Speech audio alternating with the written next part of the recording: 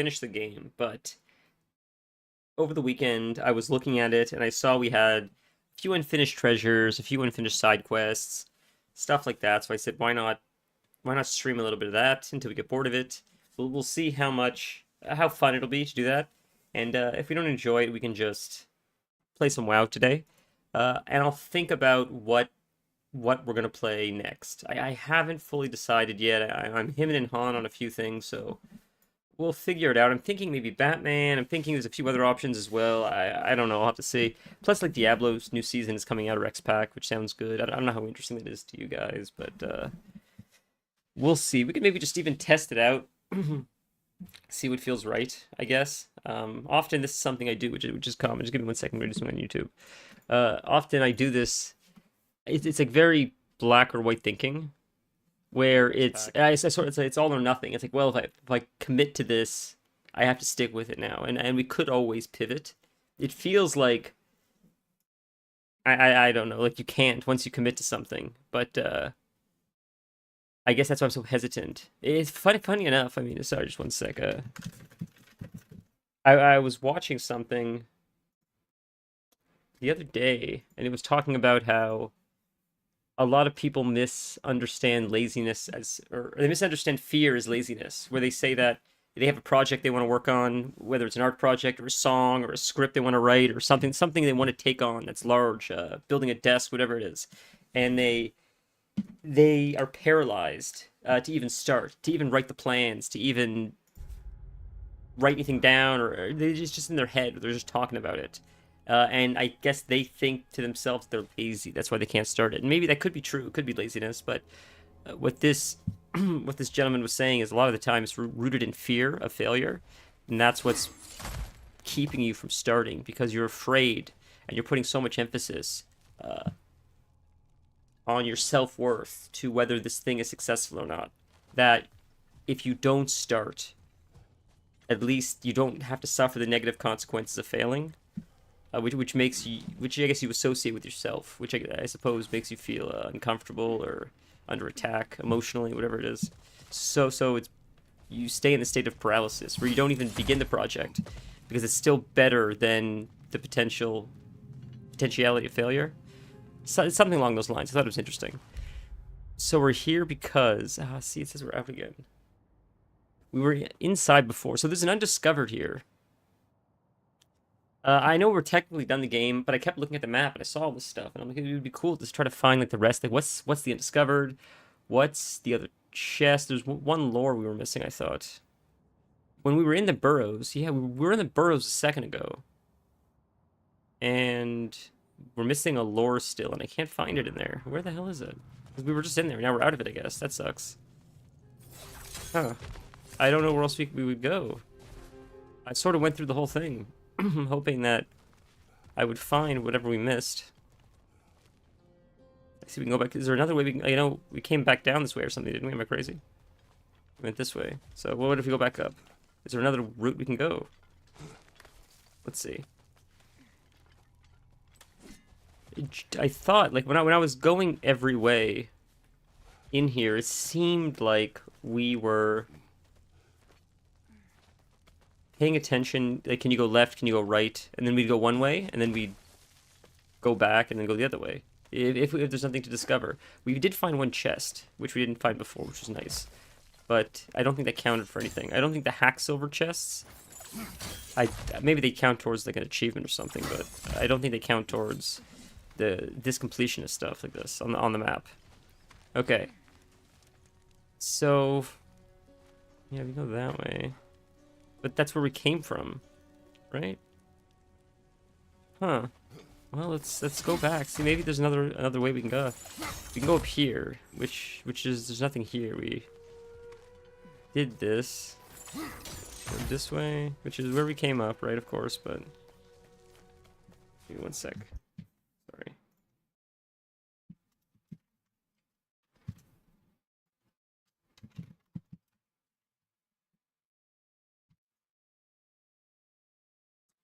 Okay, sorry about that. Let's... Okay, this is where we came from. There's nothing to, like... There's nowhere up to go from here. Huh, that's strange. We go this way. Again, okay, we can go this way. What if we try to go this way instead, maybe? Is there something here we missed? I thought we went this way before, though. There's this thing. Yeah, but that's... I think we already opened that. Oh, is this it? Is this it? No, it's Hacksilver. Oh, man. Well, we missed that, so there's got to be other stuff we missed then, if that's the case, right? There's nowhere else to go besides this way, it seems like. And this is just the other side. Right? Yeah. Can you walk through it? You can't walk through it, but... Okay. You can see the jellyfish thing, but it won't show you what it is. It covers it up, I guess, so... It still remains a secret. So there's that chest. Is that... That's interesting. We missed that. That's huge. Okay, there you go, see? There. We'll grab this. And is there lore in the chest, maybe? This could be it, probably. This is bigger than a Hacksilver chest, I think. No, it's just Dwarven Steel. But is this something? No? Well, if we missed that... Obviously, we missed other stuff, then. At least the lore thing, it says. Again, it's showing us in Alfheim. Not in the Burrows, but I believe we're in the Burrows right now. I hope we are. I don't like when it shows us in Alfheim instead, because I don't think this is Alfheim. I thought this was considered the Burrows. That's why we were here. Okay, so we can go that way, right? This is the only way, I believe, right? Yeah, that's the chest. So yeah, I think this is the only way. Okay. Okay, so now that we're here, there's still a raven we're missing, which I feel like we'd be able to hear if... We have a good portion of ravens as well. I didn't think we were going to get them all. I just said on stream we're probably not going to get them all. But, I mean, we have a lot more than I expected, honestly, so... Okay, every time we do this, I gotta, like, turn around just to make sure... I hope I didn't miss one already. If there's any loot behind us, or... Generally, though, it's pretty easy to detect because it glows pretty bright. And I thought lore was not like that. I thought it was purple glowing, so purple really stands out. Oh, I hear enemies. Oh, is that the lore right there? Is that it? Is that it?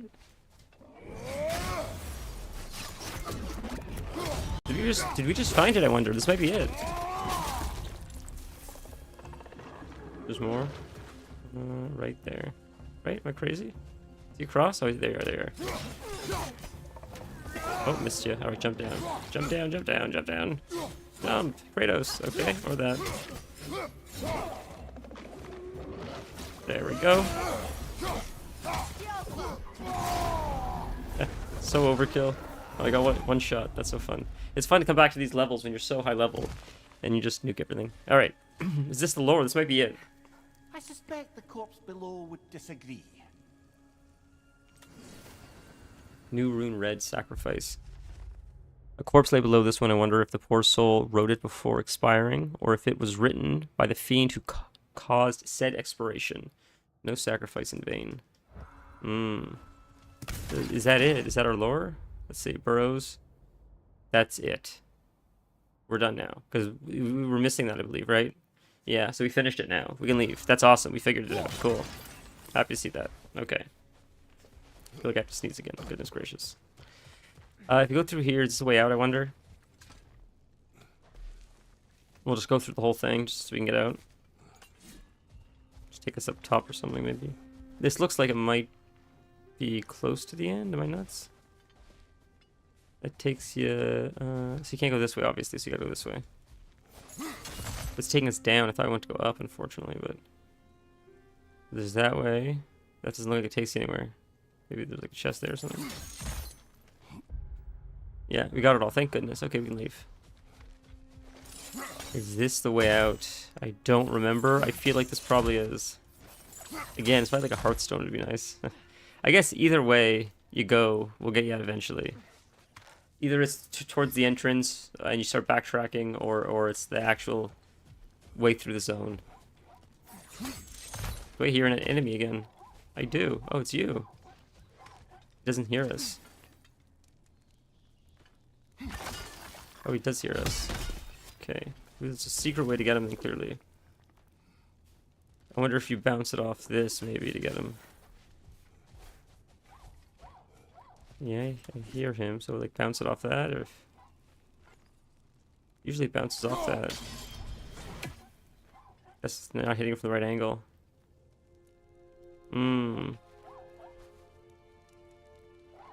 normally get these guys from behind or something, or maybe just from this way, or... Huh. Can we climb? We'll climb up here probably. We could probably get him from this way. Because we'll probably be able to see him diagonally. And we'll be able to attack him. I don't think you get too much for doing this, but it'd be fun to get him if we can. Can we? Will he be up? He's up. See like this. That should be able to get him now. No, I figured. That's interesting.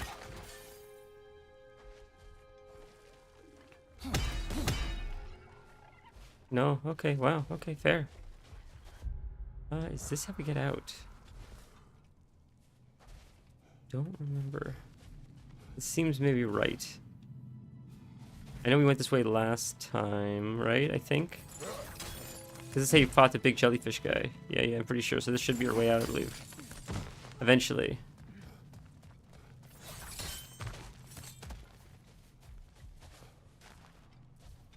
There's that. Oh, really? So I guess not this way. Maybe the other way. Was this something? No? Okay, goodness gracious. Maybe that was just a treasure or something. Maybe it's the other way. Maybe fight the jellyfish this way, but I figured maybe that'd be the same way as the way out, but I guess not. We'll go back down. So we'll go back past that barking lizard and see if that's our way out. Let's see. It's funny that it makes that noise. Oh, you can't go that way. Okay, so... Is there another way? This is just... barking lizard, yeah. And what would be... That's crazy. There's no way that's not the way out. That wouldn't make sense. Unless it was like a cinematic that got us out of here. I feel like there would be a way out this way. We'll check again really quick. I'd be surprised if this is a dead end. Because I'm pretty sure this is where you fought the big guy. So that's why I feel like there'd be a... But maybe it was a cinematic that carried you out. But I still would have imagined there'd be another way out. When you went this way, it didn't look like that led you anywhere. That's why it's... Like this was just for the fight, I believe. Yeah. I see like that's out technically, but is there a way up? No, nothing more to grip or grab. Wow. Well, we'll try this one more time. I know. Remember, it looked like it was just a chest, and there is nowhere else to climb up, right? So we do have to backtrack. Okay, fair. Oh, up here. I didn't see this, right? This is different. Maybe this is it. This is not where we were originally, right? Maybe this is our way out, hopefully. That would make sense, maybe. Is this the entrance, I wonder?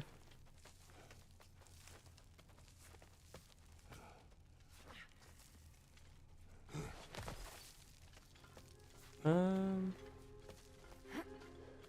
really want to take a look at a bunch of games, honestly, over the weekend. It's just been a little bit busy, so I haven't really had time yet, unfortunately. So I was more unprepared for today than I would have liked, which is unfortunate. I'll be honest with you guys. As far as what we were playing, as far as our next game or something. But I think we found our way out, thank goodness. But, I mean, like, it is what it is. We'll figure something out.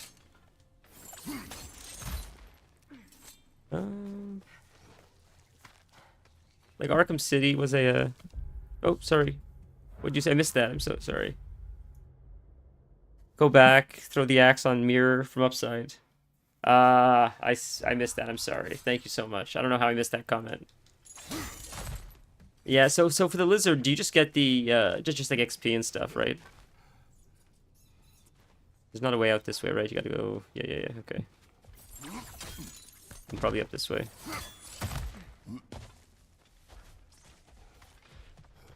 This might be the first game. I mean, I'm not saying we're gonna 100% it, but it might be the first game if we do 100% it that we 100% at least on stream. I don't know what else we would have 100% though, even off stream. Hmm.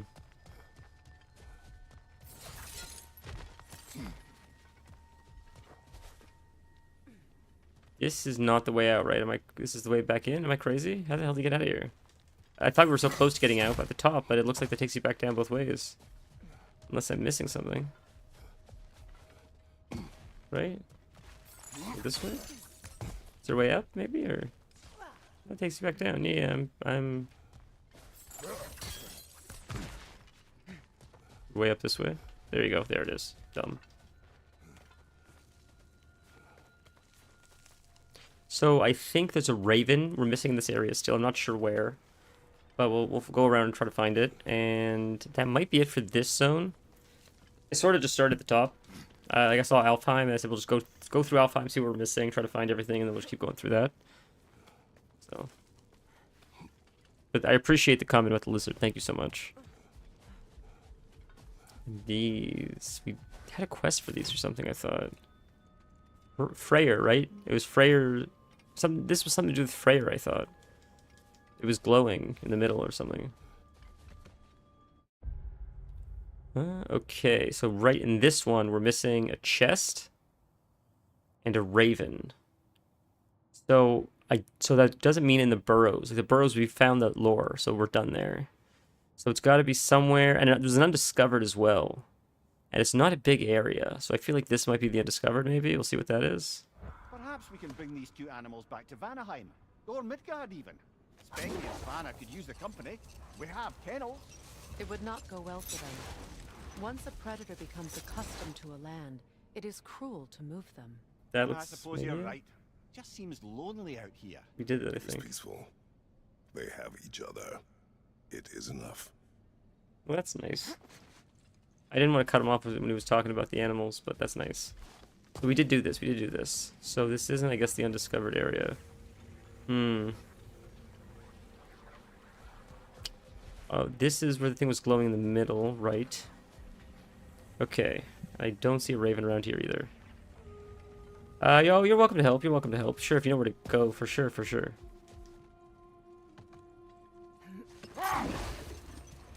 You know, Freyr loved to breed I appreciate you Gulan asking. cubs in Vanaheim.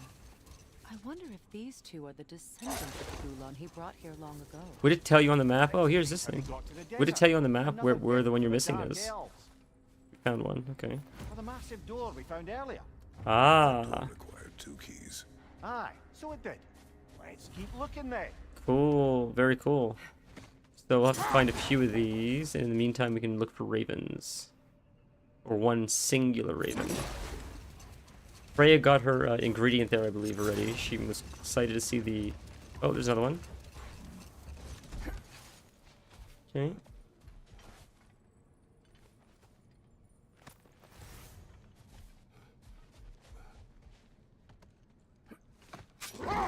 I wonder, how'd these two pups end up yoked to the sled? Good Ever question. try flying in a sandstorm? Let's guys I fly. imagine Freyr showed the Dark Elves that Gulan could be trained to pull a plow. They must have found new uses for them once the sandstorm arrived. I imagine they're now bred to aid in traveling. What in is the circles. key? What's that one? I'm just looking around for the raven as well. That's why I'm sort of going slow and jerky like that. I know, people have mentioned you're supposed to be able to hear it cawing, but I sometimes miss it somehow. I guess amongst the other game sounds. The second key. Sure enough. Nice, you found the Been a bit key. Since we've unlocked a mysterious door. Excited, brother?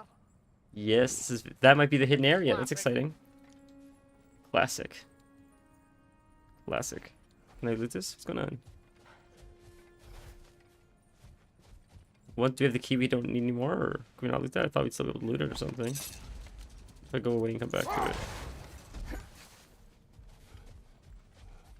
No, I guess once you have it, you don't need... I guess you can't loot it? Well, that takes you through there. Wonder if the last raven is in that area. I should check the new area first, actually, before... So then none of them can be collected now, right? Because I guess we just got it, I guess so. Alright. I guess we'll check the new area, see if the Raven is maybe there. Maybe that's why we couldn't find him. I wonder if that would be... new area. Oh, you know the Raven place. Okay, cool. Is this where the door opened? 'Cause this is the latest thing we unlocked. Is this the door they're talking about, or is this another door?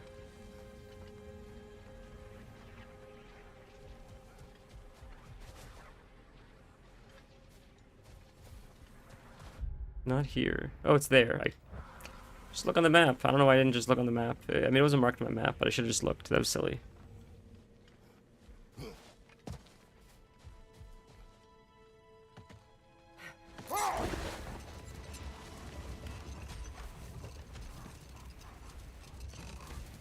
I guess that's up here.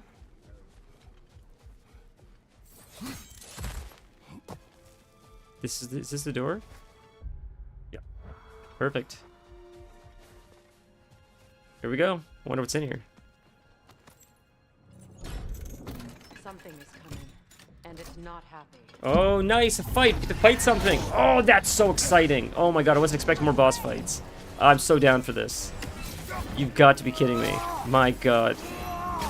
I thought we were done with this fun. Oh, I know we can shoot the legs. I see the leg's weak spot.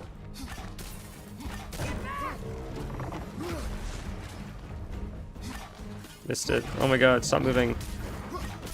I suck. I suck.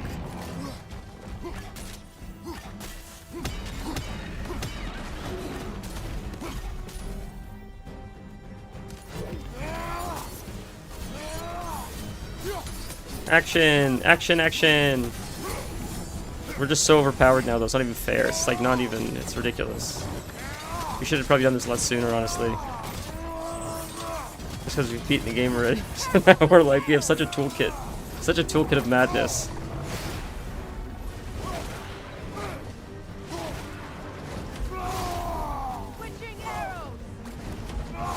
Oh, I keep clicking now and I need to click it off. It's so silly.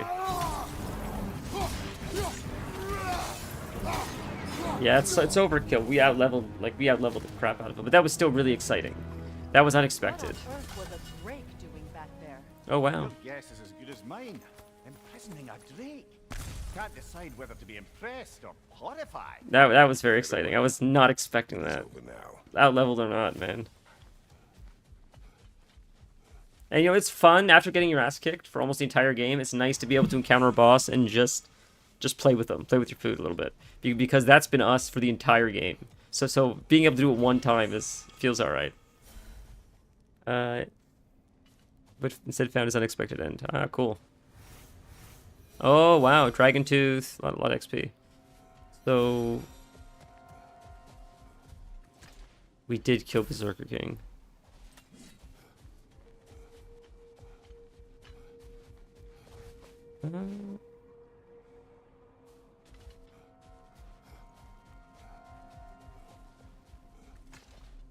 Have you done the Valhalla DLC? It was really cool. Very unexpected. For free DLC, yes. So we did the hidden stuff now, right? We have the Odin's Raven in the chest. We got the desert door. That was the hidden thing. So we need to find the Raven and the chest. So let's go this way, and we'll check here in this whole left side of the map.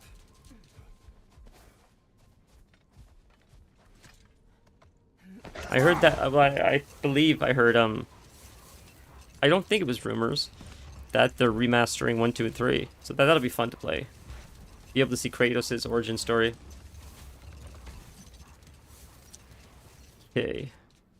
If I go in there, that's not going to be considered this area again, I don't believe.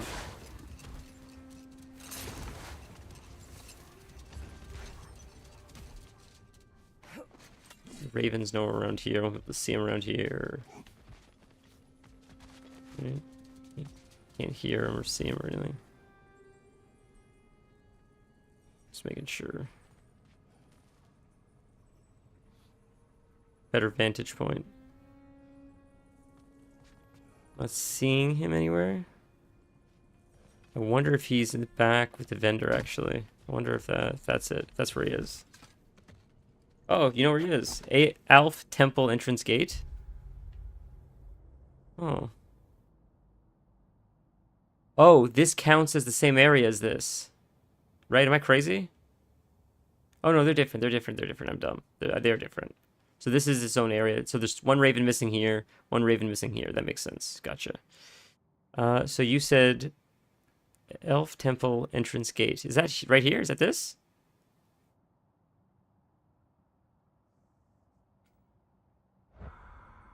Right in front of the temple.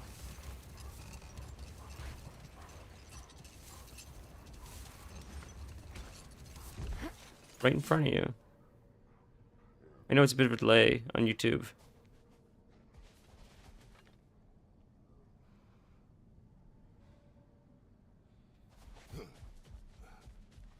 Let's go up and find it. Thank you. I appreciate that.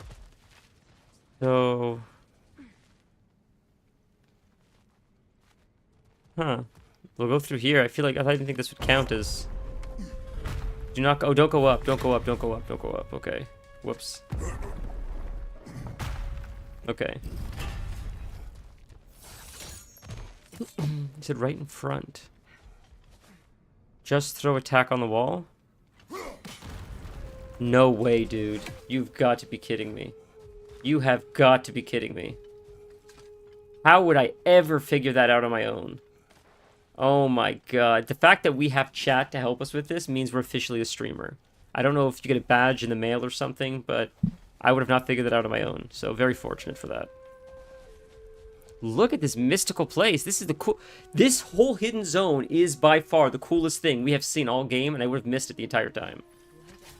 This is awesome. This is even cooler than the DLC. This is crazy. Their secrets. That's harsh. Yes. But with this secret exposed, First shot. Look at that. to heal. 3-pointer. We have to use the axe to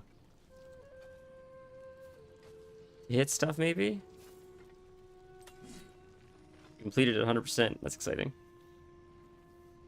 I see we have to use these. I see.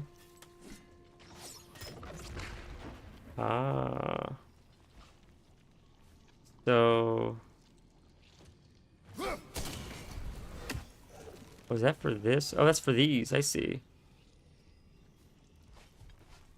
Oh, there's two separate puzzles here. That's really cool. Okay.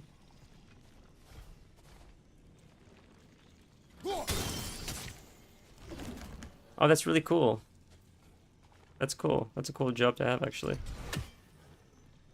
I had a feeling you hit one of them, hit all three. So that gave us that. Cool. That freed that up, but now I have to still get the treasures. And I thought we'd use our Blades of Chaos to hit it, so we just got to get closer, I guess. Somehow. This is an interesting puzzle, man. My god. This is our last legendary chest, I guess, or whatever, right?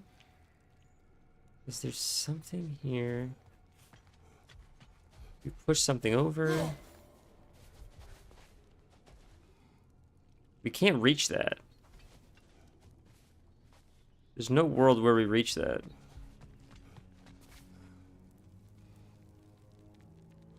We can't even hit the Blades of Chaos to reach that with her arrows. So there's an... Oh, this opened? No, it's not opened. Yeah, it's not opened.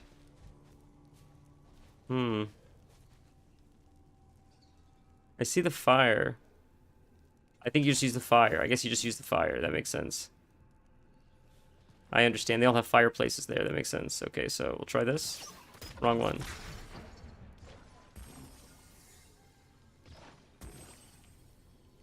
Problem is there's this in the way.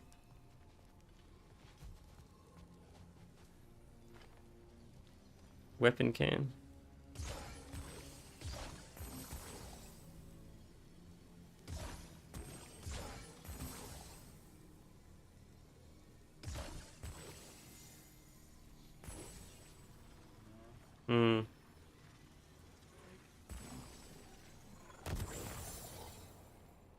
The Blades of Chaos can't reach that. It's too far. Like this one, they sort of give to you to show you like how easy it is to connect the dots. I feel like, but it's not working. I guess there. That's it. You have to put it. You have to put it on the fire. I understand. In order for it to connect, you have to shoot it onto the fire for it to connect. I get it now. Okay, there you go. Makes sense. Okay, it's got to shoot there to connect. Got to shoot there, and then you shoot on the fire. But they're not. It's not big enough, unfortunately. So you gotta one like that, maybe. Maybe make this one bigger. Maybe shoot on this one again. Okay, can we shoot on this? Oh, go like this. Reset. Shoot twice here. Go like that. That's fine. Okay. I don't know if that made a difference really, but it's here. That's. It's. I feel like it's not connecting, but no. It's the angle.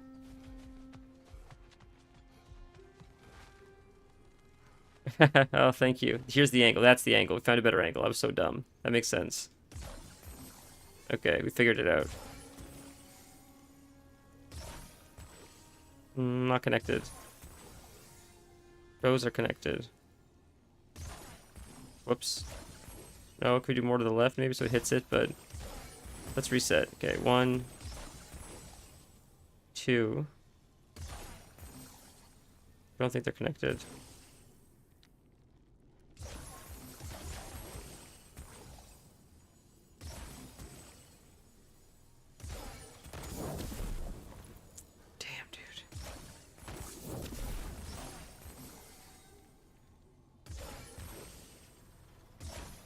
It's so obvious, and I'm so dumb for like not getting this.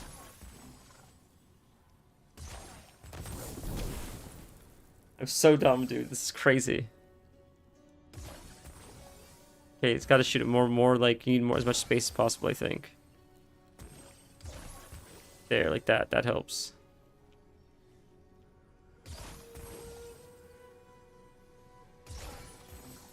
Is that connected? I can't tell. No, it wasn't connected. Okay, more like more in the middle like that. I shot up. I mean to. That hits it. That counts. That counts. That helps a lot. Shoot it again. Is that going to connect? I wonder. That's got to connect. Does that not connect? I can't tell. Like it's.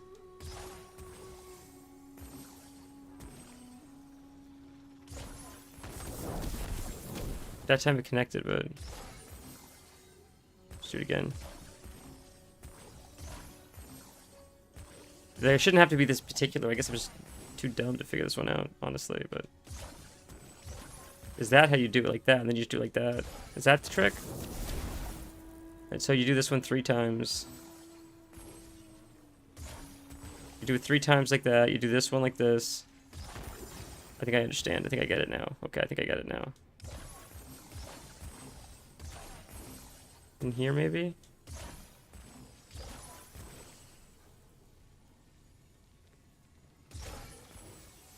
That didn't connect all 3, I don't think. Yeah, okay, but I think you have to just like, or like this. We'll try like this. Here, watch. 1, 2. And then row one there, I think. Maybe one more? Didn't count.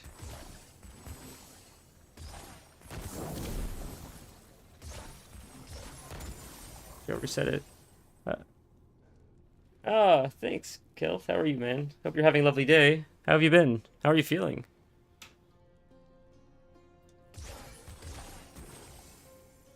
What if you do it more to the left? That count, I wonder. And then we can do like one over there. Whoops.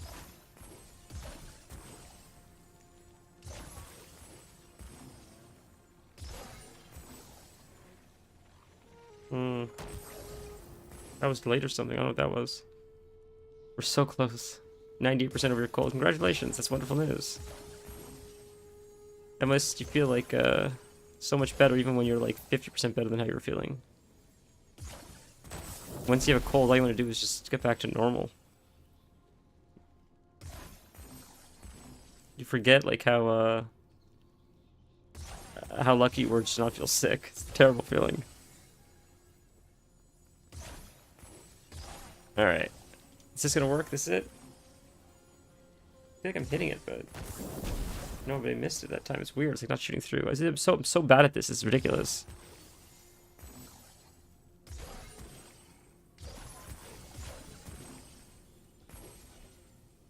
Is it a timed thing? Oh, I'm not hitting it here. Is that it? Jesus Christ, I'm terrible at this. It's ridiculous. That's so silly, man. That's so silly. That took way too long than it should have. At 2 times this year. Wow, so it happened early this year, huh? Could be stress, though, too, you know. Lowers your immunity. That's what we got. So there's one more we're missing, and that would be... This is a cool area. I didn't know... It's cool that we were able to find this at all. There's that one. There's that one. Where's the last one? Is the last one is going to be the hardest, I imagine. It's not above us, I don't see.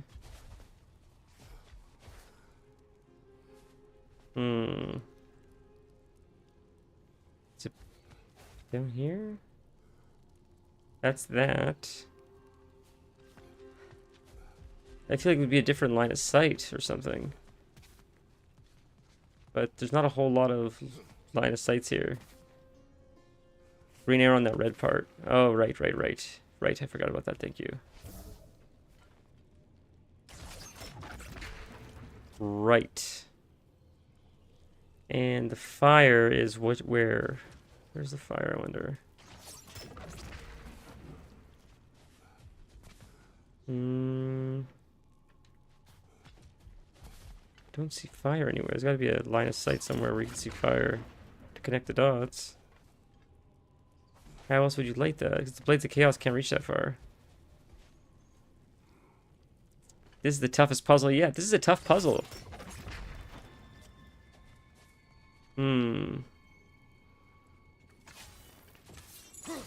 Not even close. Is there a bomb? Or one of those things that you throw? I don't really see it.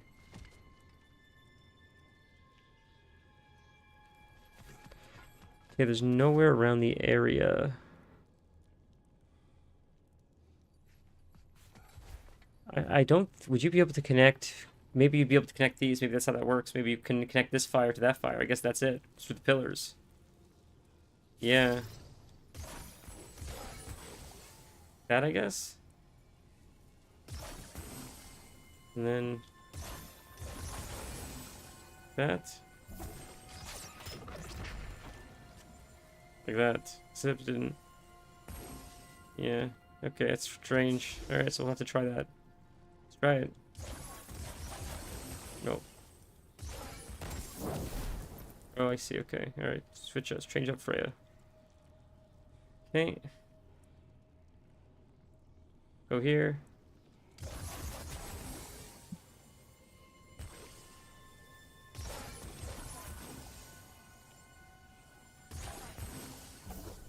Okay.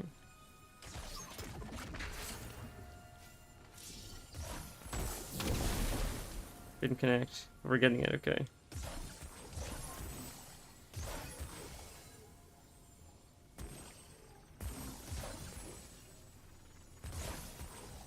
Let's try this again.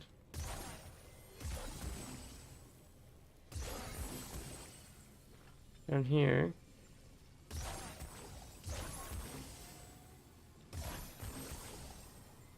Okay.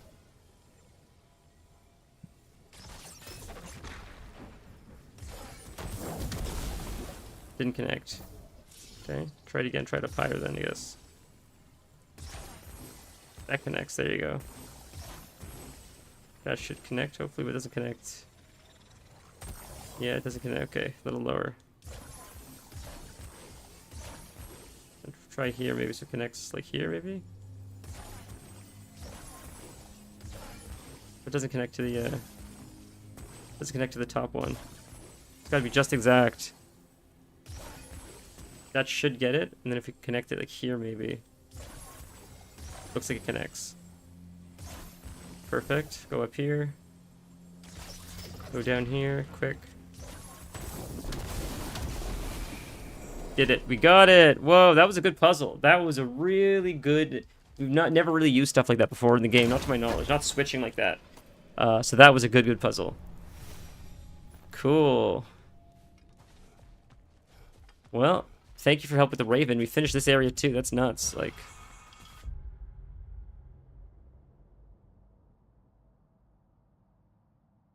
Mm-hmm. Look at that. Cleared out. It's 100%. That's nuts. Then we'll go over here, and we have one Raven that we're missing here.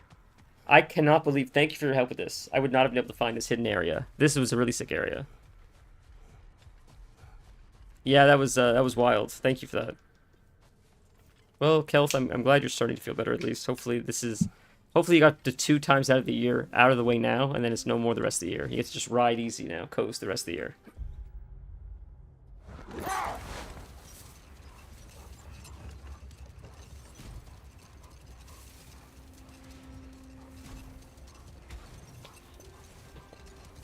Dynamite, do you have any predictions of what the next God of War game would be? I know I've heard people say like Egypt.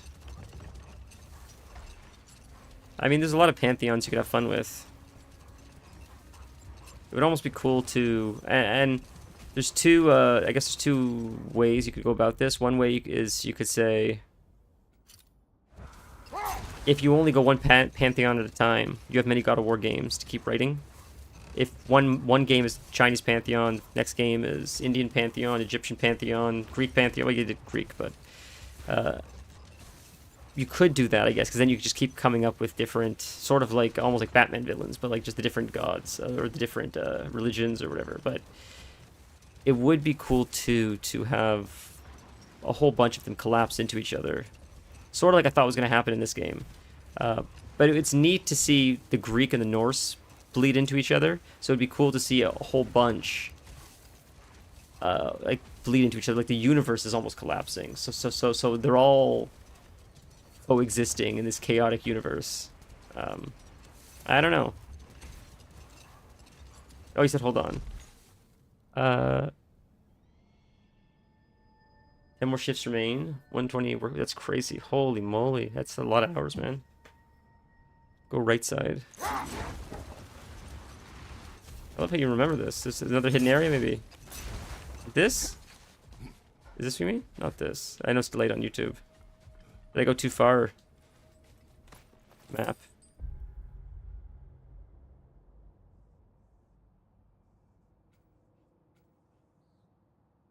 No, it's not in here. Is it in here? In this thing? Inside this, like, this tunnel?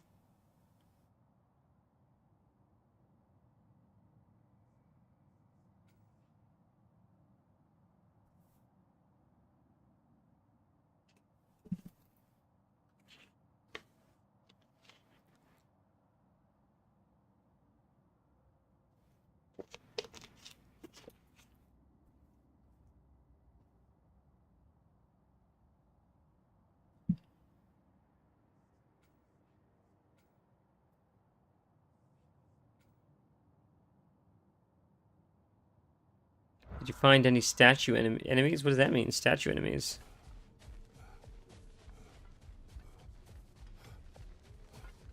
Alright, let's... Opposite side.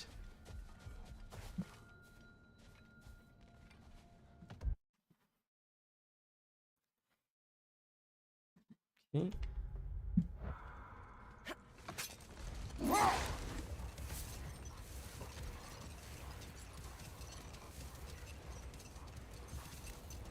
We'll take a look. We'll just explore too. It's just, you know. What's in here? That's where... I wonder if this is one of the ravens we missed. Because I remember I got frustrated with this one early game, and I don't know if I ever came back to it, honestly. I should check really quick. Because there was a raven here, and I just... This was early in the game, and I said, oh, screw it, I'll come back, and... I remember people were joking, you're not going to come back, and they were right, and I didn't. But I remember now. But I wonder if we did come back eventually, or if we still didn't get it. Why is it loading? What's that? I've never seen that before. Is it around here? It was like flying around here, I think. I think we got it. We ended up getting this one because there was one here, I think, that we ignored for a while because it was so frustrating. Having the spear is way, way, way, way better for killing the ravens. It's so much easier, so much better. All right.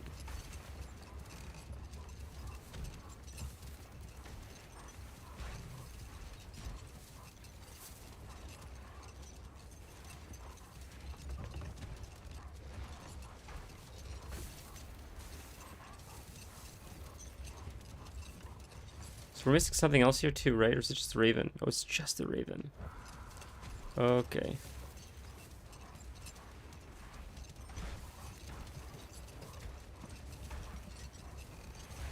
So opposite side, you say, like where the bones are?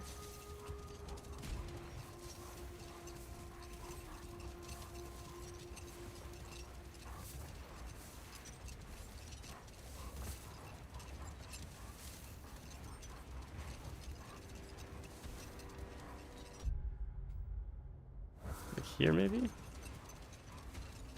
No. So where? What's Well,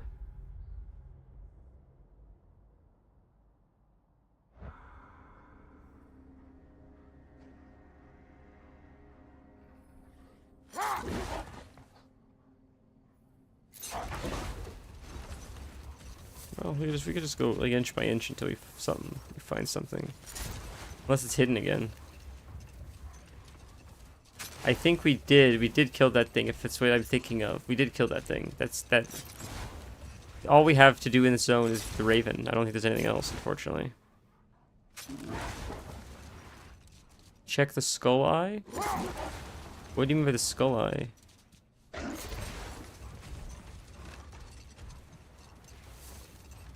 This? Oh, do you mean that right there? I see. Oh, that raven. I see. Thank you.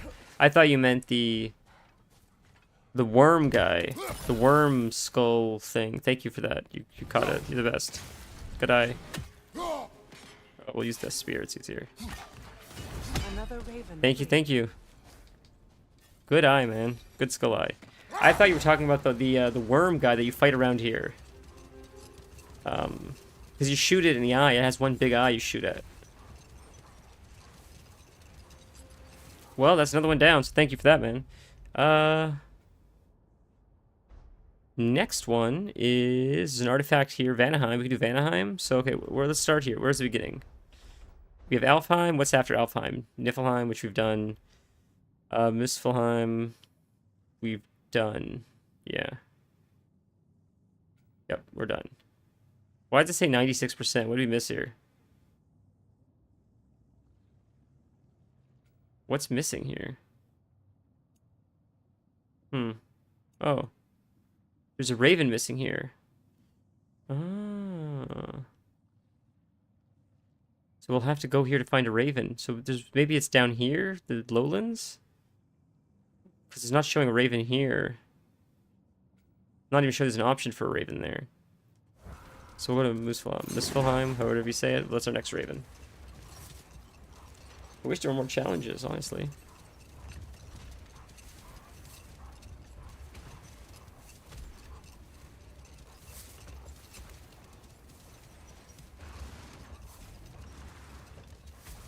Alright, we're almost back. Well, I'm sad about Sindri. I mean, he got his ending at least, like, all things considered. It sucks what happened to him, but he got as much of his justice as I guess he could, all things considered. Okay, we'll go here. I guess we'll take this one, I guess. No, we're missing one on this map. I gotta find one, supposedly. I don't know where.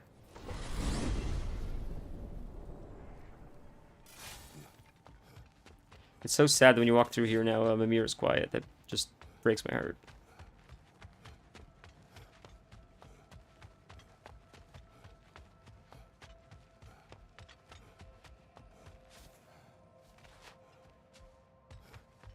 Whoops, sorry. What is this path? Yeah. Oh, just one of the many insane things we had to do to get to Jotunheim. You jumped? We were protected. You know the Alfheim one. Oh, wow. Evidently. It's funny she makes a comment about that. Sorry, I was reading Twitch chat.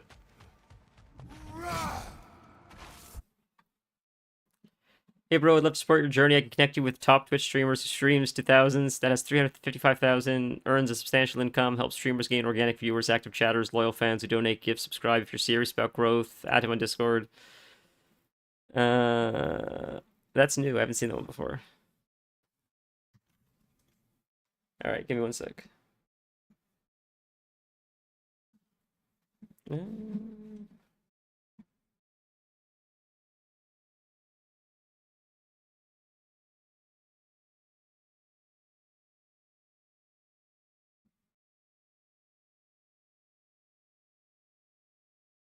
Okay.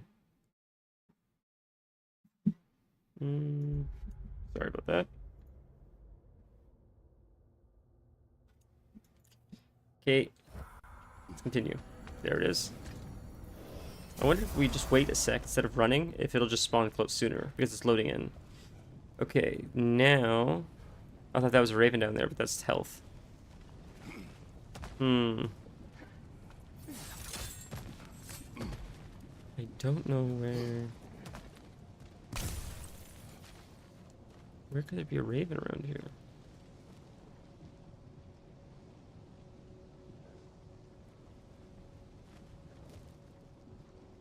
We'll try this one, we'll try the other one. There's only so many places to go around here.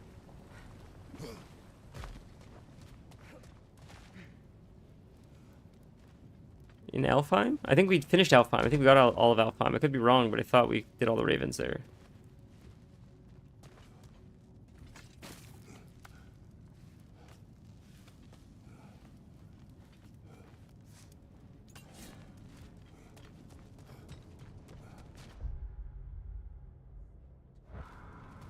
Are we gonna unlock a zone we didn't have before, maybe? There's a chest there, I guess we did. Is there a raven around here flying around or something? That we missed? Not seeing him yet. Nothing here. Nothing here, obviously. Go this way, I guess. Keep looking. See if we can shimmy across. We can't go down or anything, right? No. Okay, we'll shimmy across.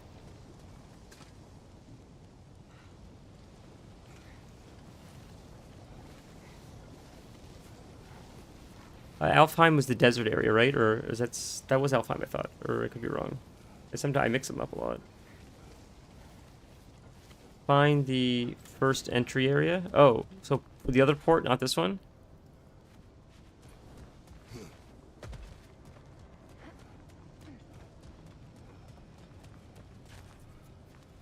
Health. Huh. Nice.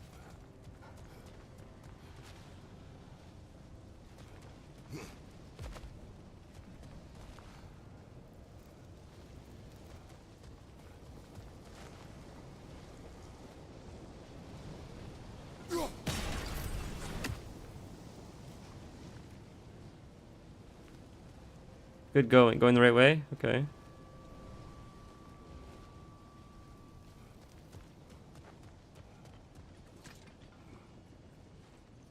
I see more health there. This is a really cool area. Ah, cool. Cool. This is it, I guess, boys. Yeah, so I didn't play the original God of War games, but he was cool to see this guy that made Kratos' Blades of Chaos. And I was saying, if you played the original games, this must have been so unbelievably exciting just to finally meet him, because I feel like you probably didn't meet him before. But even not knowing too much of the history up to this point, it was incredibly exciting. Just want to make sure he's not around here. Oh, there he is. We found him. We found him. Last Raven. Got him. Not the last Raven ever, but the last Raven for the zone, I mean. Nice. Oh, thank you. Search here upside. Amazing. Okay, let's go to the next zone. We're going to have to teleport somewhere, and we'll just keep going. Probably walk through here. It'll probably take us back to the entrance or something. I would imagine.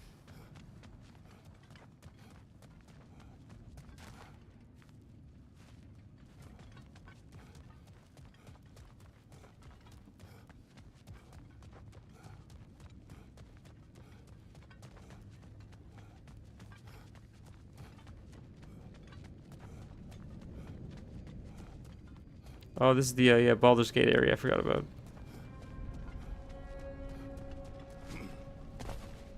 Is there not a teleport here or something?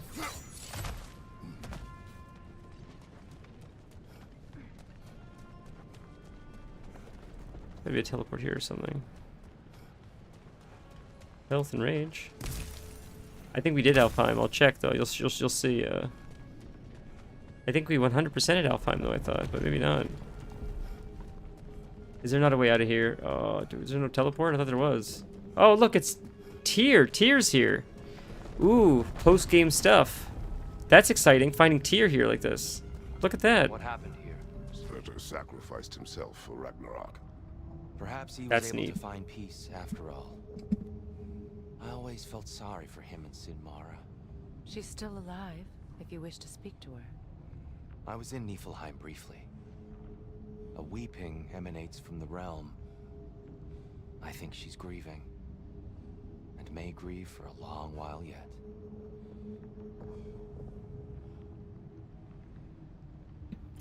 That was very unexpected. That's really cool. That's really, really cool. Look here, watch. See, we got all the ravens here, I think, Alfheim, right? Yeah. Oh no, we're missing lore though. We're missing lore here. But we got all the ravens. Oh no, we're missing one. You're right. We are missing one. You're right. You're right. You did catch that. Thank you. Good call. Somehow I don't know why I left this area then. I am missing one. Okay, so we'll go back to Alfheim.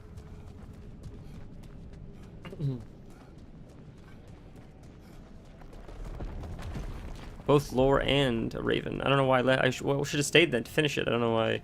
For some reason I thought we were done there. Well, that's cool. It's a shame we gotta run all the way back now. We can't teleport back, but I wasn't expecting to find Tyr there, so that was really exciting. Having all this post-game stuff is really neat. I've not really seen stuff like that in a lot of games. I don't know if I've seen it in any game, really. Not to this degree.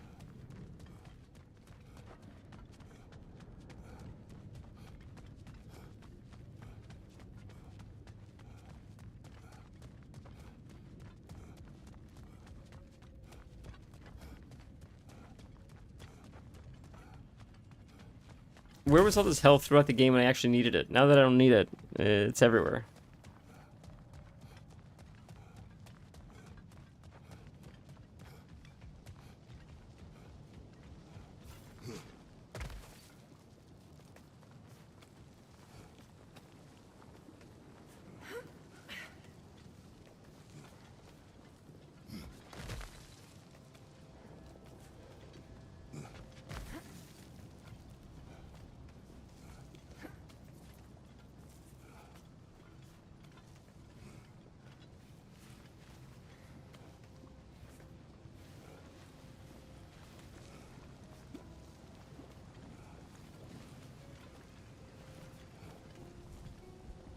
You jump. We go through.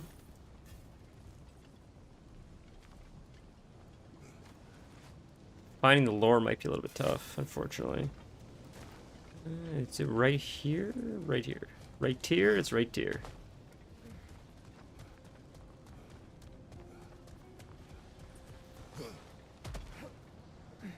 Where? Here?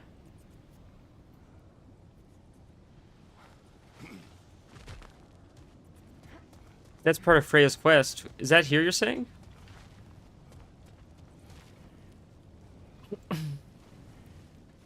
Or is that Alfheim you mean?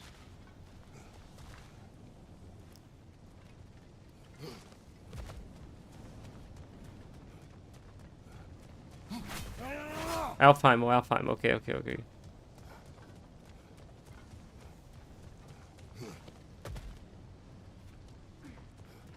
Wrong way, this way. Whoops. And up.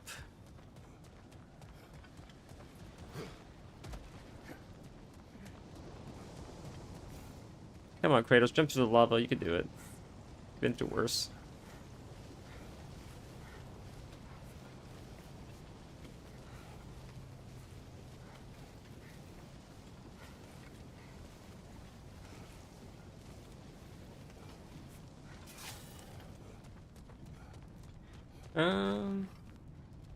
Is it through here? Up? Where do we go? Where is it? Oh, missed that. Just tack silver, but still, I'm sure.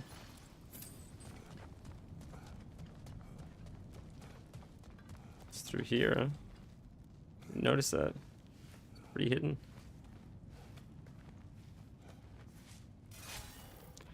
Should be right up here.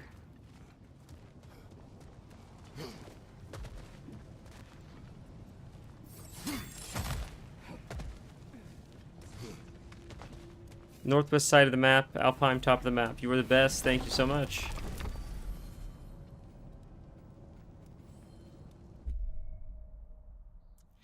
So we have stuff in here, and we have stuff around here to do, I believe. Is that what we were talking about? I don't know if that's north. I have to see, like, this doesn't show you. North would be the other side, I think, but is the map actually oriented like that?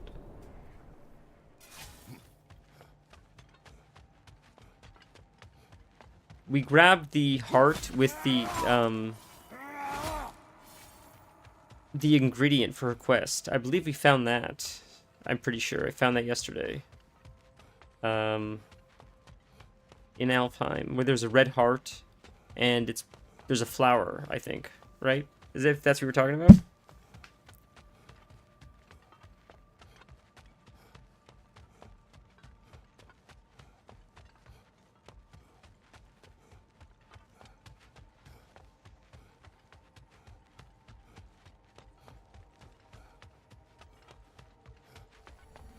There it is. Just waiting for it. Okay. So that's north. And that's north. That would be north. That's what we were talking about. Yes, that is it. Okay, so I think I grabbed that. I believe I grabbed that yesterday. I'm pretty sure. But here there's a raven missing here. And in here, there's lore missing. Okay. We'll find this raven. We'll find this son of an onion. Not hiding around here, is he?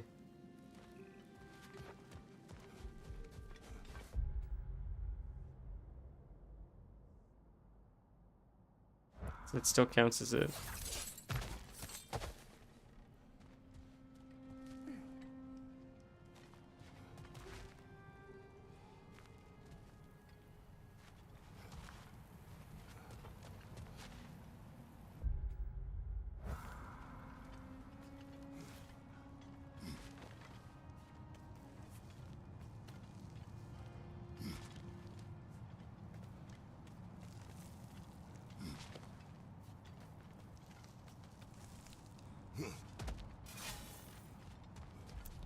Okay. Look for a raven around here.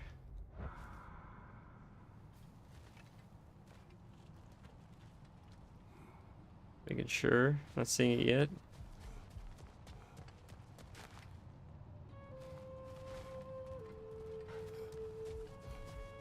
Music's fun.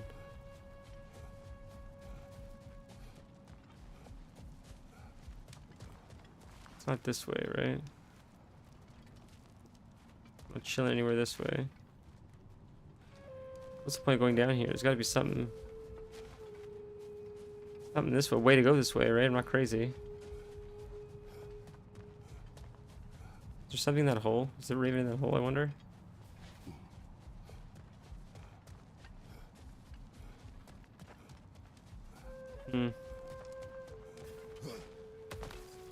Find the gate for Elf Temple.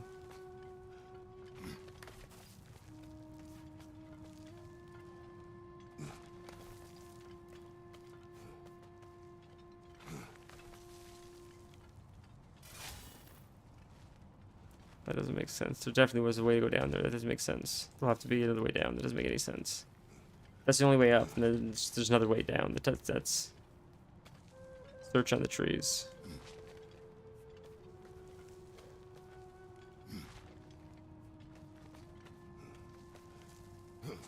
Okay. Let's...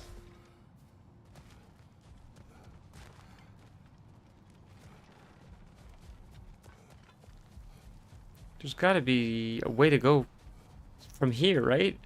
There's more to this, right? I'm not crazy?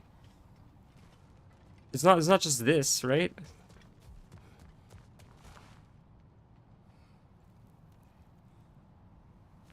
Am I missing something? Like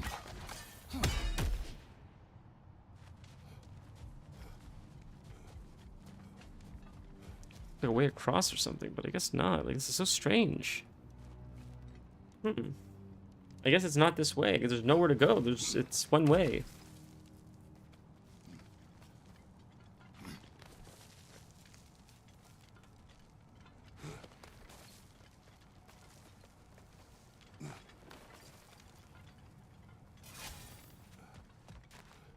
Alright, well. That's nothing.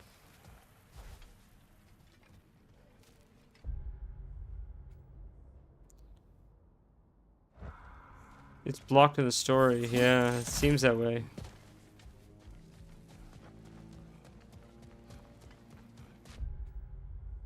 So you have to teleport to this one, I guess, to get there.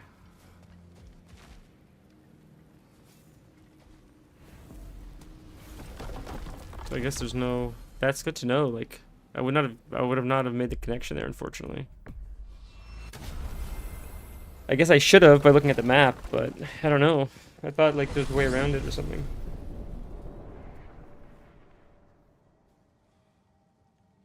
Sorry, 1 sec.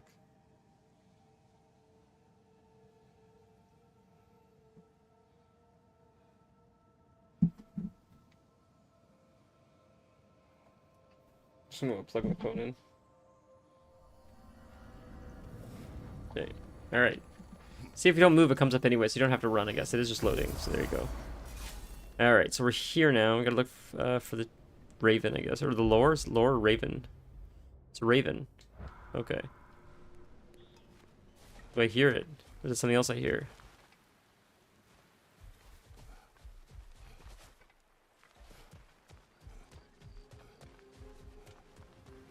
See the gate. Let's go this way really quick.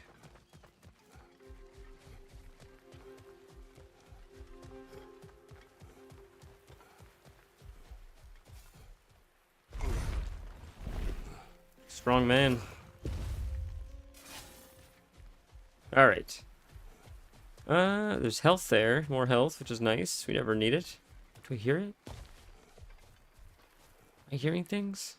Probably. This is just taking us all the way to the back, where the other side where it's blocked off, I guess.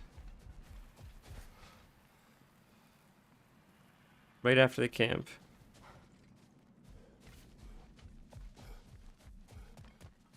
Like the teleport, you mean?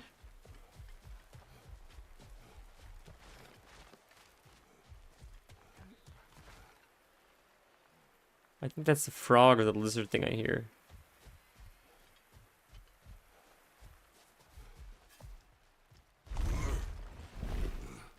So they're just flying around this way. Flying in circles like it does, and I just missed it.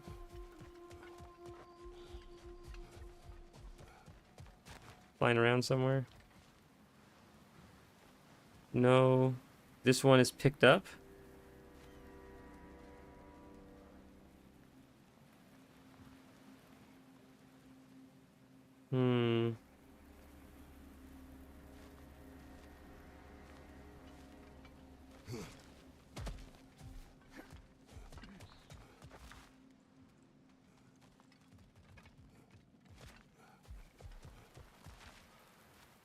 Not seeing it. If we go in through the gate, I wonder if that's going to count as the zone. Let's go through here and see if this counts as the zone. If it does, then we'll have to backtrack, because then the Raven won't be in here.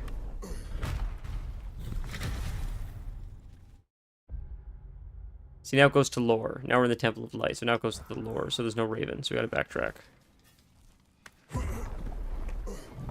So it's somewhere here, it's somewhere here.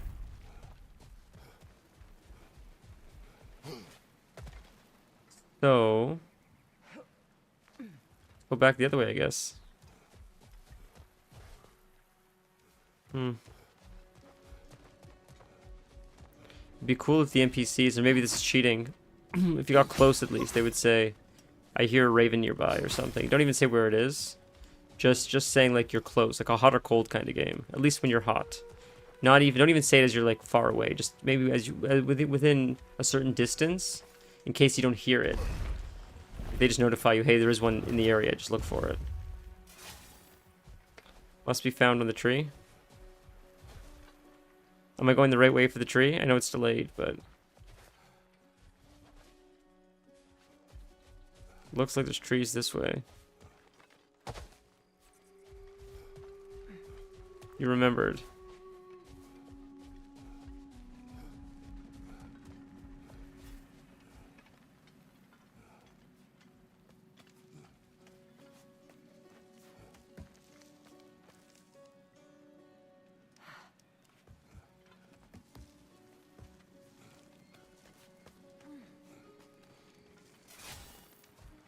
Probably around here somewhere. Look at that, pretty sight.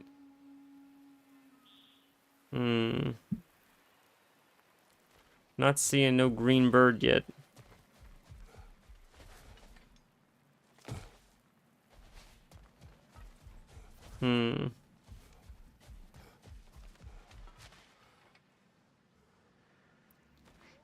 Okay.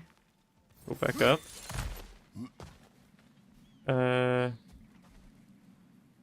You remember where? Are we going the right way, or are we going the wrong way right now?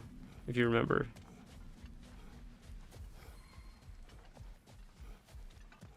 Right there, we found it! We found it, we found it. Boom, look at that. The Raven Tree. We should check on it there. Damn. Probably our second last chest. We found it, boys. Now we'll go back into the Elf Temple and get the last piece of lore.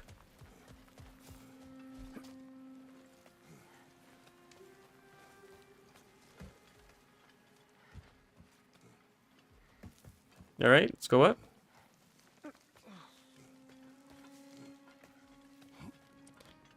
Back to the Elf Temple. This game's almost creepy. It's almost like a bit of a horror game, as the world is so empty and you're exploring all these dilapidated ancient temples that are gutted now. And I mean, having Mimir's not talking much, but having Freya with you makes it less creepy because you're not alone. But imagine doing this alone; it'd be creepy. Completed 2 times in God mode is crazy. I could not imagine doing that. That's insane.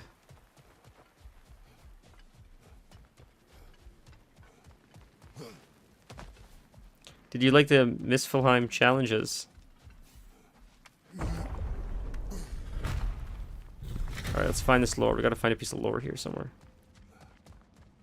Alright. Thankfully, there's only so many places we can go. Game's pretty on tracks, which is nice.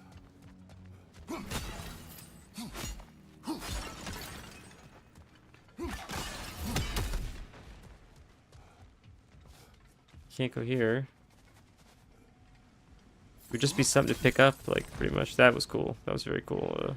Transition. The Temple of Light is certainly gaudier than I remember. It is. I thought it might be why Freyr chose this realm. A change of place from home. Funny, they don't talk a lot anymore, so to hear dialogue is a lot of fun.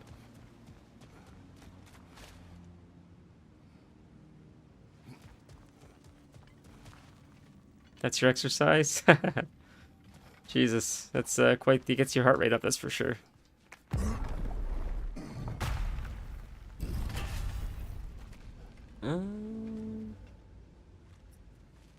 Let's go this way, and then we'll go the other way. We have to find the lore somewhere around here, so... That we got. This... Anything... That takes us there. The elves have abandoned the Temple of Light at long last. Ragnarok took a brutal toll on them. They have retreated to mourn the dead, to take stock of their people. How long will the peace last? Before another incursion into the temple occurs. I do not know. But in Asgard, light and dark elf fought as one. I do not think they will forget that. That's true. That's nice. There's 2 lore in here. I think I'm only missing 1. Yeah, I'm only missing 1 of the 2, thankfully. I just have to find where that is, though. It still takes you to the same place. I just want to confirm. I thought it did. I just want to make sure. Okay. We're almost there. Cool. Okay.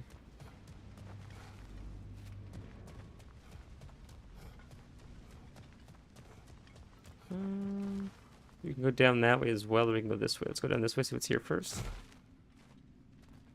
So we can go this way, or we can go the other way. Is there anything here? It's a puzzle.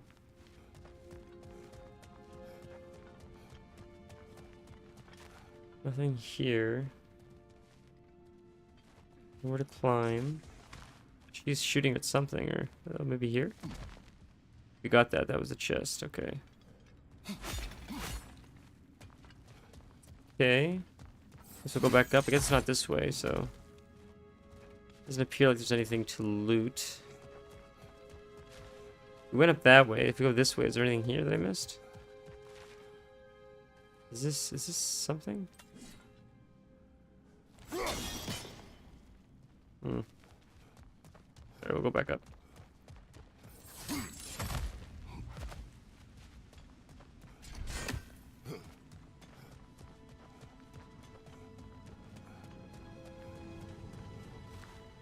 Am I going the way it came? Am I dumb? No, this is a new way, right?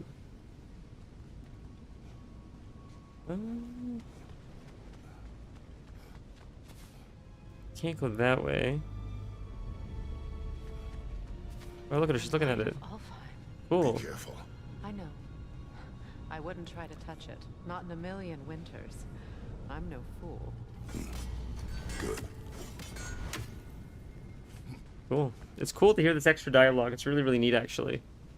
I don't see a lot of games do like post-game dialogue like this, and it's a cool concept. It gives you an opportunity to explore the world again, to hear some of this. It's writing on the wall. Oh, that's what we're looking for. Okay.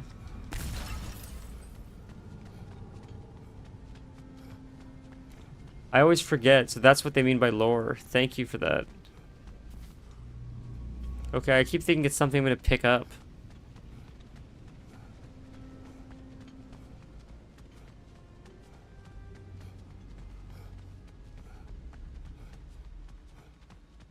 So now I know what to look for, at least. I appreciate that.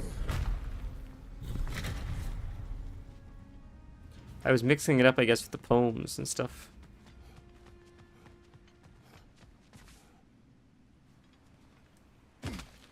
Is this something we did already? I feel like we did this.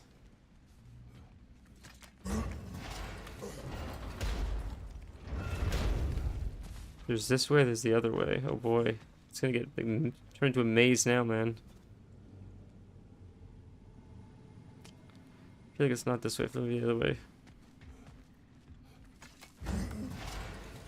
Try the other way first. This feels too much like we're going... Like we're going the right way, maybe? Could it be like in here or something, just on a wall, scribbled?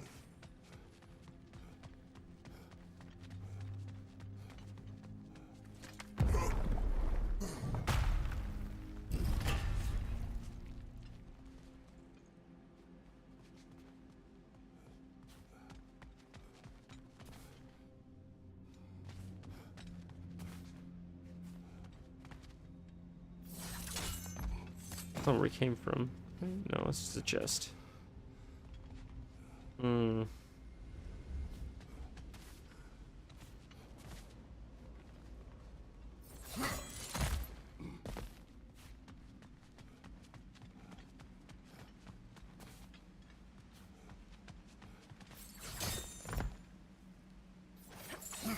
Hopefully we're going the right way. We're not going way out of the way. That'd be unfortunate.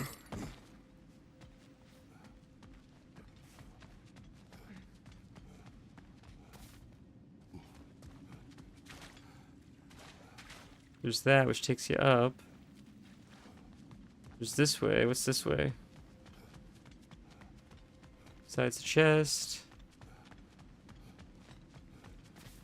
Nothing, huh? Oh, there's this. Where does this take you? Hmm. Did it just take you back?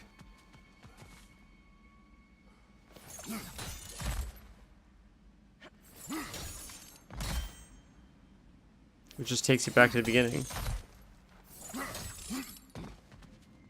Okay. Do you know if I went too far? Did I miss it? Or are we going the right way still?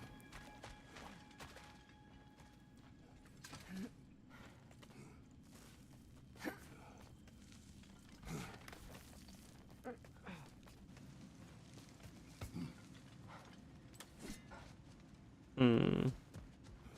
Not seeing any writing yet. Nowhere to jump down, really.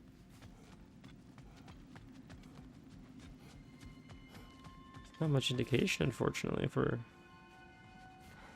It's tough. It's tough to know if you're actually on the right track or not.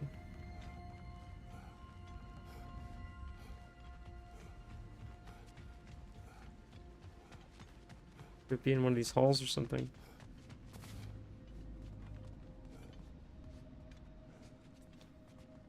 Or down here, maybe? Probably not. If I found the chest, I think we would have clicked stuff.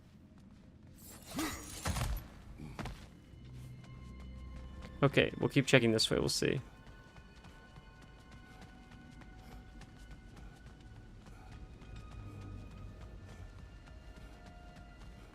If we make our way through the whole zone to another teleport, we might just return to this one at a later date and go try to find more ravens. That's a little more exciting than just this one, looking for writing on the wall and stuff. But we'll probably find it on our way, honestly. With our luck, as of late. We've stumbled upon so much by accident, so... Unless this is the ending. This might be the ending right here. I don't know why I feel that way, but... Big door. Yeah, it took us back out. Yeah. Oh, we're still missing the lore, though. It says 1 out of 2 still, so that's good. I thought we were outside. I guess we're not. I guess we technically are, but not really.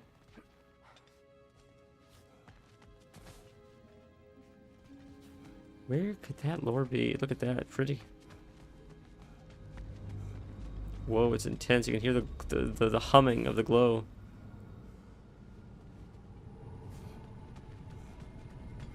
Whoa. There's a chest there we missed. Whoa, how'd that happen? How do we get across here now?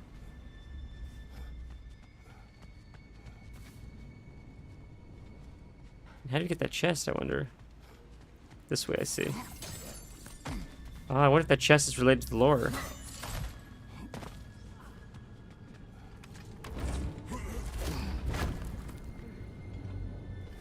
Cool. This is probably it, maybe? This is probably maybe it. Maybe, definitely, probably it. There's another, there's gotta be a way back. Or a way across or something.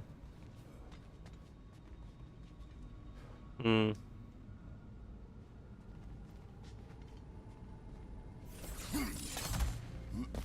There, we found it! Oh, by dumb luck, I ran into it. Jesus, I can't believe we found it. Limitless. Limitless what? Limitless light, probably, potential. Growth?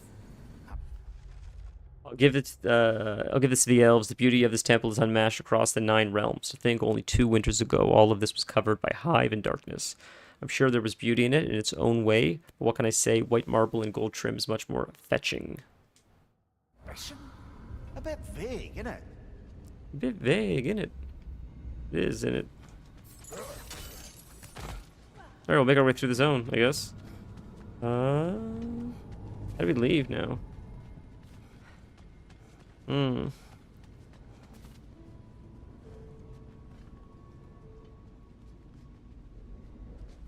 Guess we gotta go this way to leave.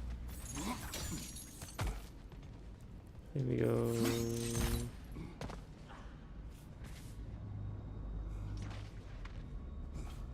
We don't backtrack. Do you leave here through story? Do you have to backtrack the whole way to leave now? Because we left through a story element, I feel like, right?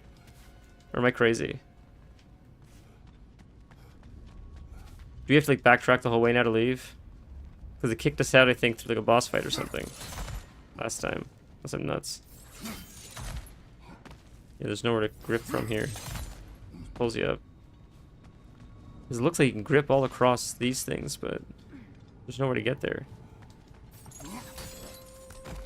That's unfortunate.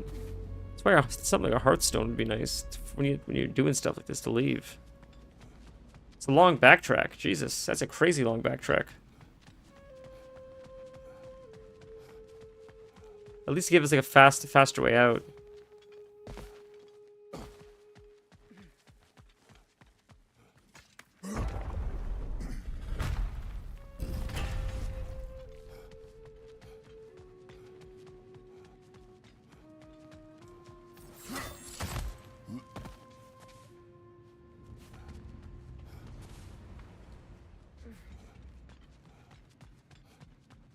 I have to remember where the hell we went to leave. Jesus.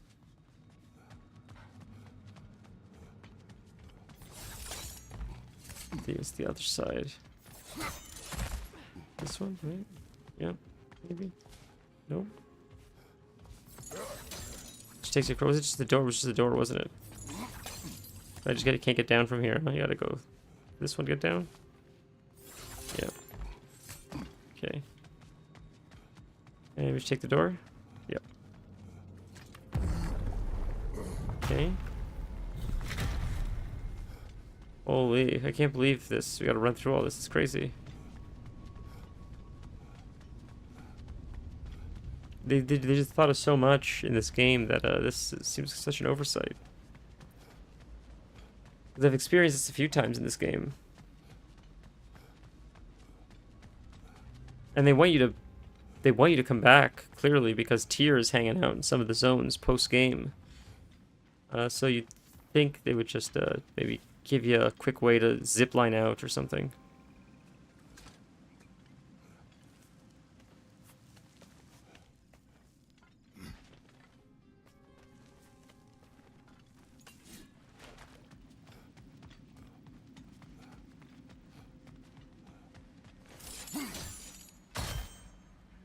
I think this is right. Feels right. The door? Right?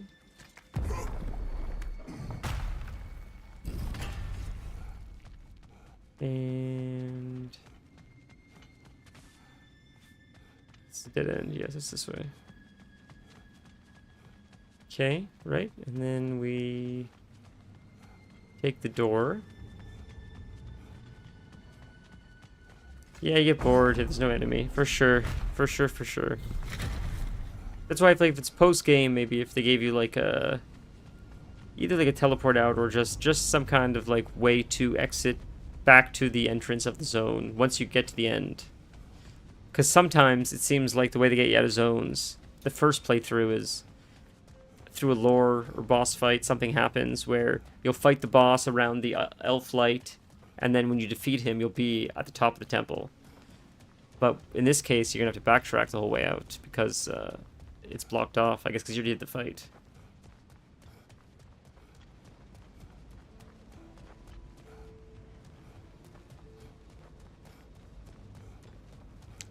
Is this way? I hope I'm going the right way. I really hope I am. I think I am. Is this a door? Yes, okay. This is right. I'm pretty sure this is correct.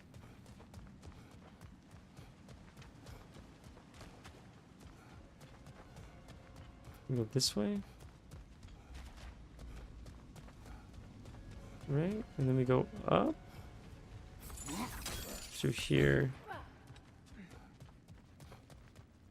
Way, yep, and this way. Okay, we're on the right way. Whew, we figured it out, boys. Back to the teleporter. We did it. Oh my. I didn't know if we would figure that out, but we did. What a maze that is. My goodness, that was a freaking maze and a half. Oh, civilization. We're back. Sweet abandoned civilization.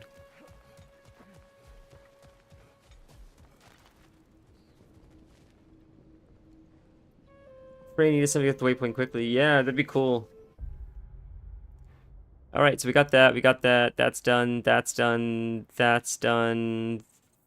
The whole zone's done, it looks like. Okay, completion 100%. Vanaheim? Should we do?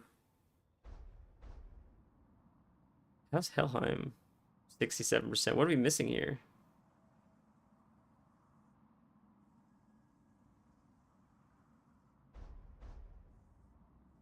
What are we missing in Helheim?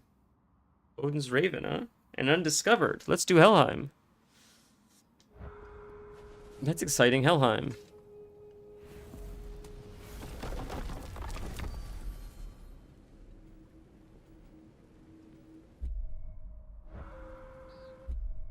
So there's only one teleport in Helheim. For now, at least. That's exciting. Get to find stuff here. It's a cool zone.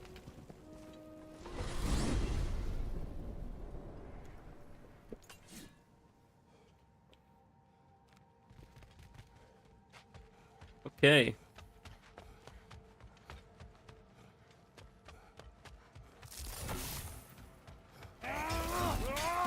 It's a fun attack.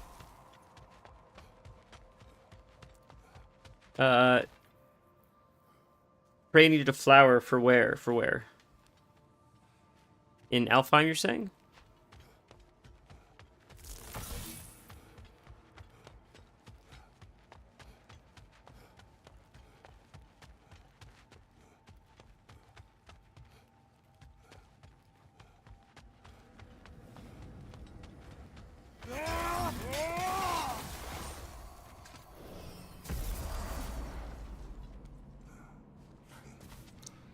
Oh, Helheim, Helheim. Okay, cool, cool, cool. So... we can't go this way, so there's only one way to go. So we'll just do process of elimination. We'll say, can we go this way? Okay, let's go this way, see where it takes us.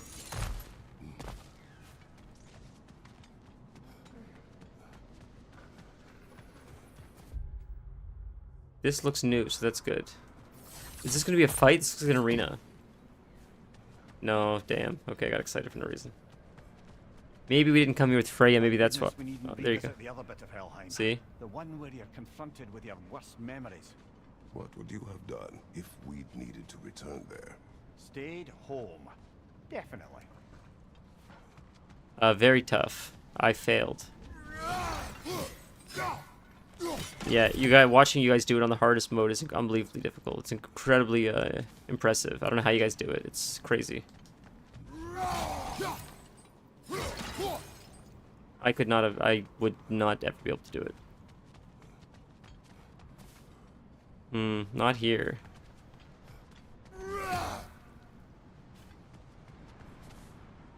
Nothing here. There's gotta be something around here. This is crazy. This wouldn't just be here for no reason. Would it?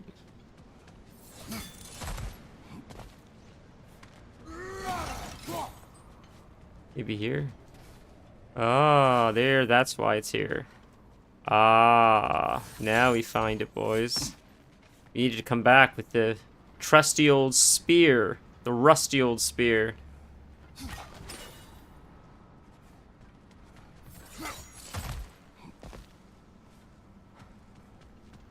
Good old, trusty old Rusty. Freya, There it is. look.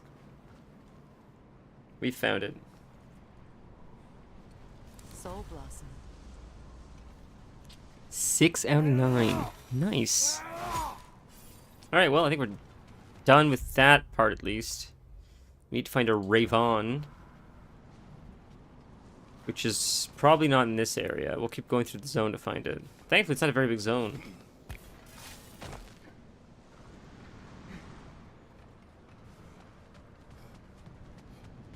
Can't go this way. Oh, we found the Raven! We found the Raven! No way, dude! Can we not shoot through those pillars, really? Oh, you can't shoot through those, huh? I thought we could shoot... Oh, it's this. I see. It's this puzzle. Where do we turn it? How do we activate this? There was a way to turn this. I don't remember what it was.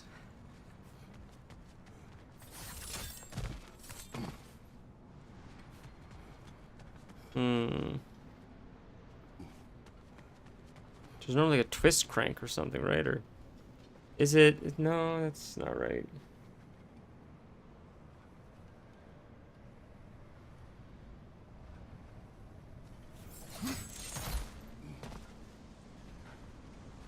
I thought it had something to do with this puzzle, right? I figured it was like that, but it's when you turn stuff. We can't turn anything, so that wouldn't make sense. Because can't freeze it. You gotta turn it first, so. You're not supposed to shoot through this, right? Just like an invisible wall. Wouldn't be that far away there. That wouldn't make sense. So we know where it is at least. We just gotta find a wheel or something to control it. So we'll have to backtrack a bit. Alright. Where did we go?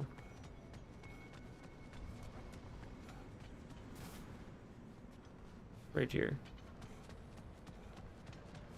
It's not where it came from, I lied. So there's that. Did it show close behind us? Did it actually close behind us? Is that where we came from? We came from the gate. You find the entrance we came here from, which I thought was that. I don't think it was that, though. I think it was... Was it a crack in the wall or something? Like here?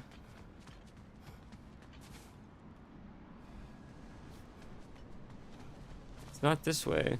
It's not around here.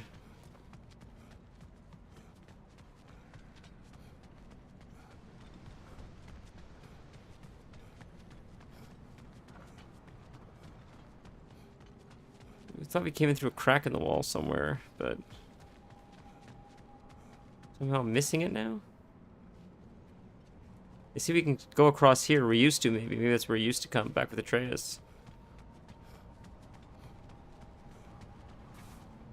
I'm so dumb. We were just here, and I already forgot how we got here. Like, that's how stupid I am.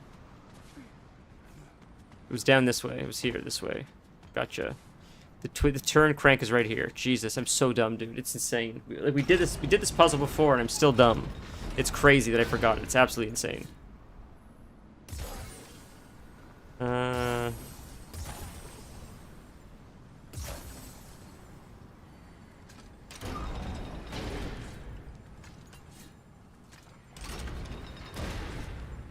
that should work, actually, but... There. This should work for us. Right? I think this should work for us. Maybe it might not work. Might not be big enough. The second one might not be big enough. I'll have to see. It's not big enough. Gonna have to do it again. Whoops. Okay, I learned now. I see how it works. Okay. Okay, we'll reset it. Whoops. Oh. Didn't mean to do that. I meant to reset her arrows. I guess we'll wait a sec. Wait a sec. Start here. Hit it there. Go. Go quick. Wrong one. Go one. One. Good. Okay. I let go. We let go, I think. I think we let go. Okay. Should freeze it. Oh, we let go of it. I guess we let go of it. I'm dumb. That's so dumb. I ruined the puzzle. Jesus Christ, do it again. How silly is that? Yikes. Pull it.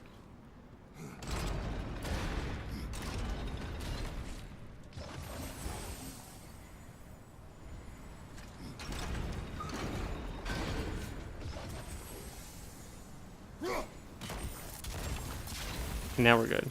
Now we can kill the Raven quick. Absolutely ridiculous. What a stupid mistake that was. How silly was that? Right there. Oh, I missed him. Alright. Oh, we got him. I'm gonna pull back. How silly was that? What a ridiculous mistake that was. My god. Is this the hidden area, I wonder? Is this... There's a teleporter here. We have this one already, right? This is where he came from, I guess. Yeah. Okay, well, I guess that's everything here. Am I nuts? 100%. Yeah, we're done here. Okay, cool. Cool.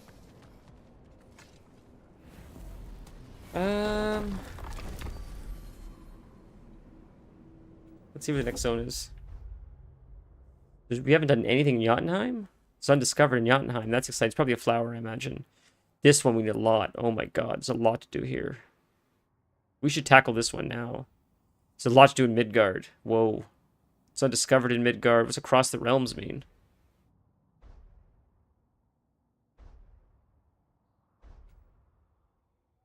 Vanaheim. Vanaheim sucks. Let's do Vanaheim. Vanaheim is the freaking worst. Let's do Vanaheim. I hate Vanaheim. I hate Vanaheim so much. We'll do Vanaheim first, and then we'll do the rest. Oh my god, I hate Vanaheim so much. It's just such a big zone. It's so confusing. This is daytime, nighttime stuff. Good lord. I want to get this one out of the way so we can do the other fun stuff. We'll go here and see if this is part of like our quest or whatever. Vanaheim is a cool zone. It's a really sick zone. I like the way it looks. There's still some things that need our attention. It's a really Their cool looking warriors still zone. haunt the crater. We could It's put them to rest. oh, there's still warriors. Sounds like a Nice, plan. that's sick. There's still quests and stuff. It's a sick looking zone. It's just very tough. It's a lot to do and it's confusing where everything is. I missed a lot of collectibles, so it's gonna be hard to track everything down. That's what I mean by like I can't stand it. As a questing zone, it's amazing. It's really cool looking. It's just tough to navigate and when you're looking for stuff.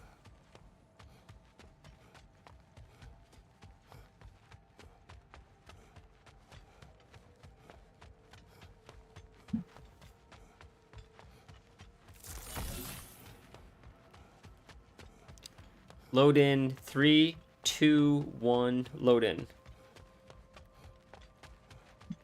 Now. Oh my god. Right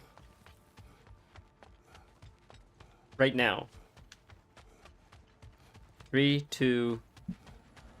There you go. Try it enough times, eventually you're right. Alright, is there something we need to do here specifically? Because it changes from like where we are. So in this specific zone, we need legendary chests. Yeah. You're right, Miss Lee. So it's not changing, unfortunately. Normally it changes from zone to zone and tells us what we're missing in that specific zone, but it's not changing here. It's just telling us the whole zone, which sucks. That's not helpful, unfortunately. Because I don't know what we're missing then here. That's another reason why the zone sort of sucks. Because it's not telling us, oh, you're just missing this. What is this? Oh, yeah, oh, that didn't mean to happen. I see we just killed the bird. I was confused why the bird was interactable. He just exploded. Okay. Undiscovered, artifact, lore, chests, ravens. Jesus, man, there's a lot of ravens here. There's a lot to do here. Alright.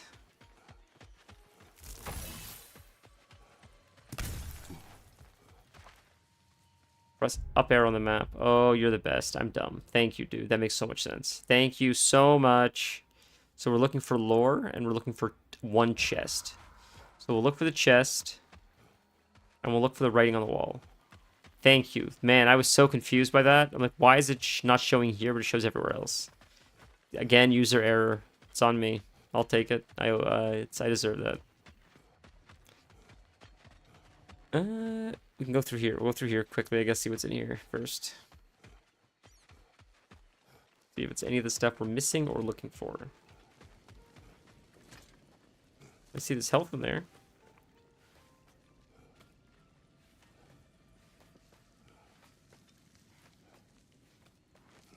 God, all this health that we don't need now. Crazy. Alright. One chest, 2 lore.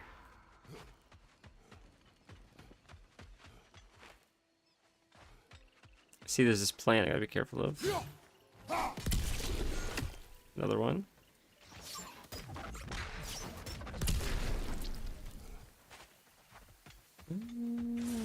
Not seeing lore. Something shooting at us? No? Okay. I wonder, is it important if it's daytime or nighttime? Are there different things we have to do, I wonder? Good, that's the way. may I need to set it to day or night time to fight certain things. Oh wow, I wasn't expecting to fight one of these guys. That's crazy.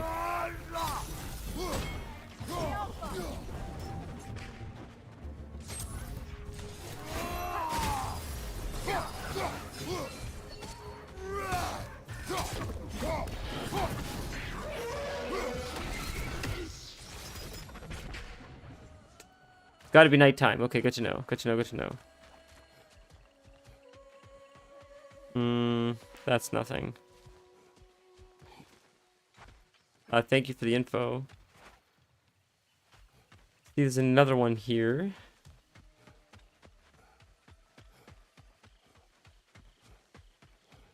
Good, that's the way. It doesn't really have replay value in the way that you're thinking. We're just 100%ing it, trying to do everything, all the objectives, all the quests, all the ravens, all that stuff. So that's why. I mean, you could do New Game Plus. You could replay it, where everything's harder. But it doesn't have replay value like Baldur's Gate does, in my opinion, or Elden Ring, or World of Warcraft.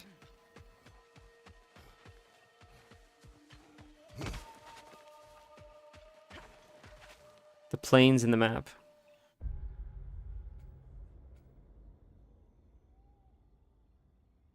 Yeah, we're at the plains. I see that, but...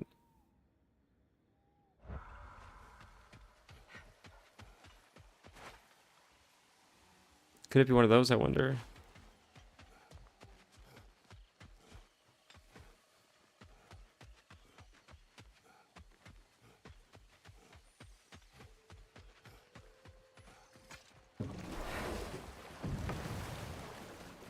Sure. Let's fight. That'd be fun. Fighting's fun.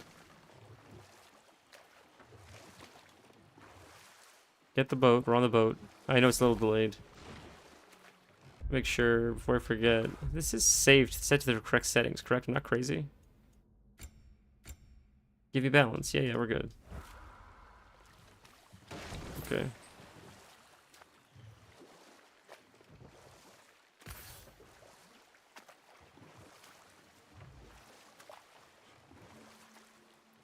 This is not lore, right? I'm not crazy. This is just the other side of where we could walk to. It's nothing with... Yeah, it's just... Okay. Right, we just came through here. Pretty sure it's where the plants were. Yeah, okay. Yeah, just trying to... We've never really 100%ed a game on stream. I thought it'd be fun to try to do that. We're so close at this point that we could 100% it. I think do everything. I don't know if you get all the achievements. You might need to beat it on the hardest difficulty to get all the achievements, but 100% all the objectives, all the quests. That would be exciting.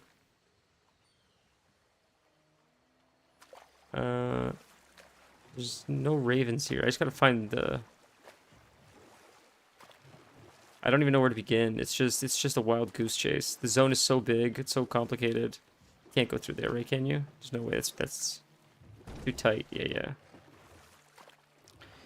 It's just... That's why I say I can't stand the zone. It's just there's no direction of where anything could be. It could be some hidden wall deep within a cavern that takes 30 plus minutes to get to. That you just forgot because you were running past enemies. And that could be the one thing that you're missing. That's why I don't normally 100% games.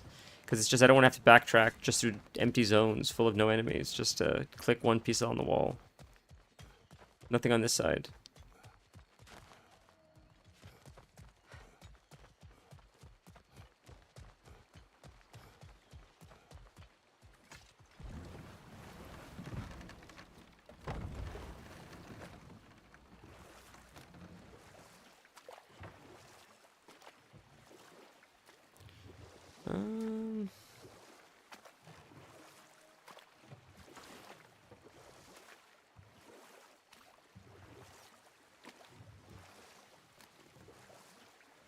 The plains. We're in the plains, though. That's the thing, right? Like, I wonder if we already fought this guy. Is it the crocodile? Is that who you're talking about?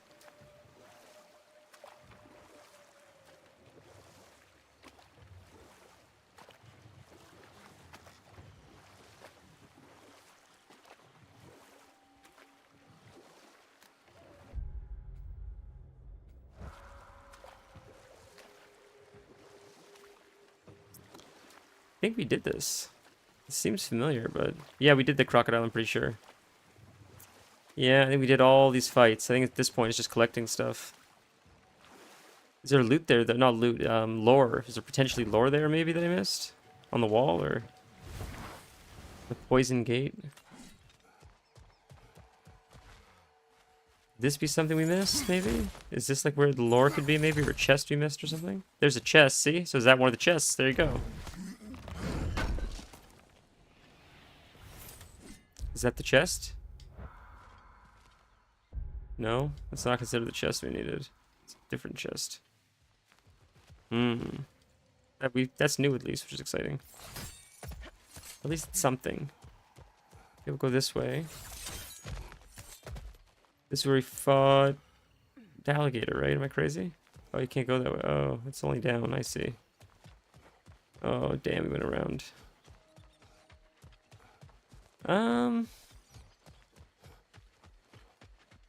Okay.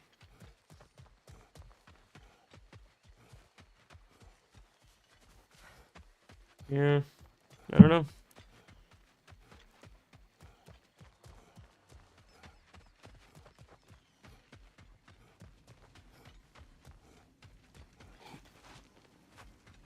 There's something we missed. Another gift for the pond. Cool.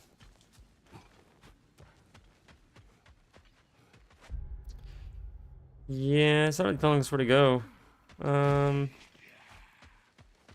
We haven't figured this up yet, how to get up there. That we need to figure out still. Do you know how to get up there? Do you know how to get up there? How to get that chest? It's like I've not figured that out yet, unfortunately.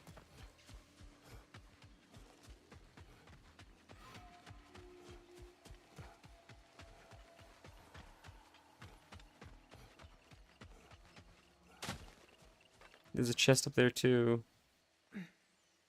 Haven't figured that out yet. Would that be related to the boat, I wonder?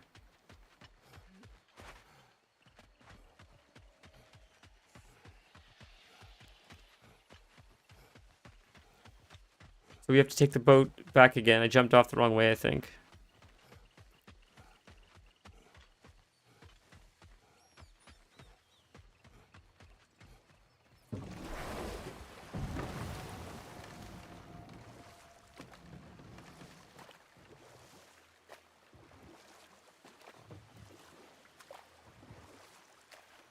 Okay.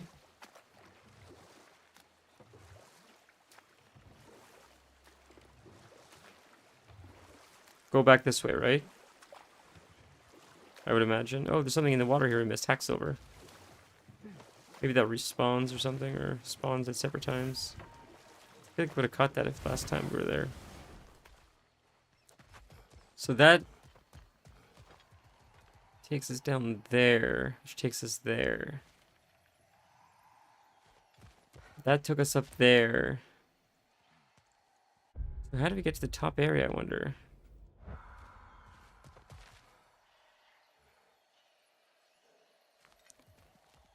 The rope from the last chest you got? So this chest. We're up here. I know it's a delay on YouTube. That's this rope. I see it. I didn't see that before. Thank you. Thank you, thank you. I missed that. I would not have seen that. Thank you so much. Thank you so much. We found it. Protect yourself. Fun enemies. Fun, fun, fun. Finally, found more.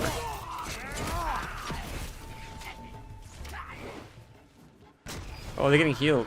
Oh, by that guy in the back. Yeah, yeah, I can see him. Are they getting healed? Am I crazy? Maybe not. Incoming.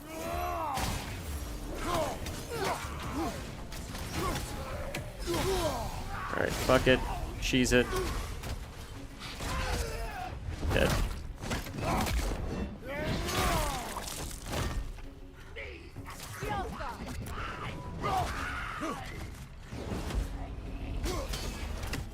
See, he's getting healed. Switch to Blades of Chaos.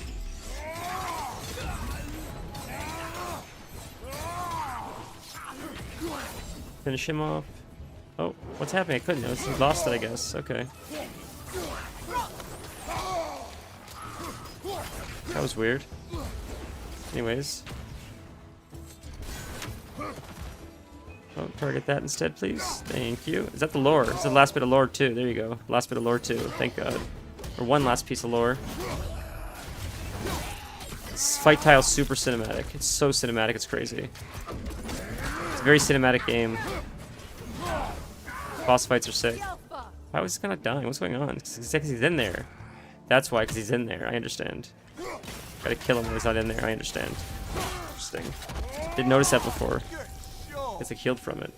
Go with peace, brothers and sisters.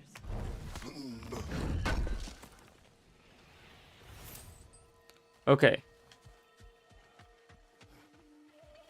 So we got our last chest. I think it's our lore, at least for here. There's probably another piece of lore somewhere in the area. We'll see. I don't remember, honestly. Okay, we'll click this quick. We can kick the thing down as we get back up top. That was confusing how to get up here. I would not have guessed that on my own. Anything illuminating? What does it say? Stupidity. It will call us mad for turning to the dark magics. We can live with this. If nothing else, the Aesir invasion has been good for one thing. It has proven the naivete of our beliefs. We thought kindness and harmony with nature would save us. We thought love begets love. I'm dumb. We deserve to be punished for such brazen stupidity. Okay. It's still... We need one more lore. We still need the chest. That didn't count as a chest, I guess. It's not the near chest or whatever that was. I thought that was, honestly. I'm surprised. I figured that big chest would have been it. Yeah, have a nice night. Thanks for your help, man. Really, that helped a lot. Sincerely. Have a wonderful night. I really, really appreciate that. I would not have figured that on my own.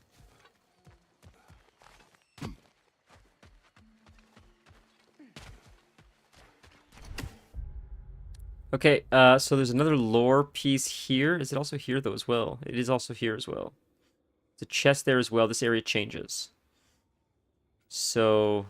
the plains is its own thing. So I don't think it's here. I feel like it might be here-ish. We should check over here. Oh boy, I hope the rain doesn't keep you up.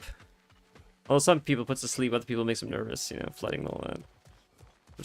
People don't like bad weather. I get it. We'll take this across, I think. We had some bad rain actually the past few days. Messed up the internet. I think lights went out for a few people.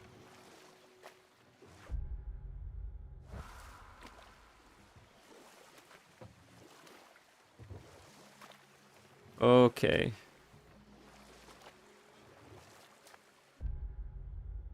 We'll go this way and see if there's anything here. Let's see, maybe behind or something, or... Right here? Can you go here? Can you go here, looks like? Yeah, you can, see? Is there anything here of value? I see there's a teleport here, but... This lore we already clicked. We must have already clicked this. Yeah, there's no world where we didn't click that. Is this where we just were fighting? Did I just go in a full circle like an idiot? There's no way.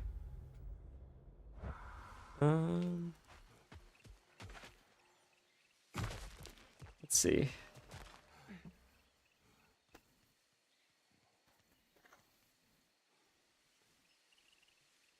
Oh, look at the white in the background. God, I guess they come out at nighttime. Come out at white time. I bet it's around here, the lore, or the chest, or something like that. There's an enemy here too, looks like, another one. It's probably around here.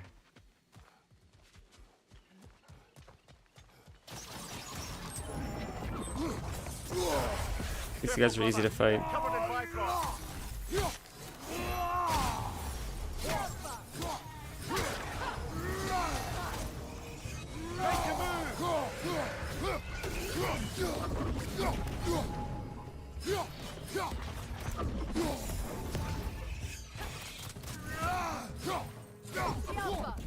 Done. Dead. Okay, easy. Alright, we'll go through here and see if this is something. I feel like we've probably been through all these places and all this stuff, but maybe I missed something, maybe there's lore we missed or something, who knows. So we'll just keep trying and see what we can find.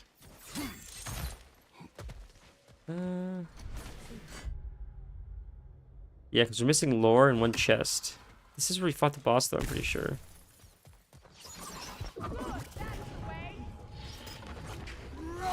Yeah, we did fight the big guy here. The big boss was this way, but... Is there maybe something we can click, or lore or something we can click? We can jump down? No.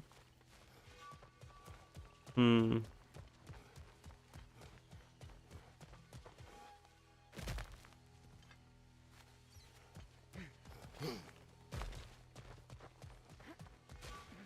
Okay.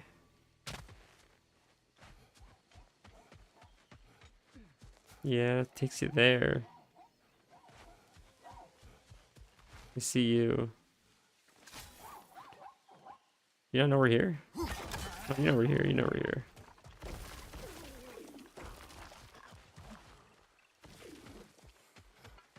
Hmm. Oh, there she is. That's funny. Oh, she's dialogue. Lunda, Hi there. I wanted to ask, do you want me to stop talking about your muscles and how you look and stuff? Because it seems like it's making you all wiggly, like in a bad way. it did, but no longer. That's so silly. Oh, okay. So I should stop? Sounds like I should stop. No. Oh, all right, handsome. You beefcake? That's so strange. How silly. Oh god, these characters are so silly. I don't know. I don't know, man. This is tough. I feel like it's still nighttime. I feel like nighttime would still help. Can we reach that lizard like this, I wonder? We can. See, I had a feeling we'd be able to reach him like this. Got him. Just XP, no lore or anything, but I had a feeling. Don't know. That's the sinkhole. That's a different area. So there should be lore and a chest around here that we haven't found yet. I've probably run through the area 1,000 times, gone in circles, and someone that knows this game 100% is watching, saying, how have you missed it 1,000,000 times? You keep walking past it. And that's fair. And I'm still going to keep walking past it, I feel like.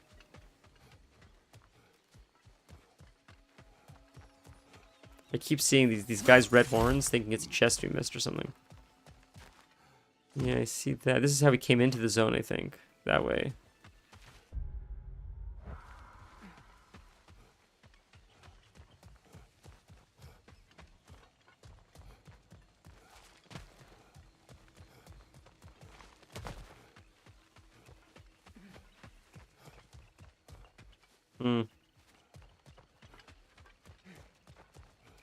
Nothing down. No. So maybe this we just fought something down here, maybe.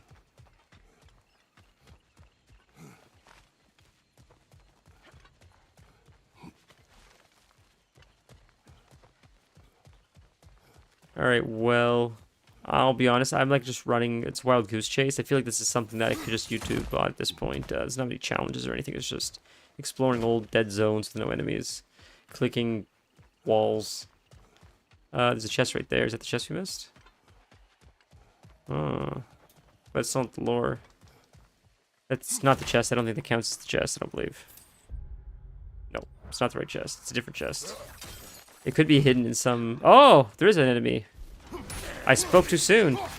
It's an easy enemy. Like, it'll be nothing with nothing, but still, it's exciting. We're just gonna cheese the mechanics entirely, because we're too strong for this, unfortunately, but it's still fun. It's still fun.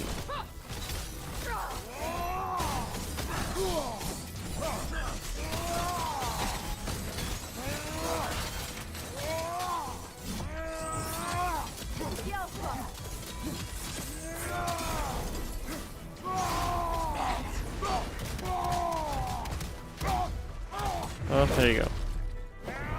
Just throw the gauntlet at him. A shame I can't keep that sword. He's dropped something, brother. Oh, did he drop the lore? Is that where our lore was hiding? If the road leads not to paradise, then where does it lead? Why does the blind guest insist we walk this path? That's Mimir they're talking about, or? I have listened when he would have me close my ears. I have sought knowledge when he would have remained ignorant. You have seen the giants. You have heard of their coming war with the gods of Asgard. You have heard how they hid themselves away, cut themselves off from the world tree, never to be reached again. Do you not see? It is their home we seek. You must listen. The blind guest is the Allfather. The voice we follow is just another obfuscating monkey air, to be used by him and discarded when its purpose is fulfilled. It is he who wishes us to explore every facet of the world, not for our sake, but for his, and that he may find a way into the home of the giants and take it for himself. We are not pilgrims on a quest for salvation. We are scouts for an invasion. This guy's smart. I will not be part of this. We must not be part of this. I beg you, my brothers, join me. Step off the All-Father's path, and we will forge a new one. This guy knew what was going on. Using the travelers to find a path into Jotunheim. They failed. Thankfully. But it seems they traipsed across all of There's our creation lore. to That's our get there. lore. Still, I suppose that's all of the assassins. Perhaps we should let Birger know. But another quest done. Good find. Might justify a quick visit to the cleansing pool. Cool. That wasn't our lore. I lied. That was not our lore. That was something else, though. Another quest, which is exciting. So we still have to find the lore. Jesus. I thought we finished. Damn. So we can go back to the cleansing pool. We can hand in the quest as well, which is cool.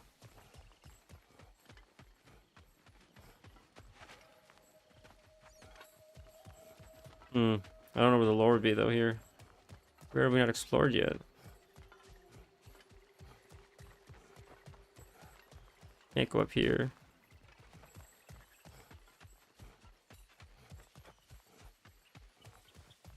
Kratos is out of breath. Needs to do more cardio. That's all he does is cardio. You'd think he wouldn't be out of breath.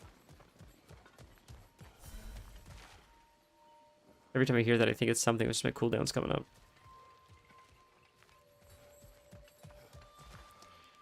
There's a boat here, but I mean, it doesn't really help us, right? Where are we gonna take the boat? I don't know, man. I really don't know. That we 100%ed. This is where it's missing. Where have we not been that a chest would be? It's so strange. Like, here's an undiscovered area, which is exciting. And there's all this down here. Like, this area just sort of sucks. It's too much going on, man. We have nothing down here. There's something down here we haven't explored that's exciting. Let's see what this is, maybe. Undiscovered. Okay, where's the teleport? Back this way? How do we get to it? Teleport? How far is it?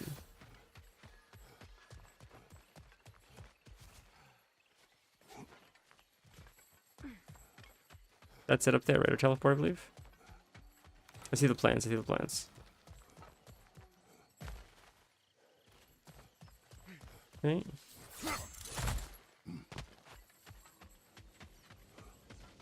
Let's see what this is really quick.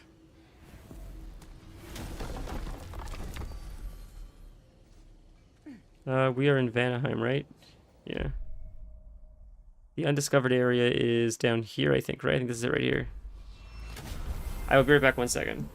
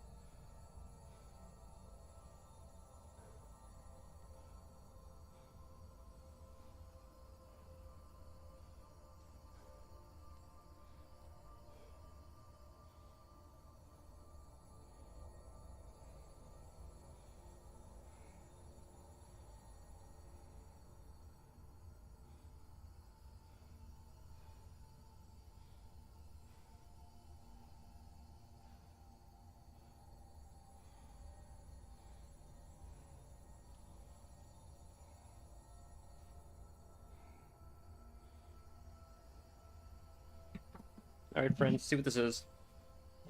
We're gonna get some cashews. Gonna try not to. 1 second, I'm sorry. Missed phone call, of course.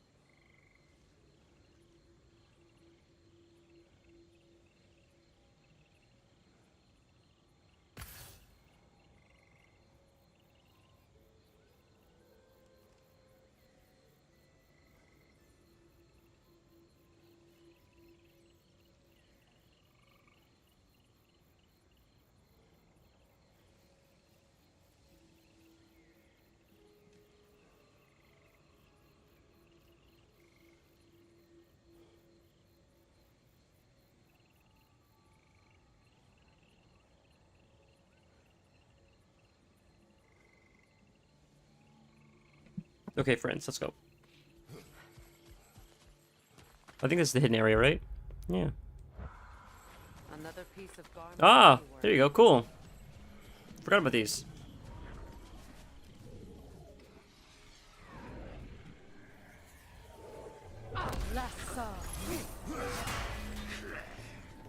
Gotta switch to these. Wrong one. Blades of Chaos. I'm dumb. There we go. That does the trick. I'm stuck in it. That's the problem.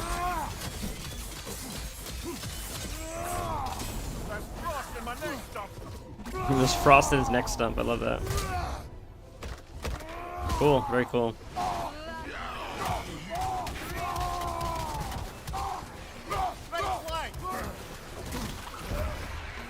I forgot you can't use her.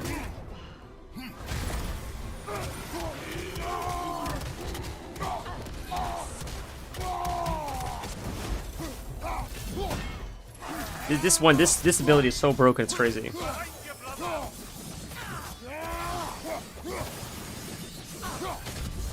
Done. GG. Thing was staggering him, I couldn't even do it.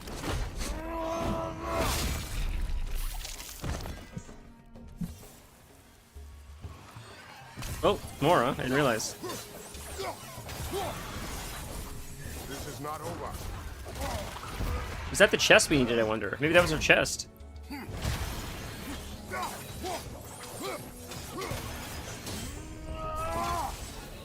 Behind you! Look out!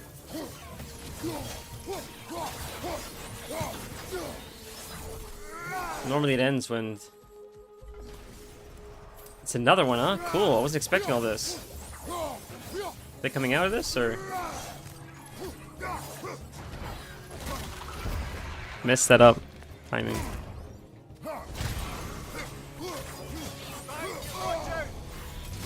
Oh my god. We're not gonna die, but... The constant stunning is a little broken, but... All of Jam's handiwork has been fixed. Good. Done the quest, it's exciting. Glad. Well, how about that? Atreus would be happy to know we tied up some of his loose ends. Perhaps we should let Hrasfulgar know. Perhaps. Upgrade Leviathan Axe, now we can upgrade it all the way, finally. Oh my god. Oh, and there's the chest we missed. Oh my god, finally. Or this is not the same area, it's a different area, I lied. There's another chest we need, so that's exciting. We gotta use her arrows, right? Is this like another piece of rage or something for us? Something like that. Nope, nothing. Oh,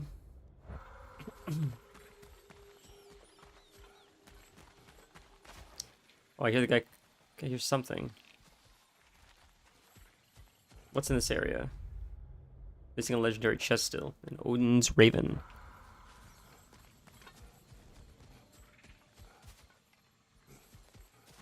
I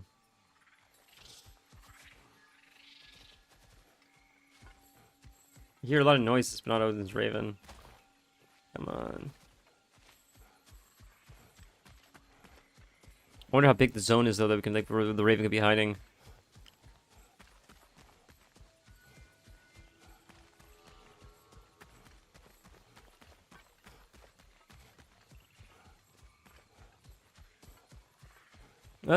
We'll throw at that, I guess.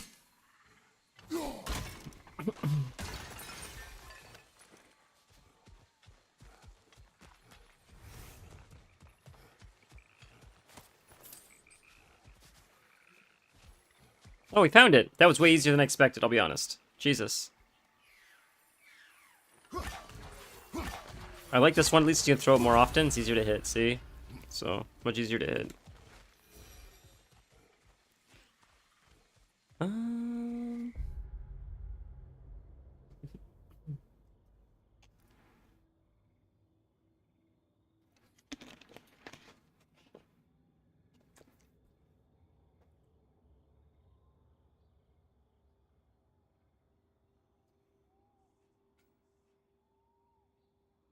So it's just here. Let's count here as well. It counts as here as well. It's got to be around here. This is crazy. It's such a small area. It's got to be something we're missing. There's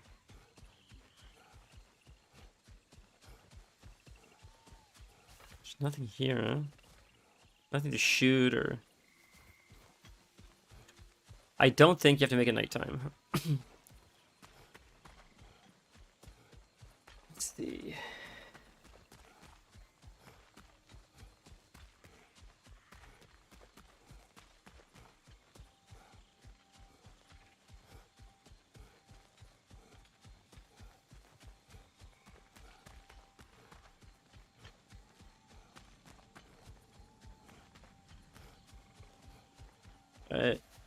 Is this it? Is this where it would be?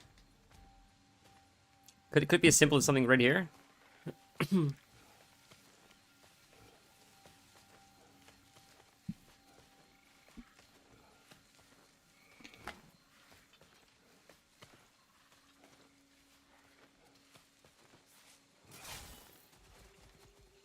I'll be right back. 1 second, I'm sorry.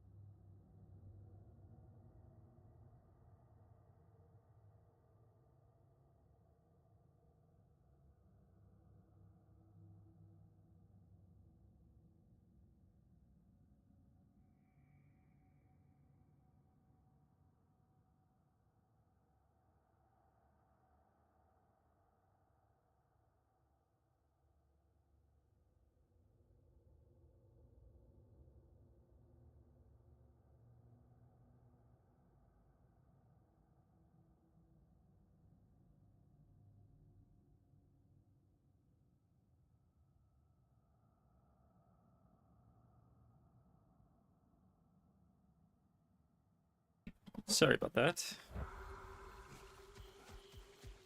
This is a toughie. This is a real toughie. I'm just following her, but I don't know if we're actually going the right way. I see there's a thing there. Oh, that's, I guess, not one you have to worry about.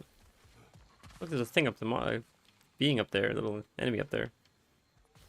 Not enemy, but oh, there's one of those. Yeah. I told you. Yep. Something else to fight? Oh, just these guys. It's funny how enemies just show up like that, huh?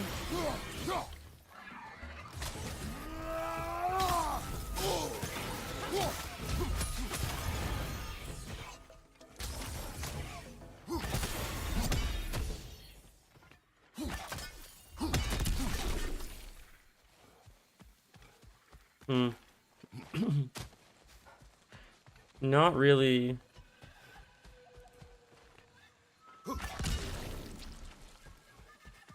Not down there, right? Just hack silver.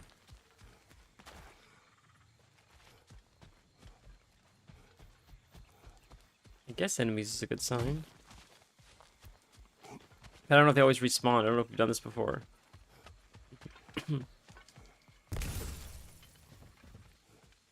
feel like we have.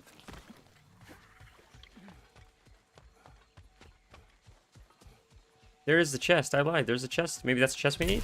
Yeah, just run through it. Who cares? I see all of them. I see all the plants. I don't care. Is this where we needed to go? I see the wolves. Wrong one. Oh, hit him.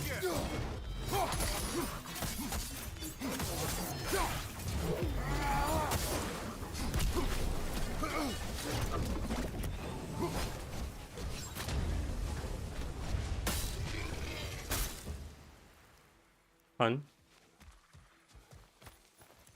How do we get up to the chest though? Because it's this way. Maybe it's through. Maybe it's through this thing. Guess that would make sense. It's also this way. Is there anything here? No, it just goes back there. Okay.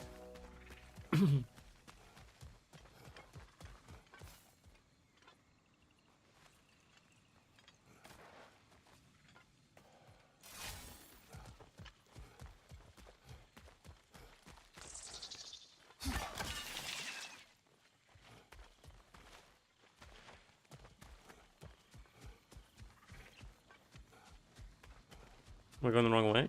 Or did I pass the chest again? Or does it take you around, maybe? Who knows? No, I think it might be... might have missed it, unfortunately. Okay, anyways. Alright, screw it. We'll play WoW. This is sort of boring, I'll be honest with you. It was the idea of getting 100% is fun, but it's just so tedious. It's just so much backtracking without any guidance or anything that I don't think I have the patience for this. The idea of the ravens is neat. But it's just, this is just so boring to me. I can't exit the game. What's going on? It's not letting me, there we go. Yeah, it's not letting me exit the, alright, fuck it, Alt F4. It's not even letting me exit it properly. It wouldn't let me, wouldn't show my mouse cursor over the, escape game, so we just had to Alt F4 it. I mean, it is what it is. I don't want to, like, try to make content out of that if I'm not enjoying it. Yeah, I was trying to entertain myself, being like, it'd be cool to get all the ravens, but it's like, for what even? We beat the game, so... We get all the chests, you get all the ravens, you get 100%. You can't even use it for anything.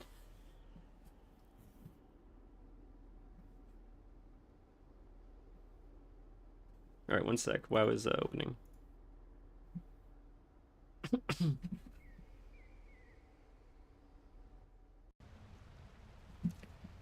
I figured maybe we'll level our Warlock. I've been struggling to level this Warlock for so long. I thought maybe we can use stream as an excuse to be a little bit productive on this Warlock. Because my Warlock was my main forever, and it's just sort of boring. This X-Pack, as of late, at least. I just don't like some of the changes they've made. Demonology feels fine. I don't love the Malefic Grasp of Affliction. Destruction feels just simple, I suppose. I just wasn't having a ton of fun on the Warlock. I was thinking about, but I feel like I have to. I leveled up the Druid first. My mains have always been my Druid and my Warlock. I feel like I have to level up the Warlock next before I level anyone else up, just out of honor of all the time that I've spent with this Warlock. It feels wrong to not level up because he's like your main. It feels wrong to level something else, like you're cheating on your main by not leveling up your main first. So we're doing something here, which is actually, it's really cool. It's called Prey. Prey is, it's something they introduced in Midnight, and what it is it's this bonus objective you can do. I feel like he's saying. Make them regret every misstep. Give me 1 second. I'm gonna change the game on a Twitch as well. It probably still says God of War Ragnarok. Oh, give me 1 sec. Sorry. Another missed call. I'm sorry. Today's a crazy day.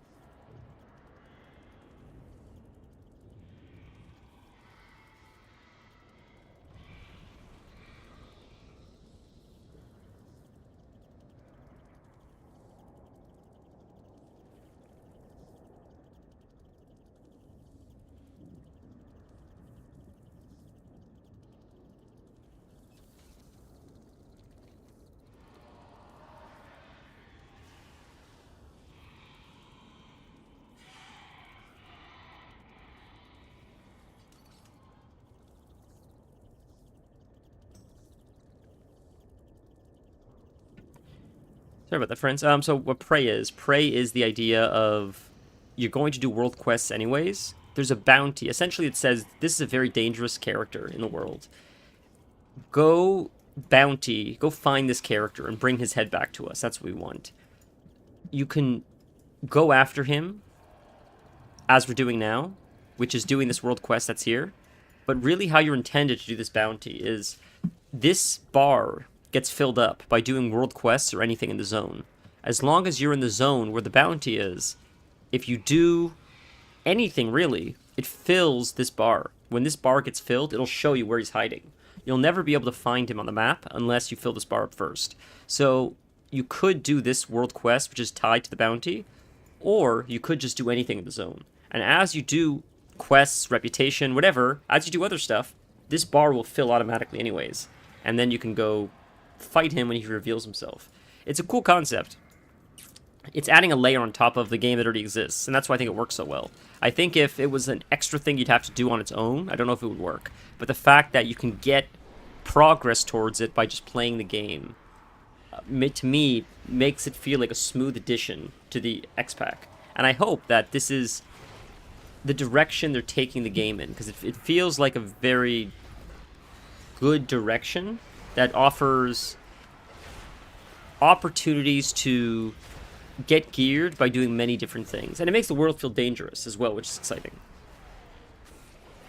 There's a few different paths to getting geared, which feels better, I would say, compared to the traditional route.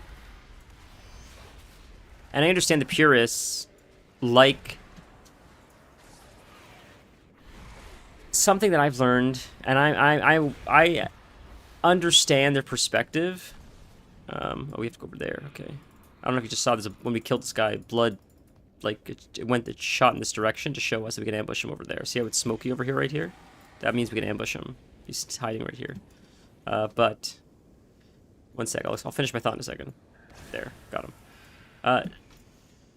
I love WoW. I love Classic WoW. I love how Classic WoW feels. I'm a purist, but Classic WoW feels the way it is because some guardrails have to stay in place to maintain Classic WoW to feel the way it does.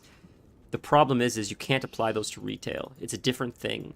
It shares the same name as Classic WoW, but it's a very different beast. And there's no comparing the two. There's no way to get the Classic WoW feeling in retail. And that's something that I had to come to terms with. It took a long time to realize that. I wanted that Classic WoW feeling in retail, but they're just... the mentality that goes behind developing both games are too different at this point. Retail has become a game where you're rewarded regardless of how much playtime you put in.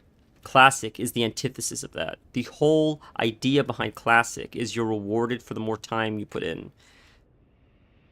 That's pretty much the entirety of the game. It's the more you grind, the more reputations you unlock, the more access you have to things that can give you gold, to things that can give you gear, to dungeons, to access to opening dungeons.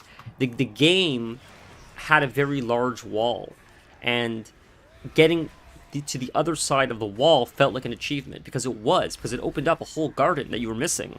Most of the game of WoW, as long as the leveling took, ironically, the leveling was part of the game, but it felt like the majority of the game was post-leveling, when the truth is, the leveling was the game. There wasn't a whole lot to do post-leveling, but you were so hyper-focused on the post-leveling game, which is the raiding, which is the endgame dungeons, the gearing your characters, that while you were playing the game, you were focused on the endgame. And that made the endgame feel so special, even though there wasn't that much endgame to do. But I think having that carrot on the stick is what made endgame feel so special. Because once you get to the endgame of Classic, most people burn out pretty quick. So it's just, it's unsustainable. I think the nostalgia of Classic is unsustainable for the majority of people. I think it's an exciting idea. I think the diehards like it, but I don't know if the community is big enough because there's a whole ecosystem here we're talking about in order to maintain the success of Classic WoW. And it's not just the game itself has to be successful, but the game has to be streamable, And you say, well, why is the game, if the game itself is successful, why does it have to be streamable? Because this sounds morbid. As people get older, people are going to die. There's going to be less players. You need to attract new players. If you're not attracting new players to a game, the game is not successful. You could say it's successful right now because it has a nostalgic fan base that is maintaining subscriptions, which is fine. As years go on, 2 years, 3 years, 5, 10 years from now, they might have kids, they might die, they might get sick, they might get into car accidents, they might just retire, they might stop playing games. A million things can happen. If you're not bringing anyone new in, and you only have old people that are then phasing out of the game, you're going to run out of players pretty quick. So in order for Classic WoW to still maintain success years from now, unrelated to nostalgia, it can't. If you want to grab new players that don't feel nostalgic about the game, you need to find a way to make it sexy, and that's making sure that people stream it. You make clips of it. If content creators are making content out of Classic WoW, people that didn't play Classic WoW might be interested in it, and that is really, to my knowledge, it's the only way to maintain it long term, because I don't know what the pull is to Classic WoW compared to retail, other than nostalgia. It can change. The next generation can say, we're really excited for Classic WoW because it seems very challenging. We've only grown up playing Fortnite and other stuff, and this Classic WoW, this dinosaur of a game we've only heard of, we've never played it. It seems way harder than the games we're used to. So we can have a resurgence there, but that resurgence happens as a result of people seeing it and knowing that it exists. In a world of Fortnite, Call of Duty, and all these other crazy games that exist, WoW is pretty low. Classic WoW specifically is low on the totem pole. It's not really sexy. It doesn't offer a lot of instant gratification for this TikTok generation. So that's what I'm saying. It's going to be a tough sell to get people to discover it now. And that's why I feel like it's on its way out. Vogue. OnlyFans made it popular. OnlyFans made it popular. But I think Classic Plus will steal players away from it. I don't know if Classic is ever going to be big again. As big as it was during that first bump. During the pandemic, it got a real big bump. And I don't know if it's ever going to be that big again. It was real special during that time. And I would be happy for it to keep getting resurgence. I would love for Season of Discovery to come back. I love this stuff, but it just... Retail is in a good spot right now. Retail feels good. And there's other games that feel like are doing a good job to steal other people's attention. That I don't know if Classic has enough pull for someone that's not played it before. But, like I said, the only way to potentially take a chance of rebuilding that is through streamers. I think without streamers or content creators, people making clips, people making machinima, WoW content creators specifically, I think that's the only thing that, at some point, because what happens is things come in and out of the zeitgeist. They come in and out of popularity. Pokemon was not popular for a while, and all of a sudden it came back again. And I understand, you're like, Pokemon's always been popular. Pokemon was not what Pokemon is now again. Pokemon now, with people raiding the stores, stepping over each other, killing each other for these cards, that, like, came back again. There was a point where it wasn't that exciting. Maybe people still like Pokemon, but, like, there's clearly a trend where Pokemon is exploding again. It comes in waves, where it's super popular, then it's super popular again.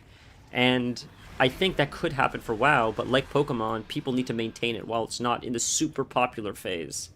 And I think right now there's too many distractions for WoW. But if those streamers keep streaming, the content creators keep creating machinima or PvP videos or guides, when the sun spins enough and the universe aligns again, that the spotlight can be on Classic WoW, if there are people still making content, there are younger generations to check it out. And that's why I mean we need streamers. Because it sounds like, oh, well, you're streaming, so you're saying streamers are so important. But they are for keeping games like this alive. It's essentially the same thing as historians with old, right? Like, you're not thinking about the Roman Empire every day. You're not thinking about lots of parts of history every day, but people are. And when you express interest in those parts of history, thank God there have been archivists that have kept books, right? Because now, you never thought about it until this very moment, but people have, thankfully, because of that. Now we have access to books and information and people to know stuff about this. But you need people, those atlases of the world, holding that niche of the world up when no one else is thinking about it. So that's why I say streamers are important. And not just for WoW, like all games, right? Like, and not just that, but video game historians, internet historians, it's very, very important. But I think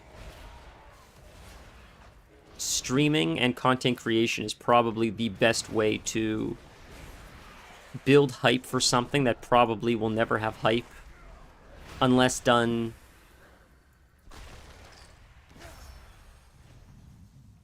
I want to say it's organically if you discover WoW through TikTok, but it doesn't feel organic because you're doing it. I feel like if you're streaming WoW Classic, you're doing so because you're trying to grow as a WoW Classic content creator. So you could say that's organically, but like I feel like organically would be more a celebrity that everybody likes saying, hey, my dad passed away and I found this old CD of World of Warcraft in his box and I didn't know what it was, so I looked it up and I'm addicted to it now. And he says this on an interview and all of a sudden it goes viral and all of a sudden all these kids want to play classic World of Warcraft because this celebrity made this comment. That feels more organic versus someone that's streaming WoW because they want to try to grow and make money streaming, and they also want to create a community in classic WoW. That feels less organic than like someone than just the serendipitous moment of some celebrities shouting it out that never was in the WoW sphere to begin with. I'm just splitting hairs though, but if you any game, if you want a game to grow, I feel like streaming or content creation is the way to do it, which is like obvious, but I mean for older games. I think you would expect that for newer games, but I think the only way for older games to grow, I think would rely on streaming even more so than newer games. I think newer games can rely on marketing. I think it certainly helps if CoCarnage is playing your new game for sure, but I think you could just do Twitter bots and other stuff like that. I don't think Twitter bots is going to help WoW Classic get a resurgence. I'm trying to find where this chest is. You see the Lost Shadow Step supplies might be above us. There was a game called Backpack Battles, I believe. My friend plays it, and I'd never heard about it before him. And he mentioned it a while ago. I haven't heard him talk about it since, but I see Sodapoppin playing it once in a while, and I wonder, the devs must be so grateful Soda's playing it, because the game, to me, look, I've heard of a lot of games. I've heard of Modern Warfare. I've never played it. I've heard of that horse racing game that all those girls, whatever that game is that everybody's playing. There's a lot of games I've never played or never will play and I've heard of. I've not heard of Backpack Battles. So in my opinion, it's not as big as some of these other games that go viral. So when someone like Sodapoppin is playing it, I feel like that is all you could ask for. Because his audience, I would argue, are nerdy gamers that play a lot of these weird niche games. So when he puts it in front of his audience, I would imagine it probably helped sales a lot. Or it helped exposure a lot. And I think that kind of exposure is more powerful at getting sales or movement towards your game than advertising. And I think that's what WoW needs. Oh, how close they are now. Because WoW's just not sexy. Taste their fear. I can. There it is, you found And it. it is exquisite. So we did enough content here in the zone that he now he showed us where the bounty is. Because this guy was hiding. We didn't see this on our map the entire time. After this guy said this comment, that's revealing to us, oh, you've done enough to fulfill this shard. Now we can find where the guy's hiding.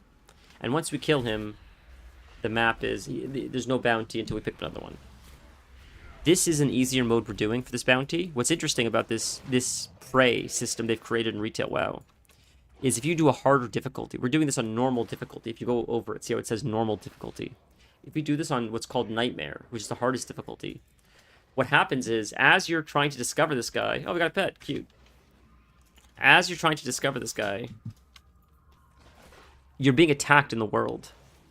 And not just being attacked in the world, but once in a while, you'll get a whisper in your ear saying, kill something right now. You have like 16 seconds or 15 seconds to kill something. And if you do not kill something in that time, you take a significant amount of damage. And you could die. And if you die, it resets all your progress. So you're trying to fill this thing up while you're being attacked spontaneously in the world, while you're also being told to kill stuff in a very short time frame. And if you don't do it, you might die. If you die, this resets. You have to do it all over again. It's really chaotic. It's really fun. I love that this X-Pack, more than ever, I feel like Blizzard has given the casual player an opportunity to challenge themselves.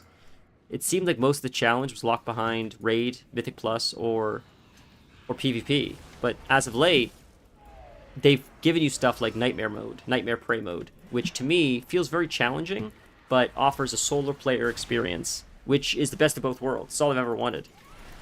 So I hope we get more of that. I want more difficult, soloable content. I think the idea that WoW is a group content game has sort of passed at this point, because you're not... WoW used to be social when you would say to people, hey, can you invite me to the group? I'm a tank. I have experience in Strathalome. I raid every week. And then you invite the guy, you have a good run, you guys talk throughout the dungeon.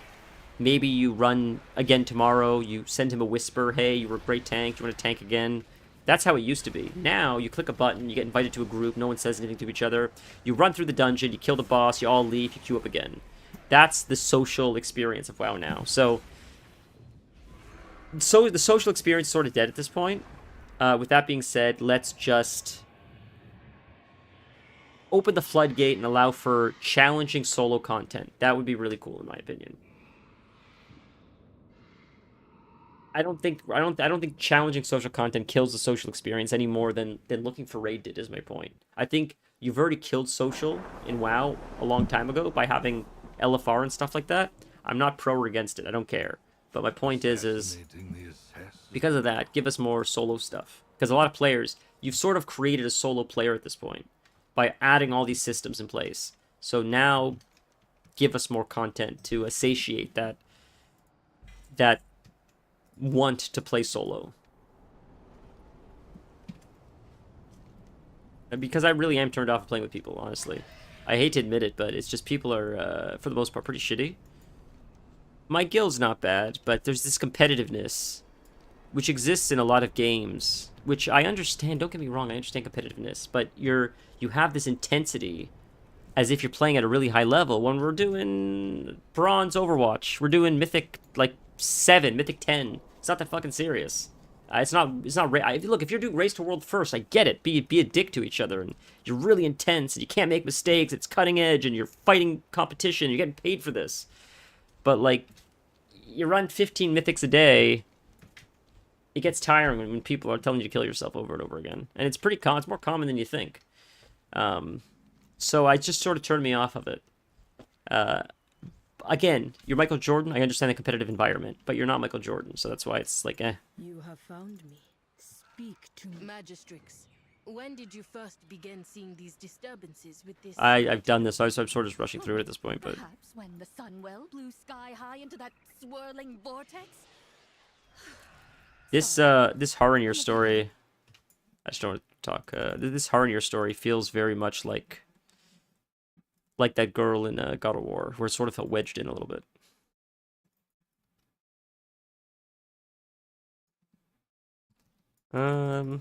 Which is interesting, because God of War didn't seem to wedge in a lot of characters, but that one was definitely felt a little bit wedged.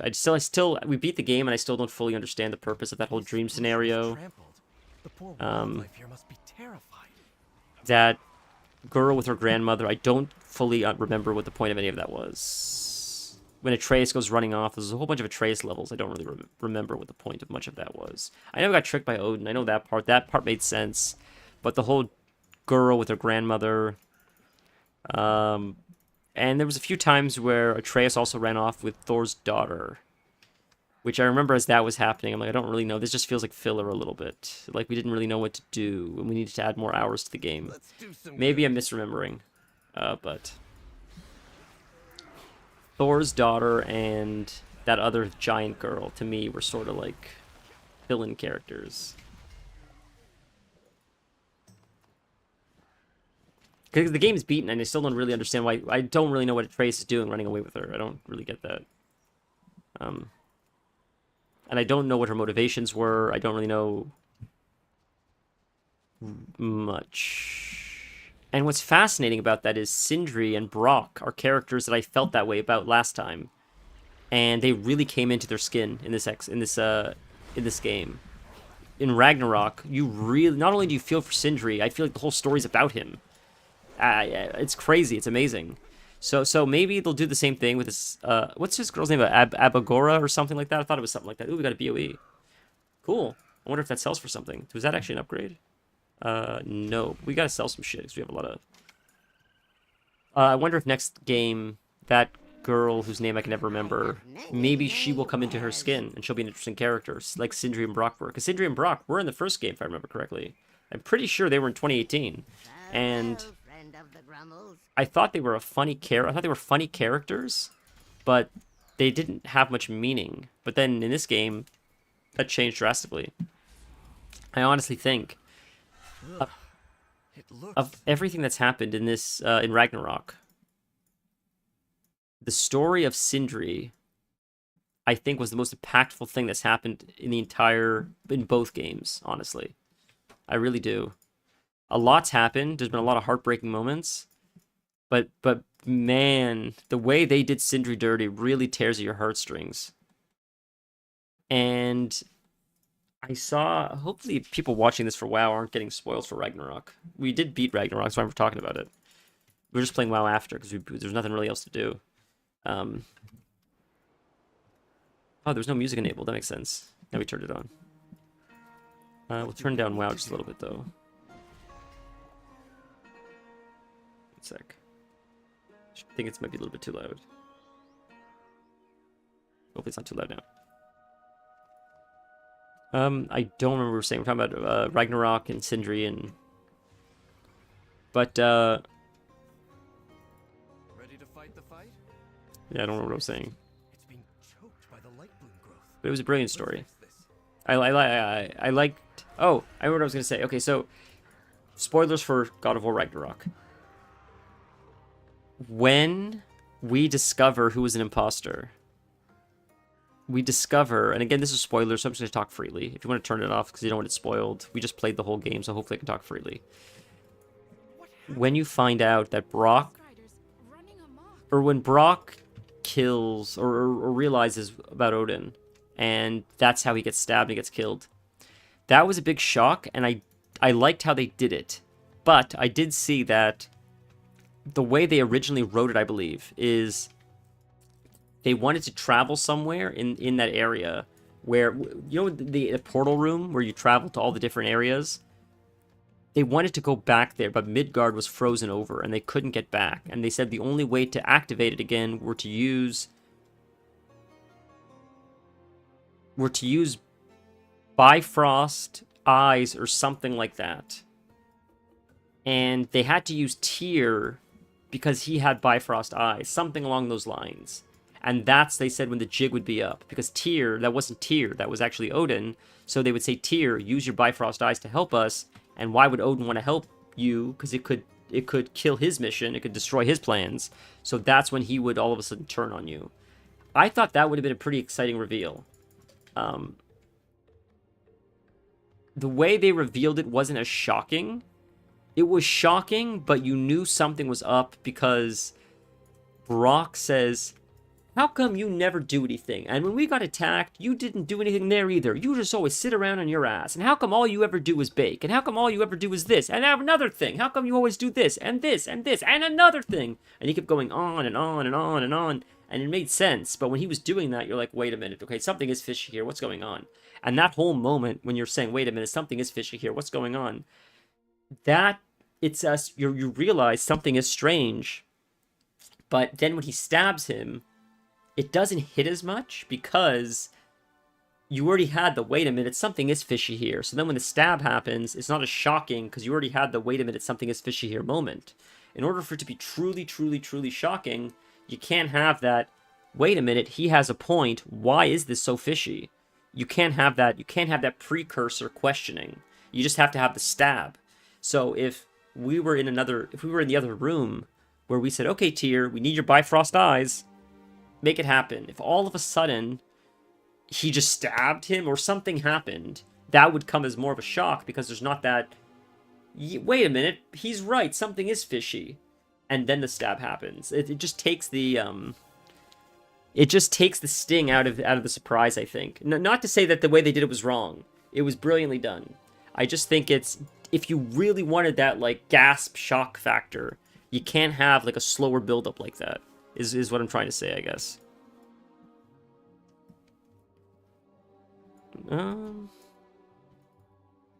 Because a shock like that is a sucker punch to the mouth. That's what that is. It comes and hits you so fast. It already happens before you register what happened. That's what like a shock like that has to be. And when Sindri or Brock was making jokes about it, it sort of took a little bit of the stinger out of the momentum of it, I think. Because it crept on too slowly, I think, is my point.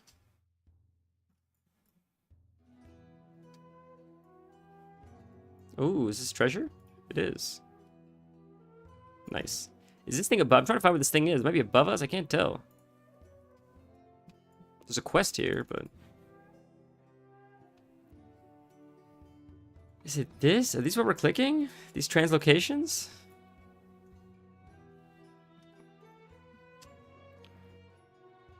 Sharpmaw approached. Displaced Denzians. This is not it. Like, we can just fly there. I know we don't need to do this. We can fly, but...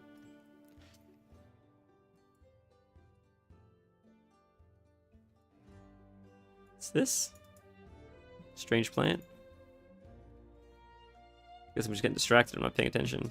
There's this too, which is treasure of some kind or something. Late Latin to Arcana. It's displaced links. Where's the There's a plant here. It's up here. You were up here. I didn't see up here. Oh, okay, buddy. Mr. Fluff. We're gonna coax Mr. Fluff to come down. Okay, it's going here. And down. Next stream, hopefully we'll have an actual game to play. I'm sorry today was like a little bit chaotic and all over the place, but I appreciate you hanging out. Just been busy, so I haven't had time to really dedicate, like, what do we actually want to play next? What am I actually excited to play next? If I just pick a game on a whim, I would hate to just switch it up after, like, 1 or 2 playthroughs because I'm not having fun. I want to really, like, pick something and say, ooh, I'm excited every day to stream this, like I was Ragnarok. I want to play this every day. I can't wait to play this every day. So, we'll figure that out. Although, like, WoW's fun. I'm enjoying WoW now, but... What is this in here we're looking for? Fairbreeze Favors. Okay, that's just... I see, that's this one. So we can click this book. Is that not one of them that we can click? Am I crazy? I don't even see the thing for this, like, to fill up the bar. We'll have to come back to this one. Screw it. If I can't see the bar, it's too complicated. We'll come back. It's easier to see the bar. So we'll do the plants and stuff for now. Or maybe this is the favors. Maybe clicking this stuff is the favors, now that I think about it. When I stream, I get so done with quests because I'm like so hyper-focused on talking and stuff that I'm not really paying attention. It's amazing how locked in I am when I'm not streaming versus when I'm streaming. It's crazy. I go like on autopilot because I'm more focused on like OBS and stuff than I am on the actual game. Something like that. Skill I gotta work on, for sure. Okay, so we'll read this, what this says. What does it say? One more citizen helped. Is this the citizen? That's the quest we hand in. We'll clean up these quests until we can figure this out. So it's citizens in here. Injured. Are you just right in here? Did I miss you on the bottom floor? Didn't we go in here already? Are you above? Like, we went up and I didn't see you. Check the second floor.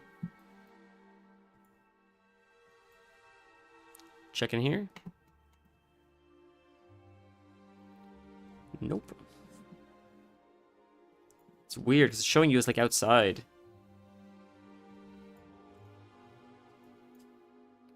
You're not here. We'll check in here again. You're not in here. It's weird. It's so strange.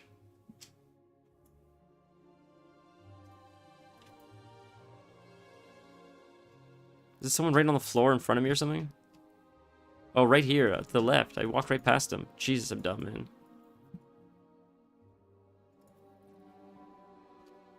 Yeah, Warlock doesn't feel great, I'll be honest. It's sort of feels like shit, but I'm hoping it'll change as we level more. Because I love Warlock. It's just, I don't know, man.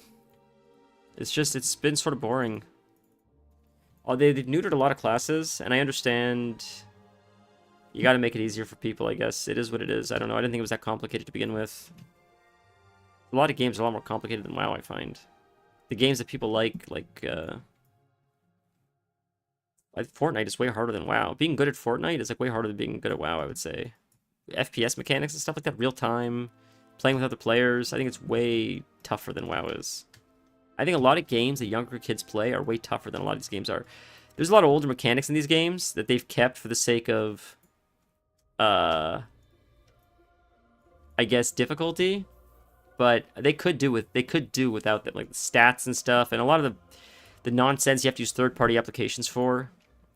I feel like there are ways to...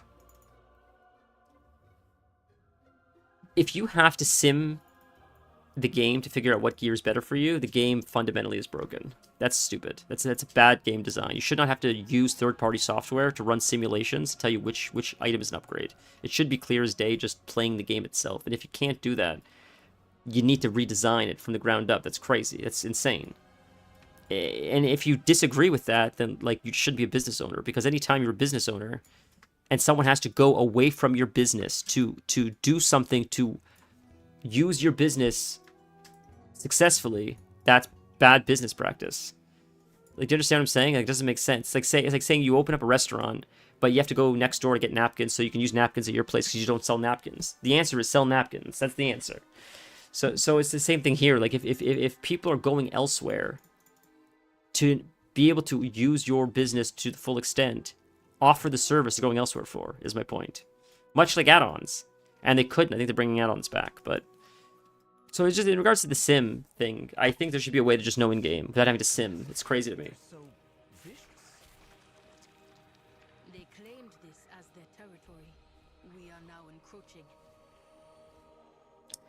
And to be fair, like, there is the mentality that people create businesses out of a problem or out of a solution. A problem exists, you create a solution for that problem, that generates a business, generates a whole corner of businesses that can open up as a result. That makes sense.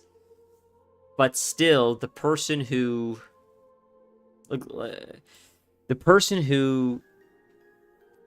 created the problem or has a business that created the problem should also be the one to fix the problem. Meaning, here's an example. So if you're lost in what I'm saying, WoW creates a game. WoW creates boss fights. The boss fights are too complex for the players. People create add-ons to help you understand the mechanics of the boss fight. Blizzard, sooner than midnight, should have realized, hey, people are using outside resources to understand our game. Why don't we put those resources, bake them into the game, so you don't need to use a third-party application to play our game? That's what doesn't make sense to me. It took them until midnight to realize that. I don't understand why. Maybe they realized it before, they just didn't prioritize it, but it's strange to me. There's a lot of systems like that people have to use, Discords or... because they function better than the baked-in systems in the game. And I wonder, instead of copying them, just hire the people that have done it. Hire the DBM guys, hire the Weak Aura guys, say, just let us buy it from you. Whatever it costs, instead of us trying to copy what you've done, people like what you've done. Let's just let you add it to our game. We'll put our skin on top of it, but it's still the product they know and love. Like, that to me, seems like the best way to operate. But again, I don't know. I know I'm not going to tell Blizzard what to do, but, you know, that would probably make everybody happy. Weak Auras is happy. People feel like they're not losing add-ons. It looks like a win for Blizzard. I mean, I don't know. But the sim is like, has got to go, man. The simulation thing is crazy. I don't even know where the min-max mentality originated from, but I've known about it. Like, it's happened for a long time. It seems to have gotten worse, though, as the years have gone on. Something I miss so much. Like, talking about, like, not loving how Demo plays. We used to have a second summon that I would put under number 8, and it would be a cooldown where I could summon a second demon who was empowered. It was like an empowered... I think it could be empowered whatever you wanted. I always did empowered Felguard. And when he would summon, he would come out, he would stun, and he would do, like, 200% damage of my regular Felguard. Something crazy like that. It was a second stun, a second interrupt, and just extra cooldown, extra damage, and they got rid of it. And it was cool to have. It was nice. You would summon him, you would summon your dogs, your tyrant. I don't know, it felt nice, it felt really cool, and I just miss it. And they added, I saw they got rid of, what's it called? Health Siphon or something? There was an ability where you would siphon your health to feed your demon, to give your demon health. You would take health from yourself to give it to your demon. And they changed that now where Siphon Life, which is you taking health from the enemy, also just gives health to your demon. So they combined 2 abilities into one. Which, again, it makes it easier for people to play. I get it. In my opinion, and this is probably a bad take, you're taking away a little bit of autonomy from, like, the player. You have to make the choice, do I want to heal myself, or do I want to take away life from myself to heal my demon? And that added a little bit of a layer of challenge to the game. Again, maybe that's not the challenge you want for the new player base. So again, I'm probably the old guard complaining, yelling at the old man yells at Cloud. But it was fun to have that challenge. It was fun to make those sacrifices. Do I want to heal my demon? Do I want to heal myself? At the cost of losing my own health. Do I want to heal my demon at the cost of losing my health? Or do I want to heal myself?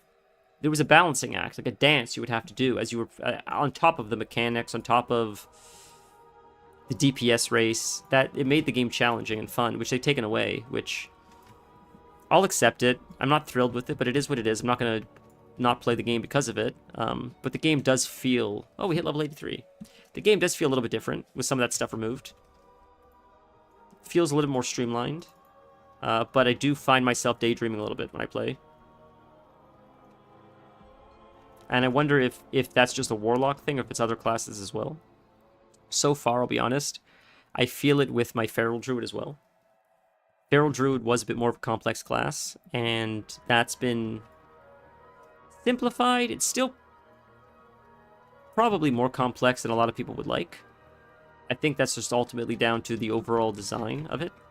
I don't know if there would be a way to truly simplify Feral Druid unless you more or less completely rewrote the class from the ground up, which I feel like it could use. I'm sure lots of people say that about their favorite class, but Feral for a long time has felt like a redheaded stepchild, and Blizzard just sort of forgot about it. Like, they didn't really know what they wanted to do with it. Demonology felt like that for a long time too, but Demonology finally got a rework. I think in Legion, maybe, where finally it started feeling better. Demonology felt good for a while. In my opinion, in Vanilla, Demonology was weird. Demonology was weird all the way... Hey, Vanilla, how are you? Demonology felt weird all the way to Cataclysm, and then in Cata, I felt like Demonology finally felt better. It had demon form, which is really cool. And then, yeah, I don't know. I didn't love it in BC or Cata. It just didn't feel like it had an identity. It felt like it finally had a true identity in Cata when you could turn into a demon. Because before that, Demonology just felt like Affliction Destruction hybrid. It didn't feel like... Demonology to me should have felt like you should be summoning armies of demons, or you should be turning into a demon. And it wasn't like that, I think, till Cataclysm. To me, it just felt like Destruction... Affliction hybrid almost.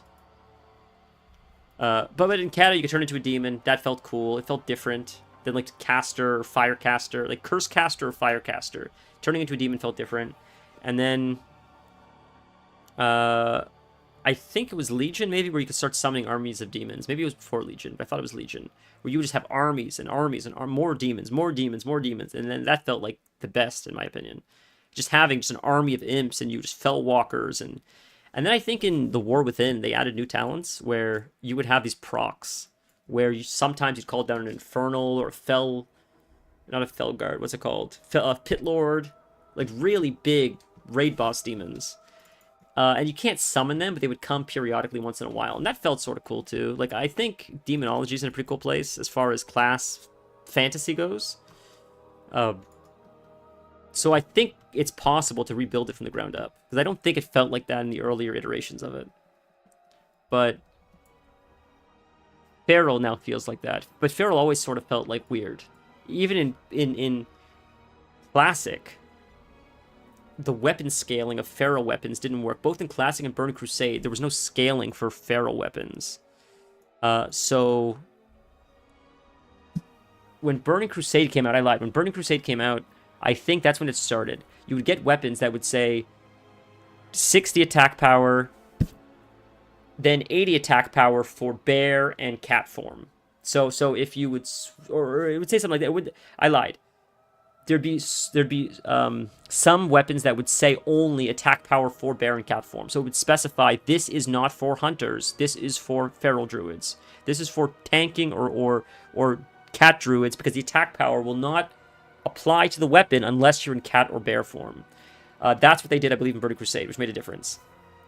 But it's still, Feral still feels sort of weird and strange with snapshotting and stuff like that. It's a fun spec, but it feels like they never really knew what they wanted to do with it. Much like it sort of felt that way for Demonology for a while until like Cataclysm. Like they had an idea, but they just didn't. It wasn't fully fleshed out. And maybe you guys would disagree. Maybe you guys love Demo in Classic and Wrath and Burning Crusade, but it felt to me like it really clicked in Cata. But I wonder if the same thing's going to happen for Feral eventually. If they're trying to rebuild it from the ground up, not knowing how to do it, but eventually it'll click. And I feel like it's the same thing for Evoker, because Evoker feels like they don't know what they want to do with it. Evoker feels like a weird class. People that play Evoker seem to like it, but it just feels to me like it's missing something. I don't know.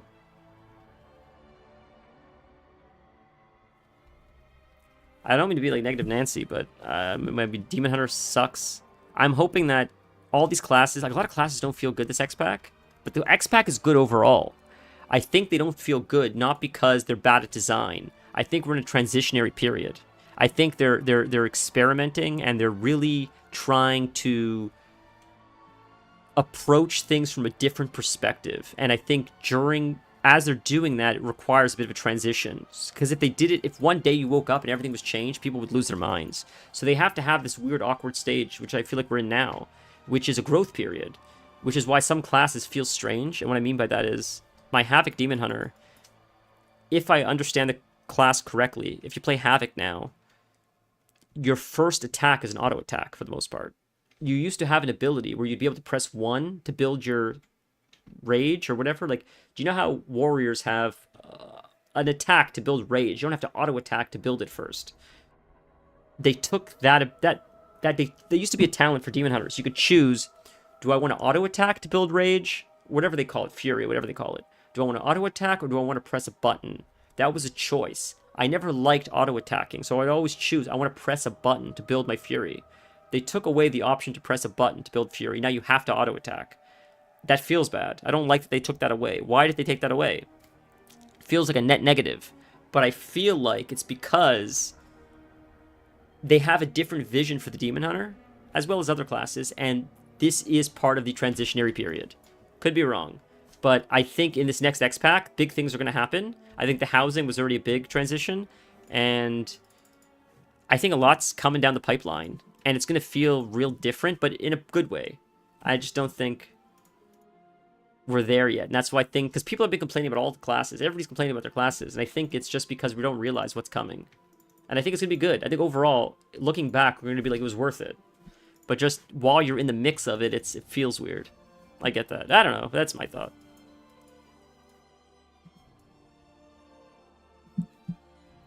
I just seeing the writing on the wall, I guess. I think overall, like, WoW's in a good place right now. I'm really hopeful for the future. I haven't been for a while, but this, for the first time, actually feels like they're finally starting to get it, it feels like. Even if we're not there yet, I feel like we're getting there. I did not feel that way in BFA. I did not feel that way in Shadowlands. I didn't even really feel that way in Cataclysm, honestly. Cataclysm was pretty fun. It had moments, but I didn't love Cata. Looking back, it was okay, but it did feel like the beginning of the end for a long time.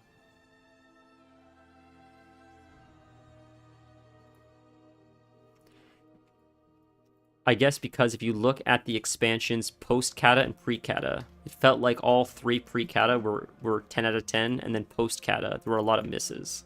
Maybe that's why it felt like Cata was the beginning of the end, because Cata overall wasn't horrible, but it did make a lot of changes that felt like net negative changes, i.e. removing a lot of the old world. That felt like I felt burned by that, and I think that's why I look at Cata with such a negative lens. I wonder if that had not have happened, if I would still have access to some of the older transmog and stuff, if maybe I wouldn't see Cata so negatively. But it's hard not to, because I feel like I lost a lot of stuff because of it.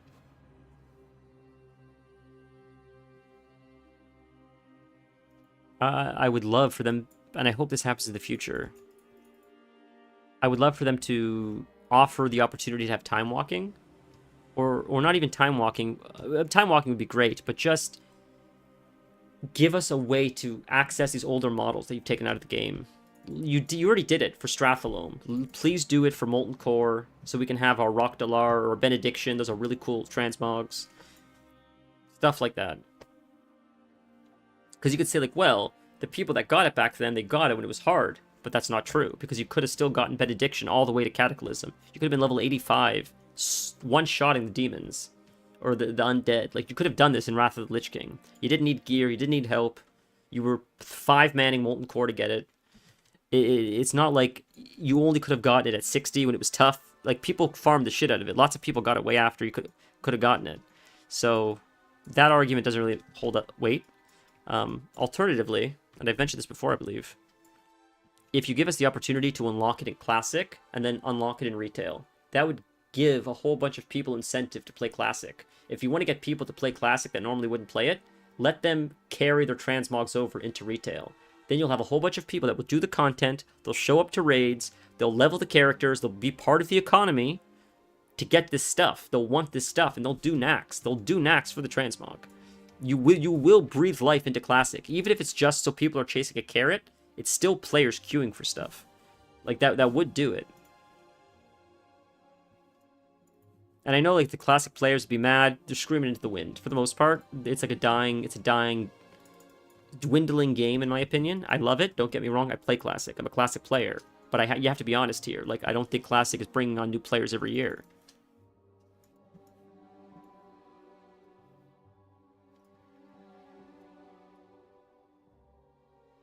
As someone that's joined many dead guilds and is still part of dead discords, because every time a new iteration of Classic comes out, a Discord opens, I join a guild, people are gung-ho, people are raiding for the first few months, and then a new WoW X pack comes out, or Final Fantasy, or Call of Duty, and people start dispersing and play other games, they get bored, life gets in the way, school comes back.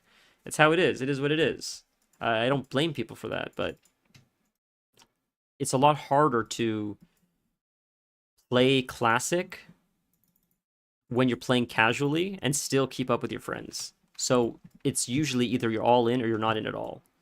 As soon as you start missing a few raids and your friends start not wanting to help you get attuned for stuff, or they just don't have the time, or they're just running stuff, they're already locked to stuff because they ran it that week, and you miss a whole week, then you miss a second week. By the third week, you're like, I'm just not interested anymore.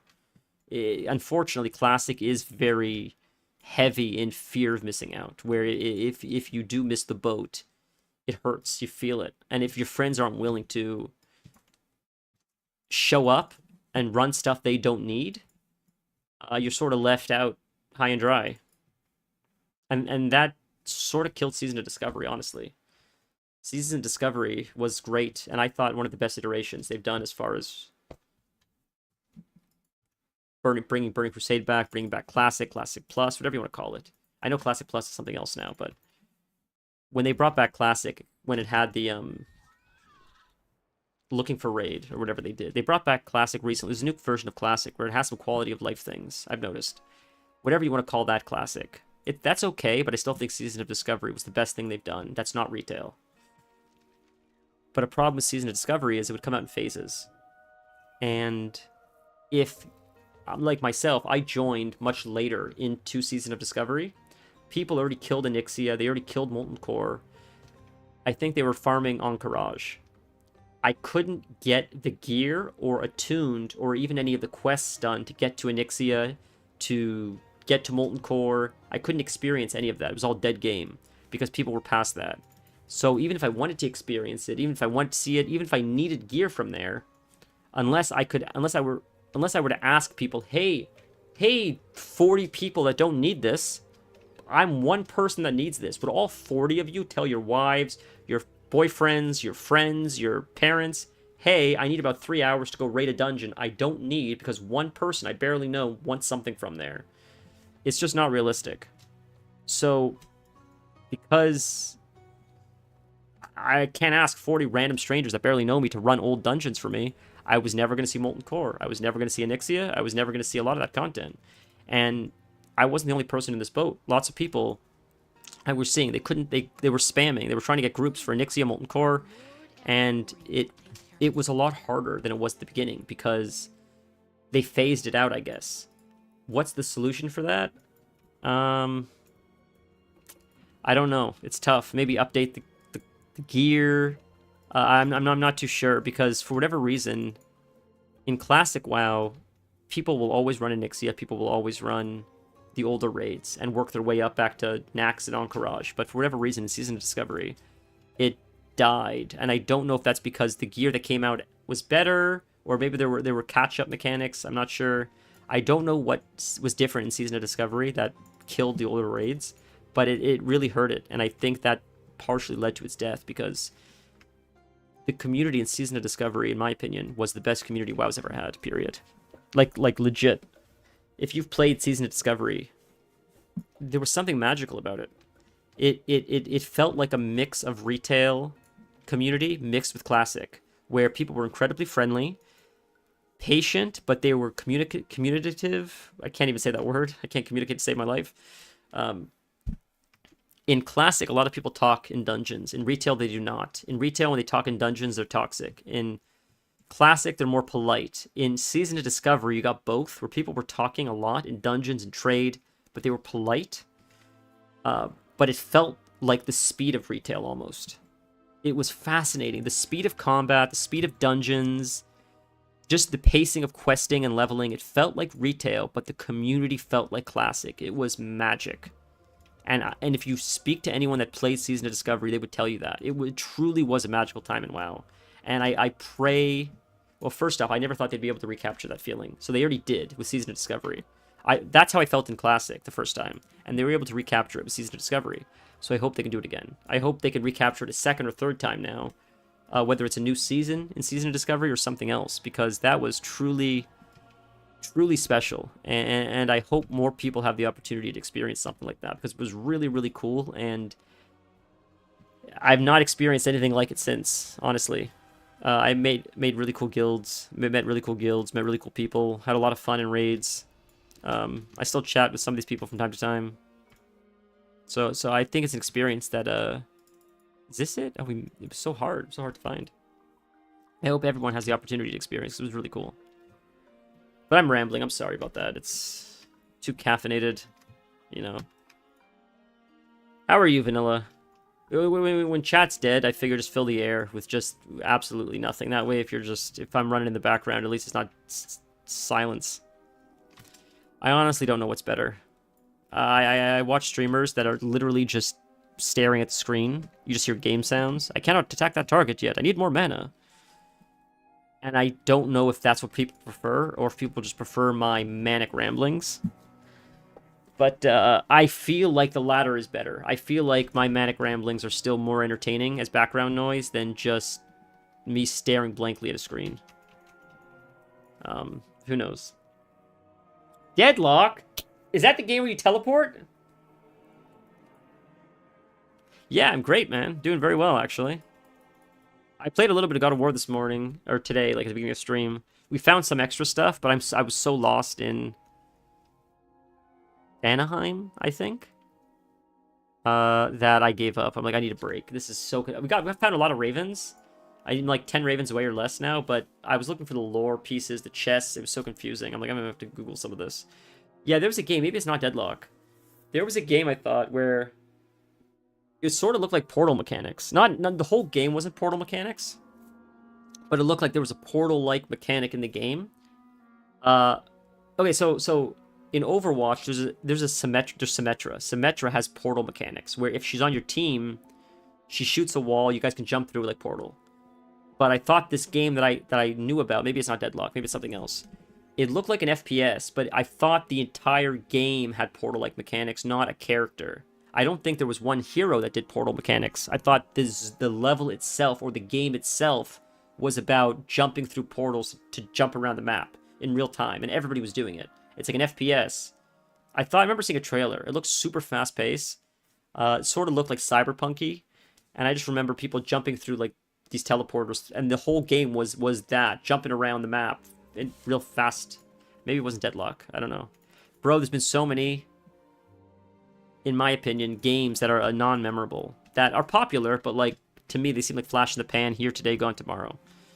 And every year we'll have games and books and movies, and television series and songs that are like the biggest thing for 6 months and then forgotten about. And I feel like a lot of games that I've seen as of late there's been a lot of that, where it's like the biggest thing. All my friends are playing it for like 3 weeks, 3 months, not even 3 months, 3 weeks, and then it's the next thing. And no, I'm not saying Deadlock is that, but I've lost track. There's just so much. The names are all bleeding in together. I'll have to Google what Deadlock is though, because I know the name. Marathon was a big one for a while. Okay, Deadlock is not what I was thinking of at all. Not even remotely fucking close. Not even remotely close. Jesus, man. This looks really cool, actually. Huh.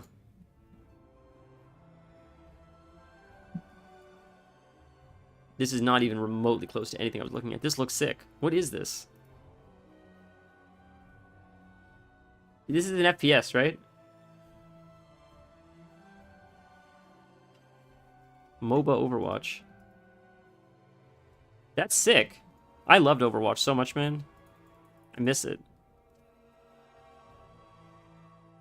I'm curious what game I was talking about, though, then. I remember watching a streamer playing it. It was a sponsored stream. I don't remember who it was, though. But it looked chaotic, that game, with the teleports. You know where I saw it, actually, was, I think it was the Xbox Showcase, where they showed the trailer for the first time. And I think that same day, streamers were playing it for like an hour or so, right after the trailer dropped. And I thought it looked like shit. I mean, maybe they were enjoying it, maybe they get paid to play it, but there's a lot of... I think Overwatch was one of the best hero shooters, period. And lots of games have come out to try to capture that same energy that Overwatch had originally. And I don't think anything has captured it, including Overwatch 2. I think they had something special with Overwatch 1. They got greedy, and they're trying to recapture it. I don't think they can. I think it was magic. They got lucky. They you know, you played with fire, you got burned, it feels like. Hopefully this Deadlock is a huge success, because, you know, we need games like that to exist, but I just feel like Overwatch doesn't deserve that success anymore after how they treated the player base. Don't get me wrong, if they brought Overwatch 1 back, I'd love to play it, but it just feels like they've been, as of right now even, I still follow them. They feel, to me, incredibly disrespectful to the player base. The way they drain their wallets, the way I feel like they're not very innovative with their content. They're just rehashing just what feels like half-baked skins. Just meaningless, flat hero designs with just baseless, banal personalities. I want to like Overwatch, don't get me wrong, I want to like it, I watch it, I still follow them, because I'm hoping one day they'll get interesting again, but it feels very, very called in. It feels like they just have the next year or two of heroes already designed, and they're just boring. They all seem so boring, in my opinion. Like, Doomfist has such character. Even Sigma seemed to have such character, and all these other characters now, they seem so... They just seem like ads for like those like Chinese mobile games you see when you're on YouTube. I don't know.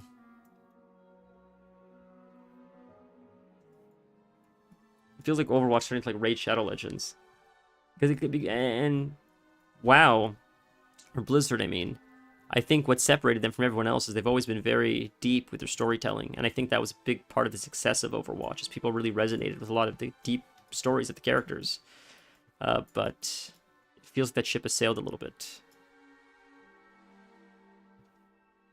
I see we have to hand this in. Is it right here? It's right here. Funny enough, though, people were complaining about this X-Pack, Midnight, having a bad story, and I disagree. Like, I understand there's a little bit of emotion to this X-Pack, and some of the elves are getting along, and it's a very elf-driven story. People are like, we don't care about the elves. Who cares about the elves? A lot of the time, I hear a lot of complaints, and maybe I'm in an echo chamber, but I'm not really in this echo chamber, but I just read these comments. People are like, WoW's gotten woke.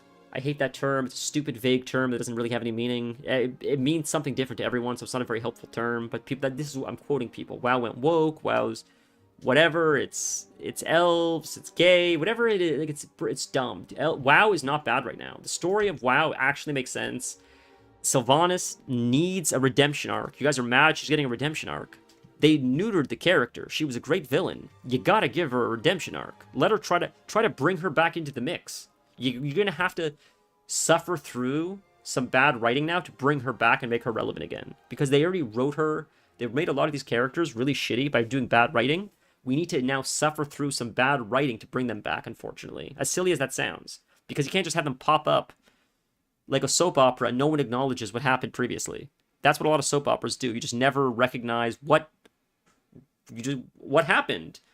We were mad at you a second ago, and we're just going to forget all that storyline? So they have to acknowledge it. They have to acknowledge the bad writing. And you have to bridge a connection from the bad writing to where we are now. And that's why I think people are complaining about the story.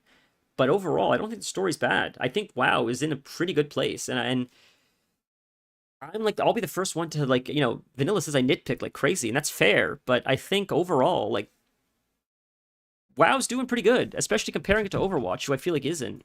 I think we're moving in the right direction. I don't know. I mean, maybe it was Bobby Kotick. I've heard that. I don't know. I don't work there. I'm not a huge fan of this Holly Longdale, who's, I believe, the narrative director or something along those lines. I believe she controls the narrative right now. It's what you can sort of tell. But I'm hoping that maybe she'll take feedback from the audience, or maybe someone will just guide her hand into a direction that's more aligned with the values that we believe WoW should have. Time will tell, but I'm hopeful. Maybe it's Copium. It's probably Copium, honestly, but we'll hope for the best. We'll cope for the best.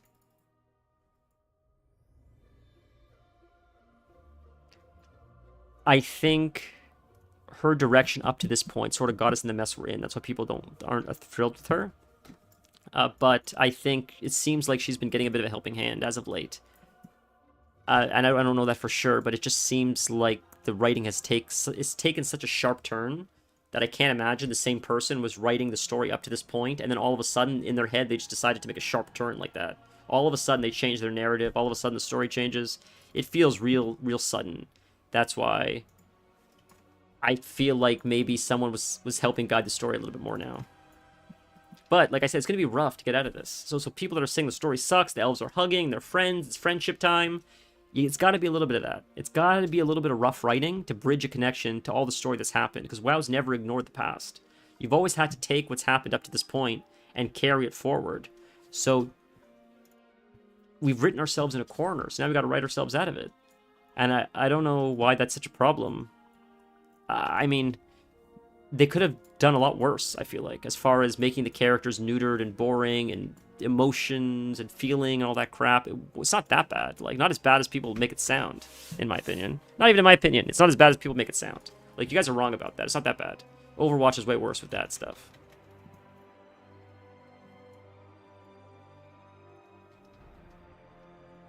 The fact that there's still, like, the bigotry in WoW is like what you want. Much like that's you need that. If that's the correct word, I feel like it's like bigotry. Like, we don't trust them. We don't trust that tribe. We don't trust that group. Whatever you want to call that. That is like the core of most fantasy universes. You need warring tribes. If you don't have that, a lot of the conflict doesn't exist. And WoW still has that, as you saw with Umbric. Even though they're both elves, Umbric isn't trusted by the rest of the Blood Elves. They're like, we can't trust any of the Void Elves. That whole clan cannot be trusted. They're our enemy. They've screwed this up for us before. Cannot trust them. That political sparring, whatever that is, that's in Game of Thrones. It's in Harry Potter, Lord of the Rings. All these factions, that as long as you have that, I think that's a huge part of the driving force that pushes the narrative of WoW, and we still have that. I think more than ever, more than we've had in a long time, and I think that's why it works so well. If you play the story, I mean, no one reads the quest text. Pay attention. It's not that bad. I think people are just watching. You're running through all the quest text, watching one or two cinematics, and basing the entirety of the story off the one cinematic you saw where Sylvanas hugs her sister, as if that. There's like 400 hours of content here. You watch one cinematic and say the game's gone woke. Bro, you're a moron. Like, you guys are morons. You guys don't know what you're talking about. It's just crazy. It's stupid.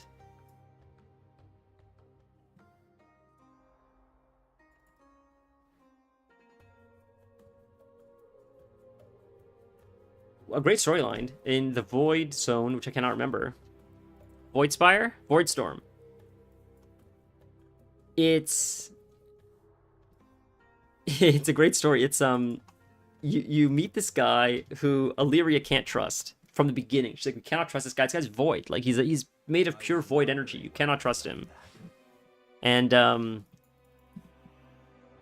sorry. Lothraxion, who's the Dreadlord, says you can't trust him. Illyria's like, I agree with you. We cannot trust him, but we're gonna pretend we trust him for now because we have a mutual goal, objective. So I don't believe we can trust him either, Lothraxion, but we're gonna pretend we're trusting him because maybe we can achieve something together. So the whole time there's trepidation when working with this void guy, and Lothraxion's like, he's gonna try to kill us. We gotta stop this. And she keeps saying, I know, but we're gonna keep trying. He hasn't tried to kill us yet. Let's keep trying to work with him.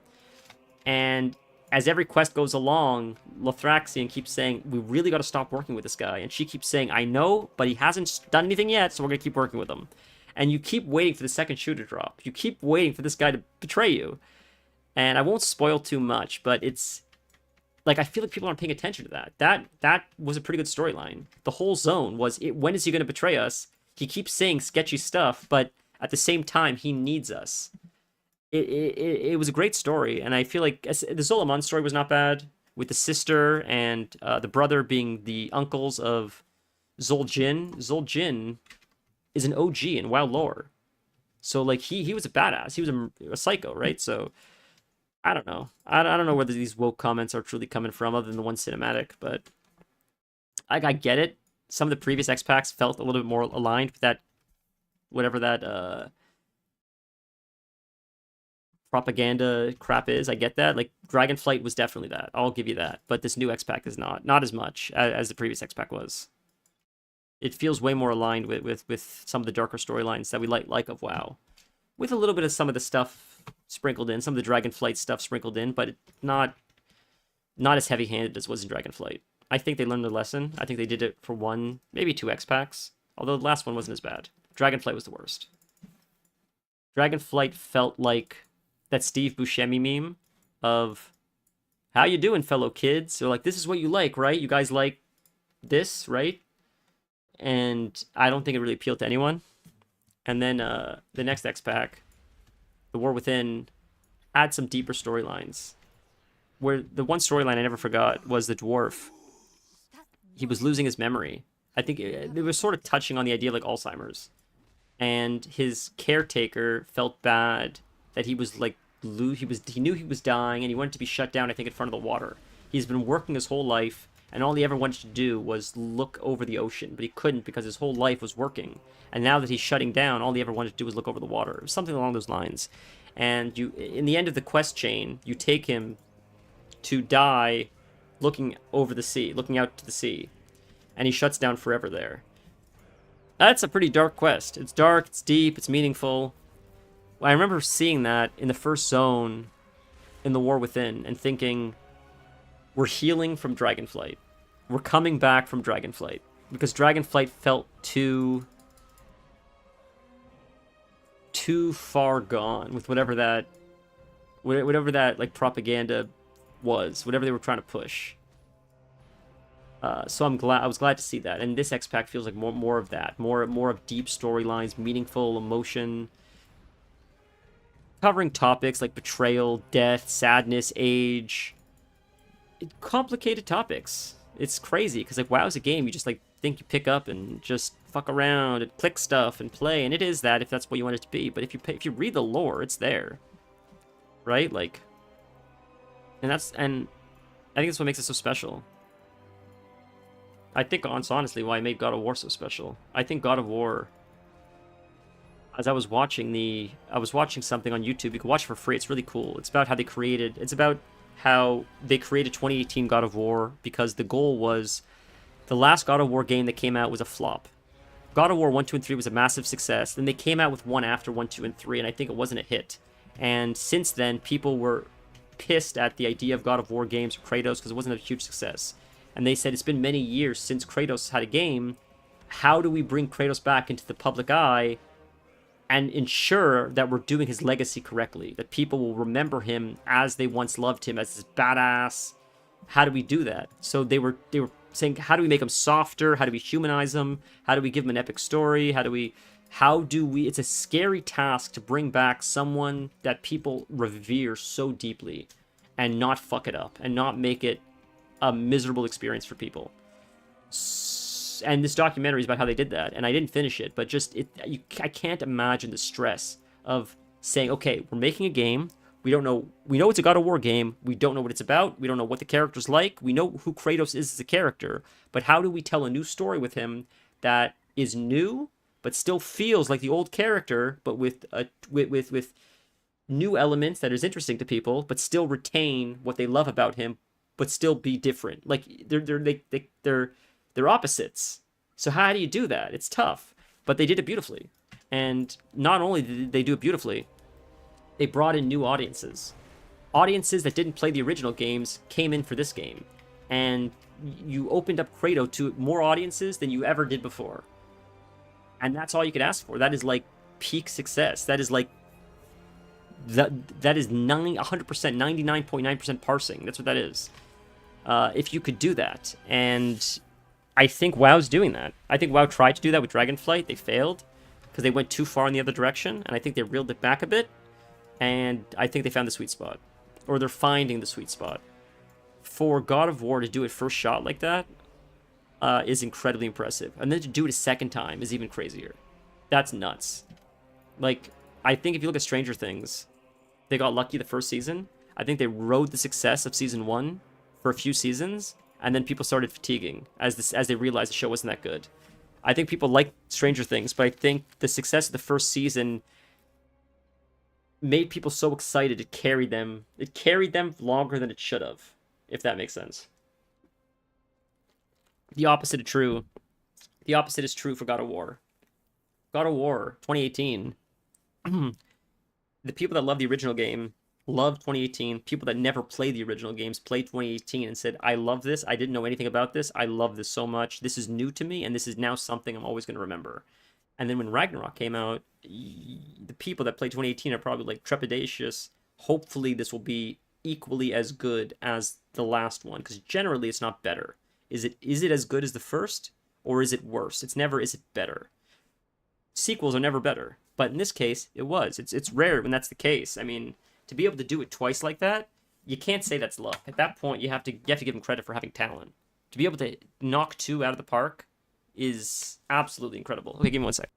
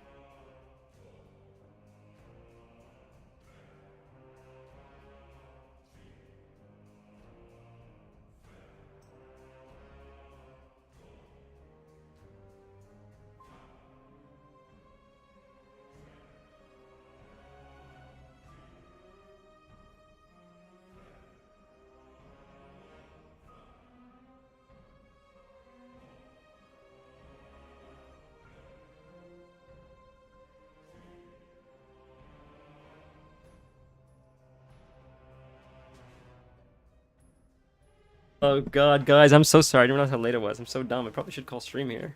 I didn't realize how late it was. Hold on.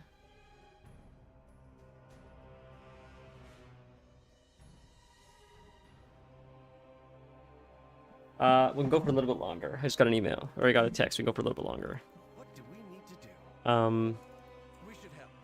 Ready to fight? Yeah, but that's all. So my point is, it's just tough to go back. I'm sorry I'm rambling so much, but it's just I can't imagine the stress of trying to take a character that people already loved and trying to recreate it, and that's a I mean, especially if you're not the ones that created it from the beginning, right? Like, I think that's the problem with Star Wars. George Lucas didn't create a lot of these characters they've now created. Some of it's a hit, some of it's a flop.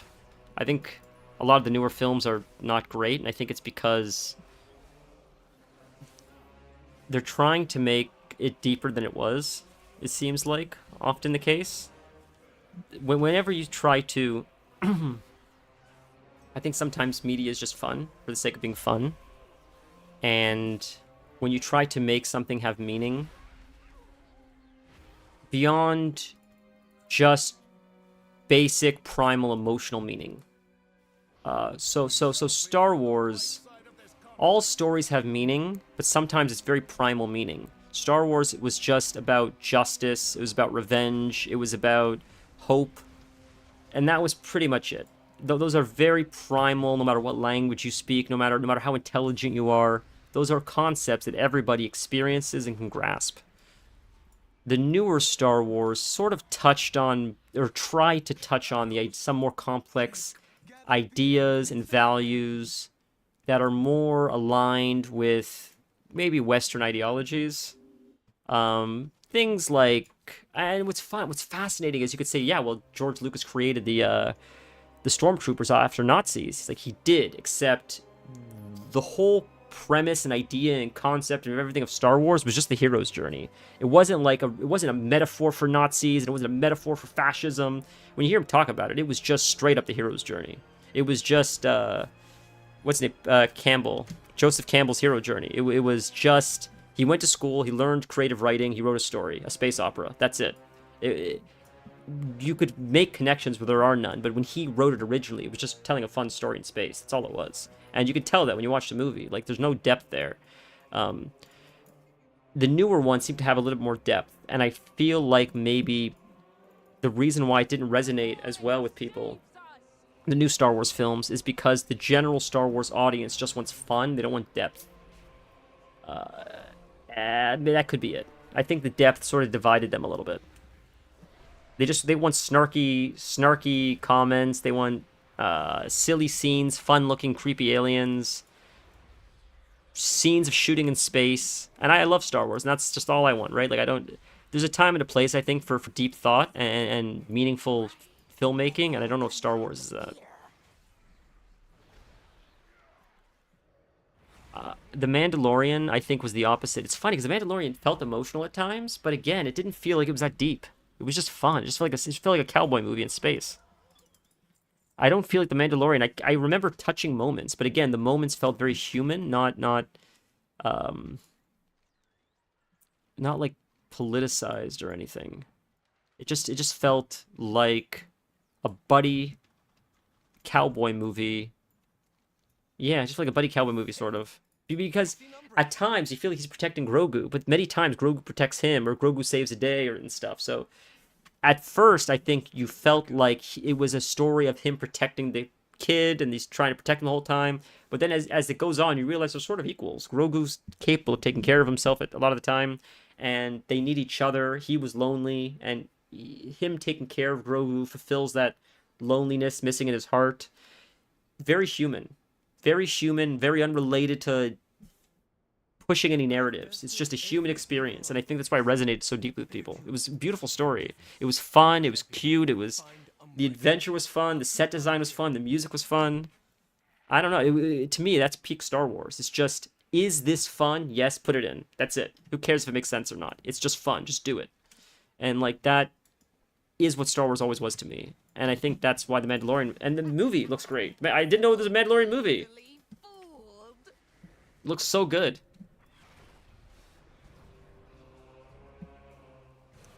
I'm shocked people liked Andor. I honestly don't believe people like it as much as they say they did, honestly, but it is what it is. It felt too much like a political drama to me. I know people say it, I know the numbers say it, I don't believe the actual audience of Star Wars fans liked Andor as much as... I think The Mandalorian was so many steps above Andor. It's crazy. I was so bored with Andor. It felt like such a political drama to me. Didn't we do this one already? It's a different one, maybe. I have so much stuff I have to sell. It's crazy. I gotta disenchant all this shit. Entire time I was here. Let's return to my study. I'm excited for the Mandalorian movie, though. It looks great. And it looks like a return, sort of those kinds of films. Which are just, like, silly fun. We need more Spielberg, really. Spielberg always just told...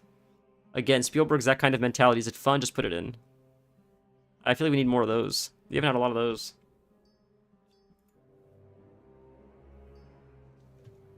The Marvel movies are those. I'll give you credit. It's just, to me, they're very formulaic, so I wasn't a huge fan of them. But look, if it gets people going to the movies, I think it's great to have them.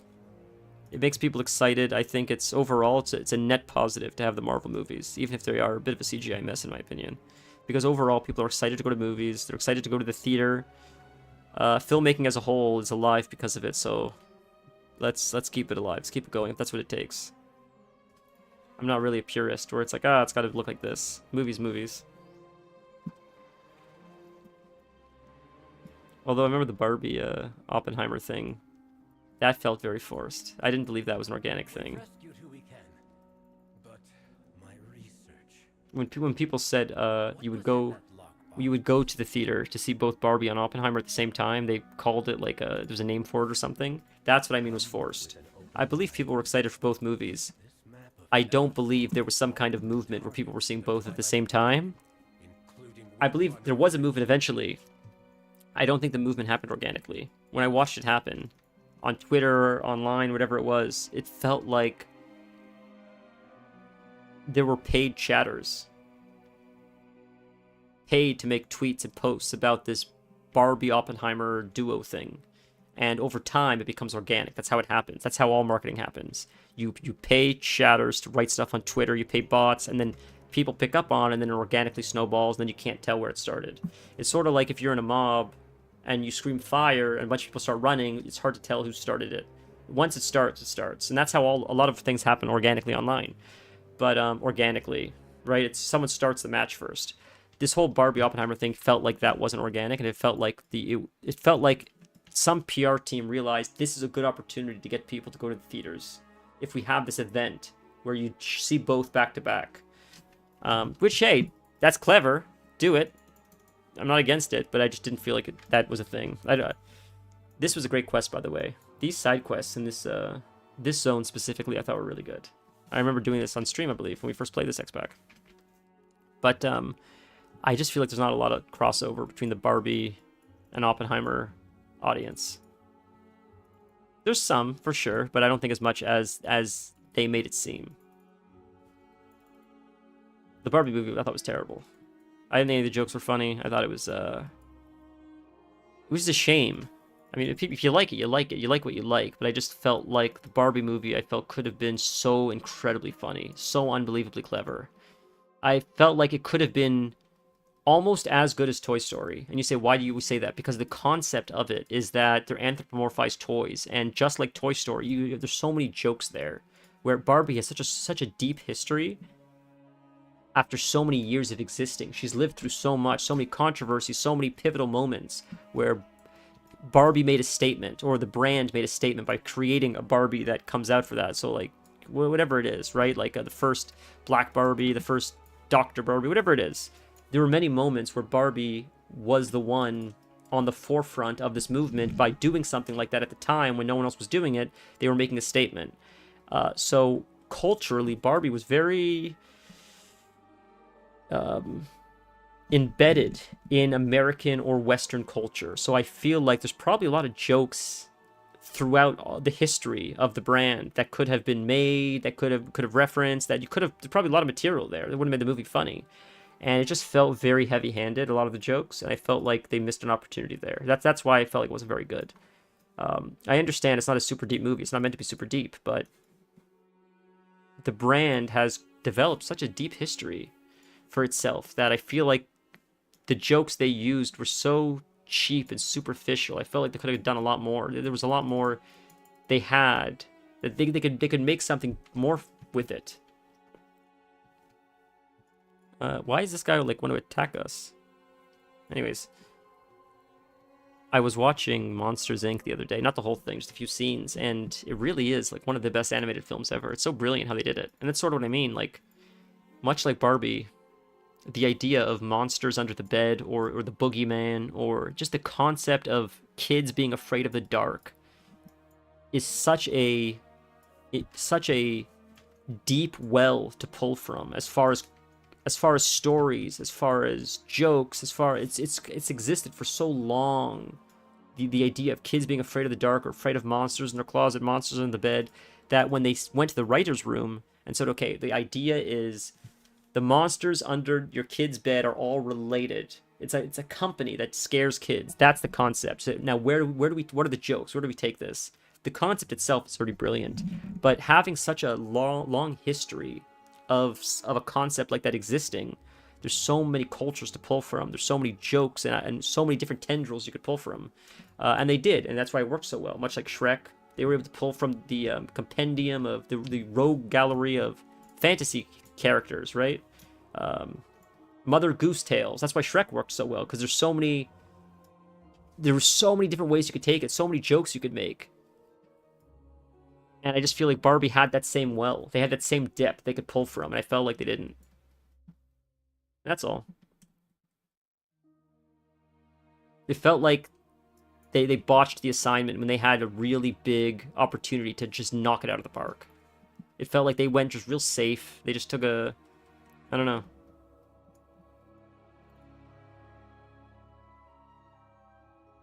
I mean, you can see the way I'm talking about movies I don't even care about. Like, so you can see I really care about film. That's why, like, I think a lot of people that are very vocal, and I see a lot of this online, both sides, whether it's like, oh, I don't want this woke shit in my movies, or this is offensive in my movie, whatever it is, it's like, neither of you guys belong here. This is art. Like, that doesn't belong. Neither of those conversations belong in art. Art is not either of those things. That is both of those conversations is just mouth noise. It's meaningless. It doesn't get you anywhere. It doesn't solve anything. It's ridiculous. I'm so tired of it.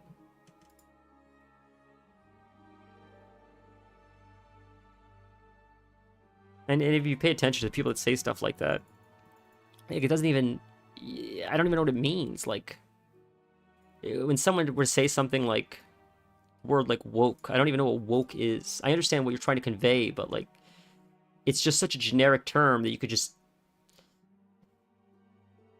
it feels so meaningless to me. It's such a lazy way to communicate, it feels like.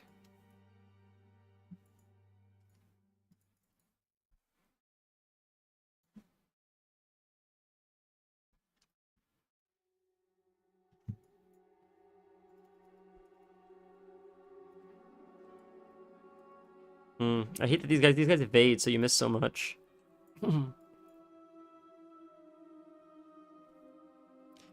But I thought Monsters Inc. was so brilliant. They had a brilliant concept, but they actually executed the joke so brilliantly, and I thought it was even better than Lion King. I thought it was even better than a lot of the films that exist. There's not a lot of Disney films that are really that good. Some of them are fun and nostalgic, but when you watch the quality of Monsters Inc. or the quality of the jokes in Toy Story, it's a level way above most of them. You might like a lot of the films, you might like Pocahontas and all those movies, and they're great movies, and they're very nostalgic, and Snow White is fun, and they're all great, but if at this age, if you rewatch a lot of them, and you watch Toy Story, you watch Monsters Inc., some of the jokes, the writing is so unbelievably top-notch, it's crazy. It's absolutely insane. It's like it doesn't belong there. It's so incredibly brilliant. And I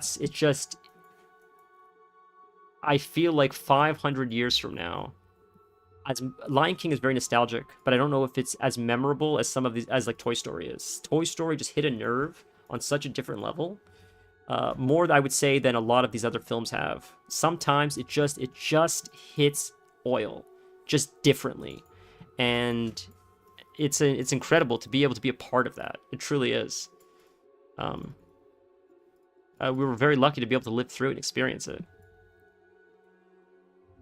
I feel like Frozen was popular, but I still feel like it wasn't quite there. I feel like it was one of the closest ones to get there, though, to Toy Story level, as far as modern films go. modern Disney films and stuff go. The one that I felt was actually closest to all of them is Inside Out.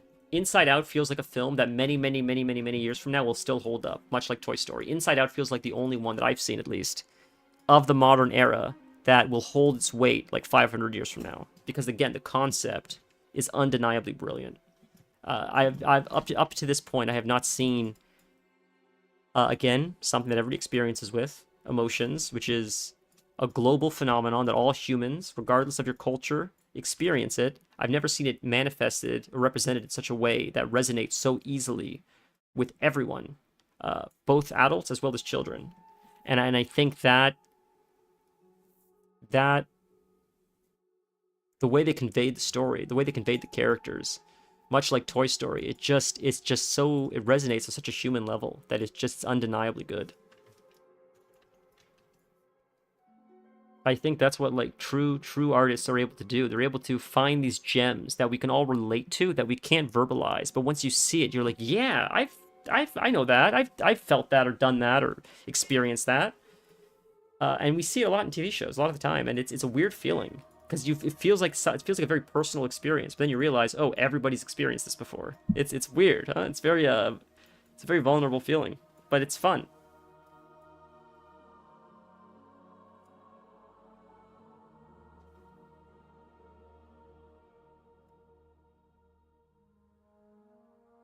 I think sort of reminds me of like something that a lot of cultures like, or it's popular, it's common. It's like when a comedian that's not part of your culture knows the inside jokes of your culture, and they tell it like on their stand-up set, it's always funnier than if it's someone in your culture. And I don't know why that is, but it's just always been the case. If it's an outsider that knows your culture so well that they're doing stand-up about your culture, to me that always comes off as funnier than someone who's on the inside. And I don't know why, but it's been used in stand-up since the beginning of time, and it still works, and it still always will work. I don't know, but it's like the same concept as a lot of these films. When you see something, or the character experiences something that you yourself has personally experienced, but it felt like you were the only one that experienced it.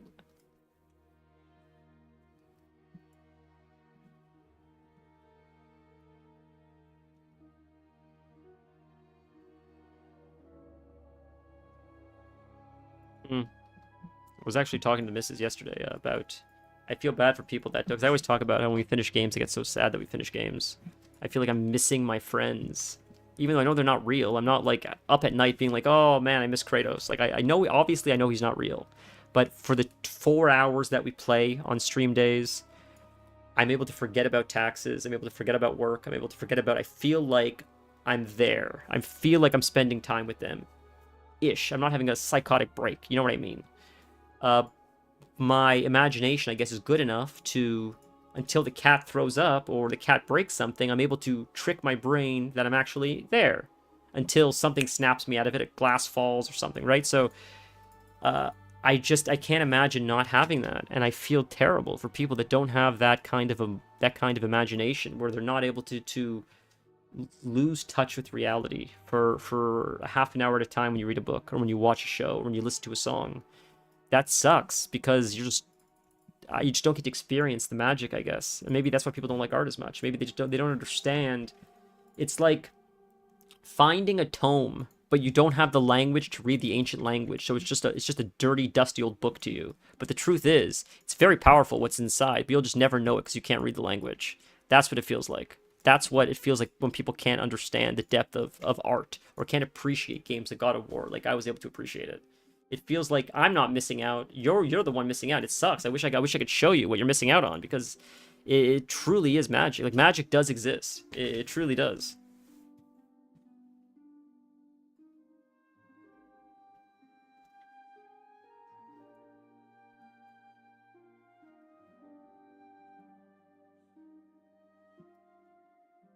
And that's why we kept going with The Witcher. I didn't enjoy The Witcher, but we kept going with it, and I'm glad I did, because in the end, it was a magical experience.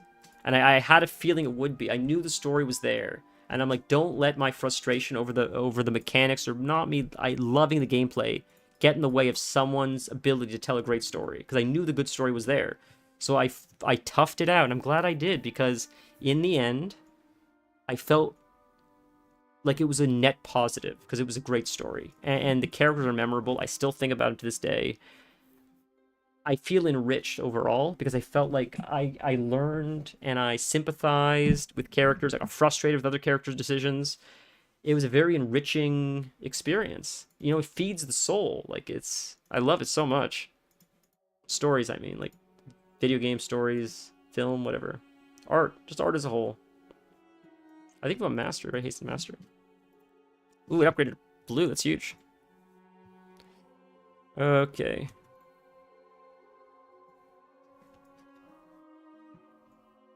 This has been the most rambliest stream ever. This is what happens when you play WoW. It's just rambles. Alright.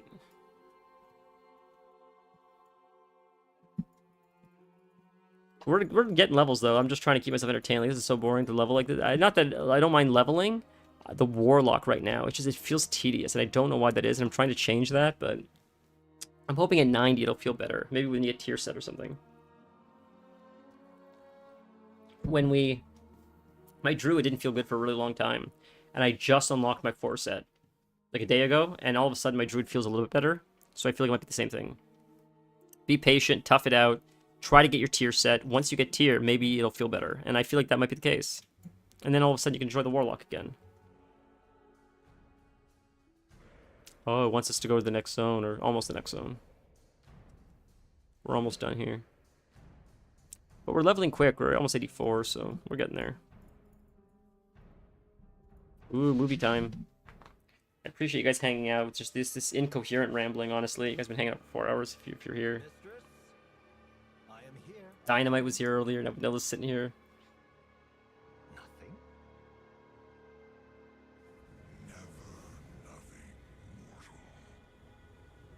It's question mark, question mark, question mark. Closes its jaws around the throat of your world. You cannot hope to be worthy of its hunger. I am. My followers and I have sown chaos and mistrust between the Sunwell's defenders. As we were bidden. Mere child's play, elf. The real work commences over the mountains. And within the void itself. In case any of you have forgotten. You wretches speak of your works and worth. Scrabbling for the mistress's favor. I think this is the guy. Maybe it's not him. It looks like him. They all look alike. These void guys. I can't tell which one is the one that sided with us. All will be devoured. The forces of the void are gathering from across the cosmos, eager to feed upon this world. Soon, the true invasion will begin. And the mortals will never see it coming. Make ready. One of the... Mistress, do not forsake me. He's fodder. You did well, my faithful servant. I never noticed her cloak, actually. It looks like... The other one side looks like a universe. That's cool. For you. I... Give my regards to Azeroth's champions. That's a good right there. That's a good... She could have killed him. She could have had him killed. Instead of having him killed, she let him suffer. Saying, I'll leave you high and dry. Let them deal with you. She's saying, I'm going to abandon you. You chose your side, which was me, but I'm a bad guy, so I'm going to just leave you high and dry now. So you could have sided with them, but now they're against you, I'm against you, and now you're on your own. And he has nothing. So now we're going to go in there and kill him. That's just evil. It goes to show, like, Xal'atath, how much of an evil character she is. She's a good character. That was a cool choice that they did that. They could have just had him, or her zap him down. Bing, bang, boom. But the intentional choice to leave him up, I like that. It shows, like, her motives. She wants them to suffer more than just take over. It's more than that. It's a little more sadistic than that. Okay, maybe we'll do a really, really quick delve. Real quick delve, and then we'll maybe call it.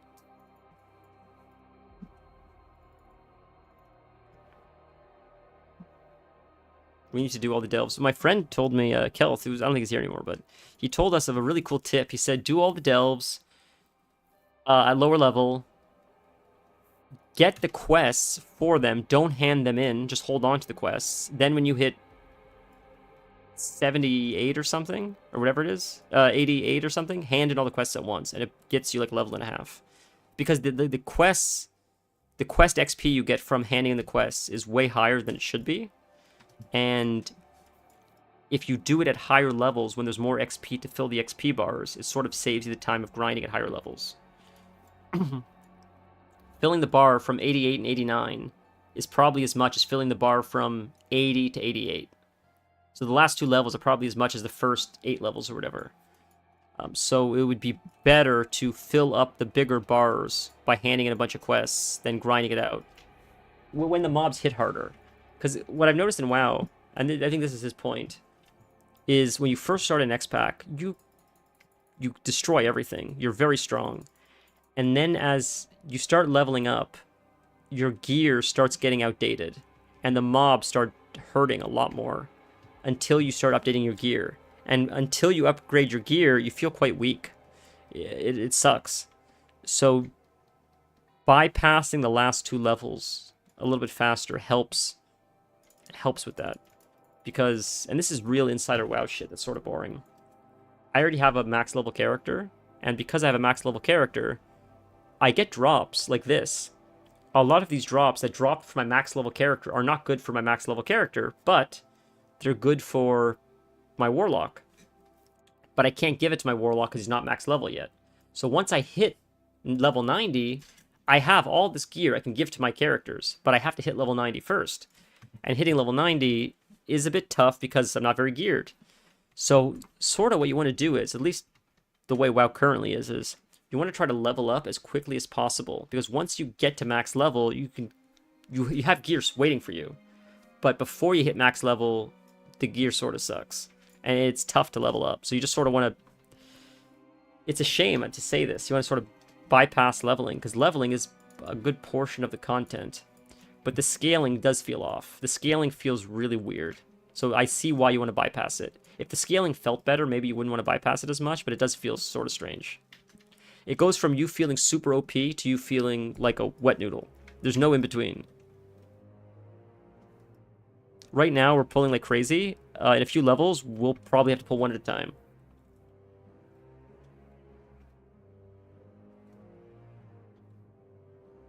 It doesn't seem as bad now as it used to be. It used to be pretty bad. When you would go into Burning Crusade from vanilla, holy shit, you would feel it. If you were really geared, you wouldn't feel it. But most people were not really geared. So it would hurt. The first few quests, until you replaced your gear, would hurt a lot. And when you would see the gear you would replace, often when you replace gear, it'll say, your current weapon does 6 damage. This new weapon does 10 damage. You're like, wow, that's 4 more damage. That makes a huge difference. And it does. When you go from vanilla to Burning Crusade, it will say, your current weapon does 10 damage. This new weapon does 400 damage. It's like, bro, are you kidding me? When you upgrade stuff at the very beginning from vanilla to Burning Crusade, it's insane how the power difference. Was it power creep? It's called power creep, maybe? It's insane how powerful you feel right off the bat. And then it levels out again. But just going from like 20 agility to 90 or 120 agility, it feels crazy. You can really feel the bump right at the start. And it at first it sucks because you can't kill anything. But once you can start killing stuff, you're like, wow, I feel powerful again. It feels nice. It's both good and bad. I wouldn't want it anymore, but experiencing it for the first time was fun.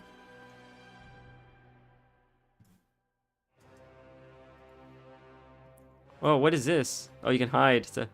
We're using a portrait of Xal'atath so they don't know it's us. We're hiding. We walk past these mobs?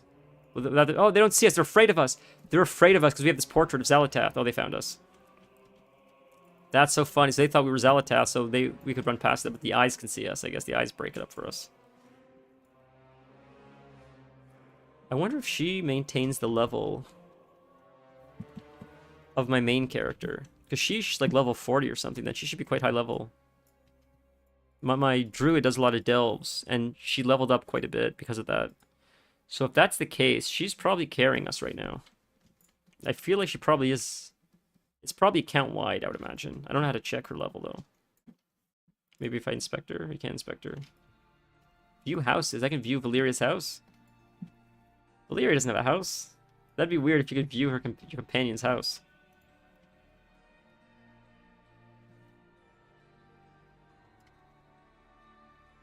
Alright.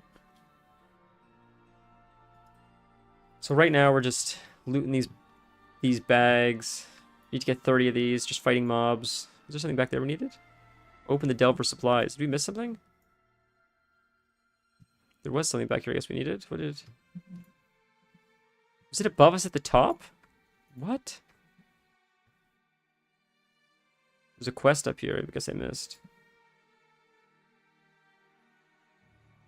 I just realized in Delve level 1, there's no... Is this the Delve supplies you want me to open? Oh, it's an introductory quest or something? There's no amount of lives you can lose. You can just die as many times as you want. I didn't realize that. That's nice. Oh, we'll use a Hellstone so I can fall, because I'm going to take fall damage. I don't want to die, so I take fall damage. But it doesn't matter how many times you die, I guess. Like I said, there's no loss, so... May as well put, I guess, the Hellstone on us, too. May as well. Oh, she dropped a campfire. It's up there. She probably dropped it, though, so it's alright.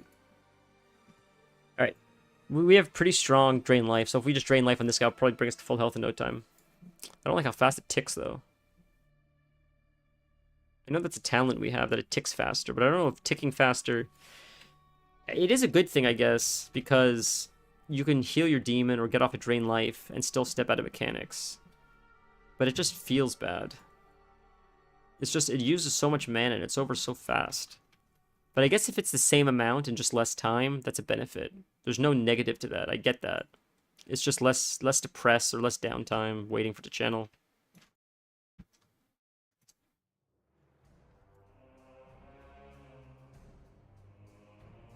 Like, as you can see, we haven't really been paying attention. We've just sort of been just rambling on, DPSing, and we haven't really ever died. So it's not like demonology's bad, not by any means. It just feels like it's missing something. I don't know what it is. It just feels too automated or something. I don't know what it is. I don't know I don't know what it is. It feels different though. There's a few buttons that are missing, that's for sure, and that sort of sucks. Just, I feel like I'm just a little bored, but again, I guess if you want to make it easy for people, I get it. This is a new X-Pack, yeah. Couldn't even tell, huh? Yeah. I mean, you know, if we had that one extra demon ability, even. Yeah, I don't know. I guess what I don't love about the changes they made is it just feels like stuff was taken away, but we didn't. To me, it doesn't feel like anything was really given. I don't feel like the new rotations feel like a benefit. It just feels like we've lost stuff, but nothing new was added.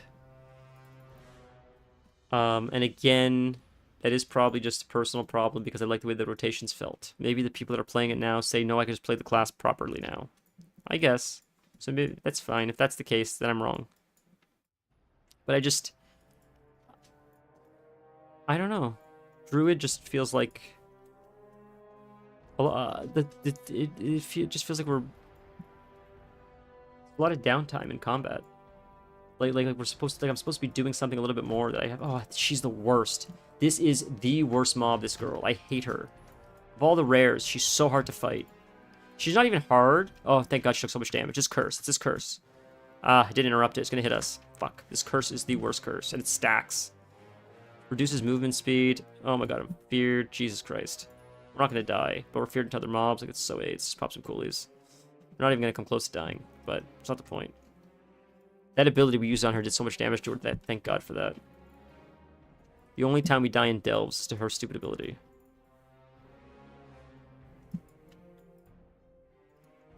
This is something they added. I thought it was this X-Pack. Maybe it was last one at the end. If someone dies in a delve, you leave like an Elden Ring or a Souls. In Dark Souls, when you die, you leave a tombstone. You do in here now as well. This guy died. He perished at 9:19 p.m. on April 15th buy a Wrath Shell. See? It's fun.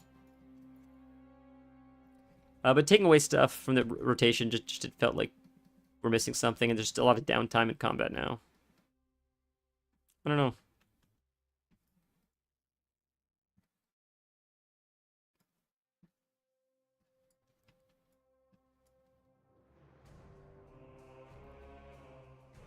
A class that actually sort of looks fun amongst all the tedious classes that I've mentioned. Maybe this is a tedious class too, it just looks fun, is Windwalker Monk.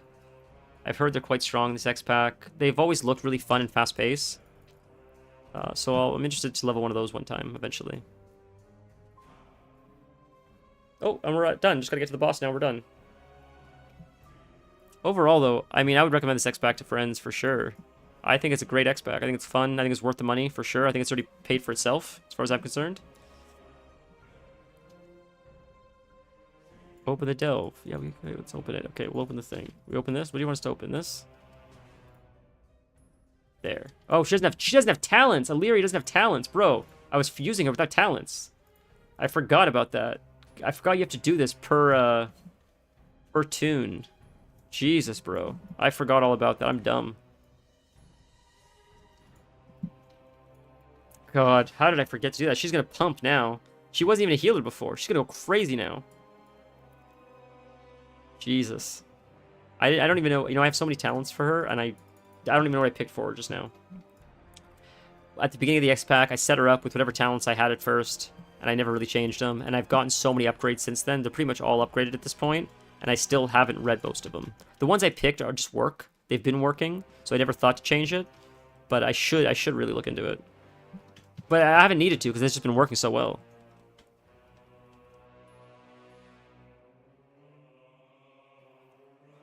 Something I don't love about, but maybe this will change. I don't love about Feral, though, is I read that supposedly people say Feral sucks. A lot of people said, yeah, Feral isn't very good right now, but they said it does okay in Mythic Plus.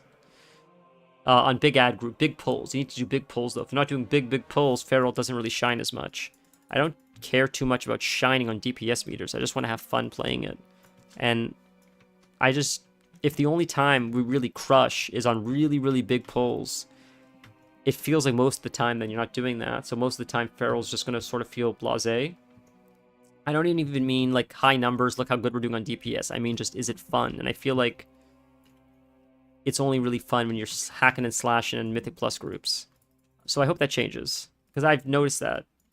I don't know. I like bleed. It was really fun to have a bleed build where you could set bleeds up on something, run away, and watch them just slowly rot away as they chase you down. They just slowly die.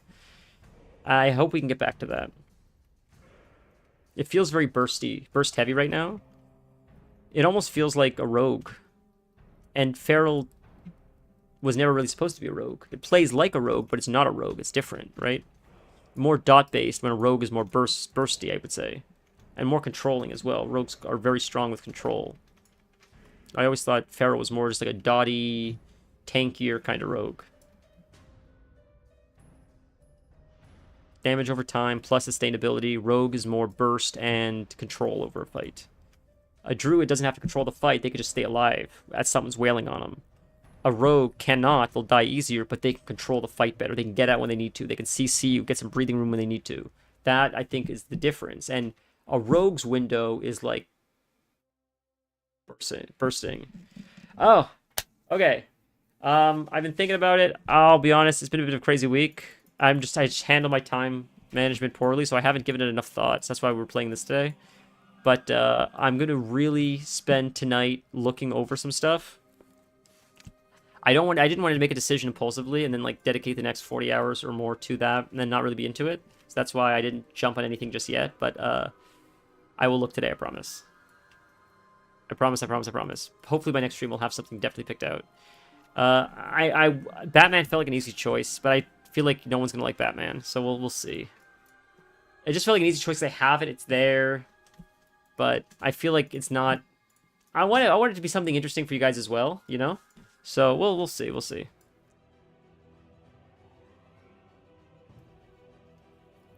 And if we were to, what would be involved? I know you mentioned. I don't know if you mentioned this on stream. Did you mention on stream like The whole Steam thing that you messaged me with, or maybe not. We can talk off stream too. I don't know if you mentioned that. I don't want to air stuff that you've said if you didn't say it on stream. I don't remember.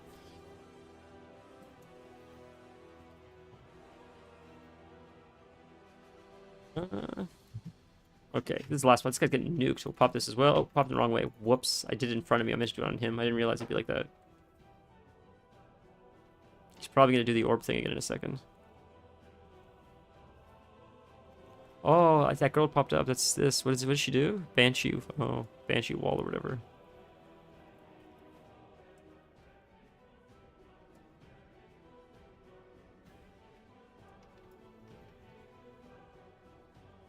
Something else I want to check. I want to see if Resident Evil 9 was on Game Pass, but I don't think it is, unfortunately. Okay, we did it. Nice. Finished it.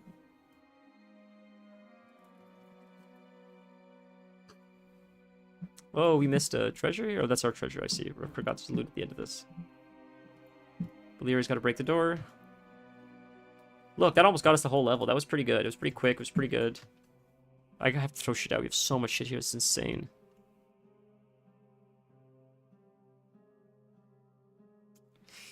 Point of ancestry, just get rid of it. What is this? Oh my god, I got more shit here. Jesus Christ. Get rid of the pug costume. Jesus, man. This is an upgrade, though. And it turned into a blue, which is huge. Let's do it. It's a bit of an upgrade, not huge, but it's something. Get rid of the tickets. Jesus. I gotta sell this stuff, man. Check the list I sent you. Just now?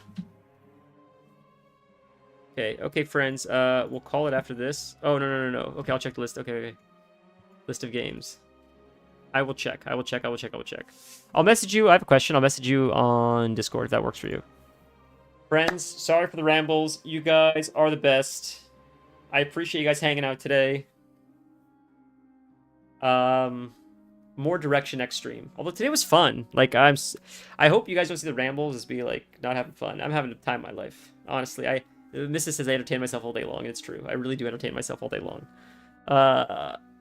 WoW's always a blast. You guys made leveling so far way better than it has been, at least on the Warlock. I feel like a Death Knight and stuff will be fun, but the Lock is... Not that the zones are bad, just Lock feels like boring, but hopefully that changes as we get our tier set. I feel like it will. As we get more levels and more gear and stuff, I feel like it'll be more fun as it turns on. You get better trinkets. Maybe also, we didn't unlock our special talents yet, I don't think, did we? No, see, we don't even have this yet. So maybe when we get like Dominion of Argus, that's the new talent of the new X-Pack.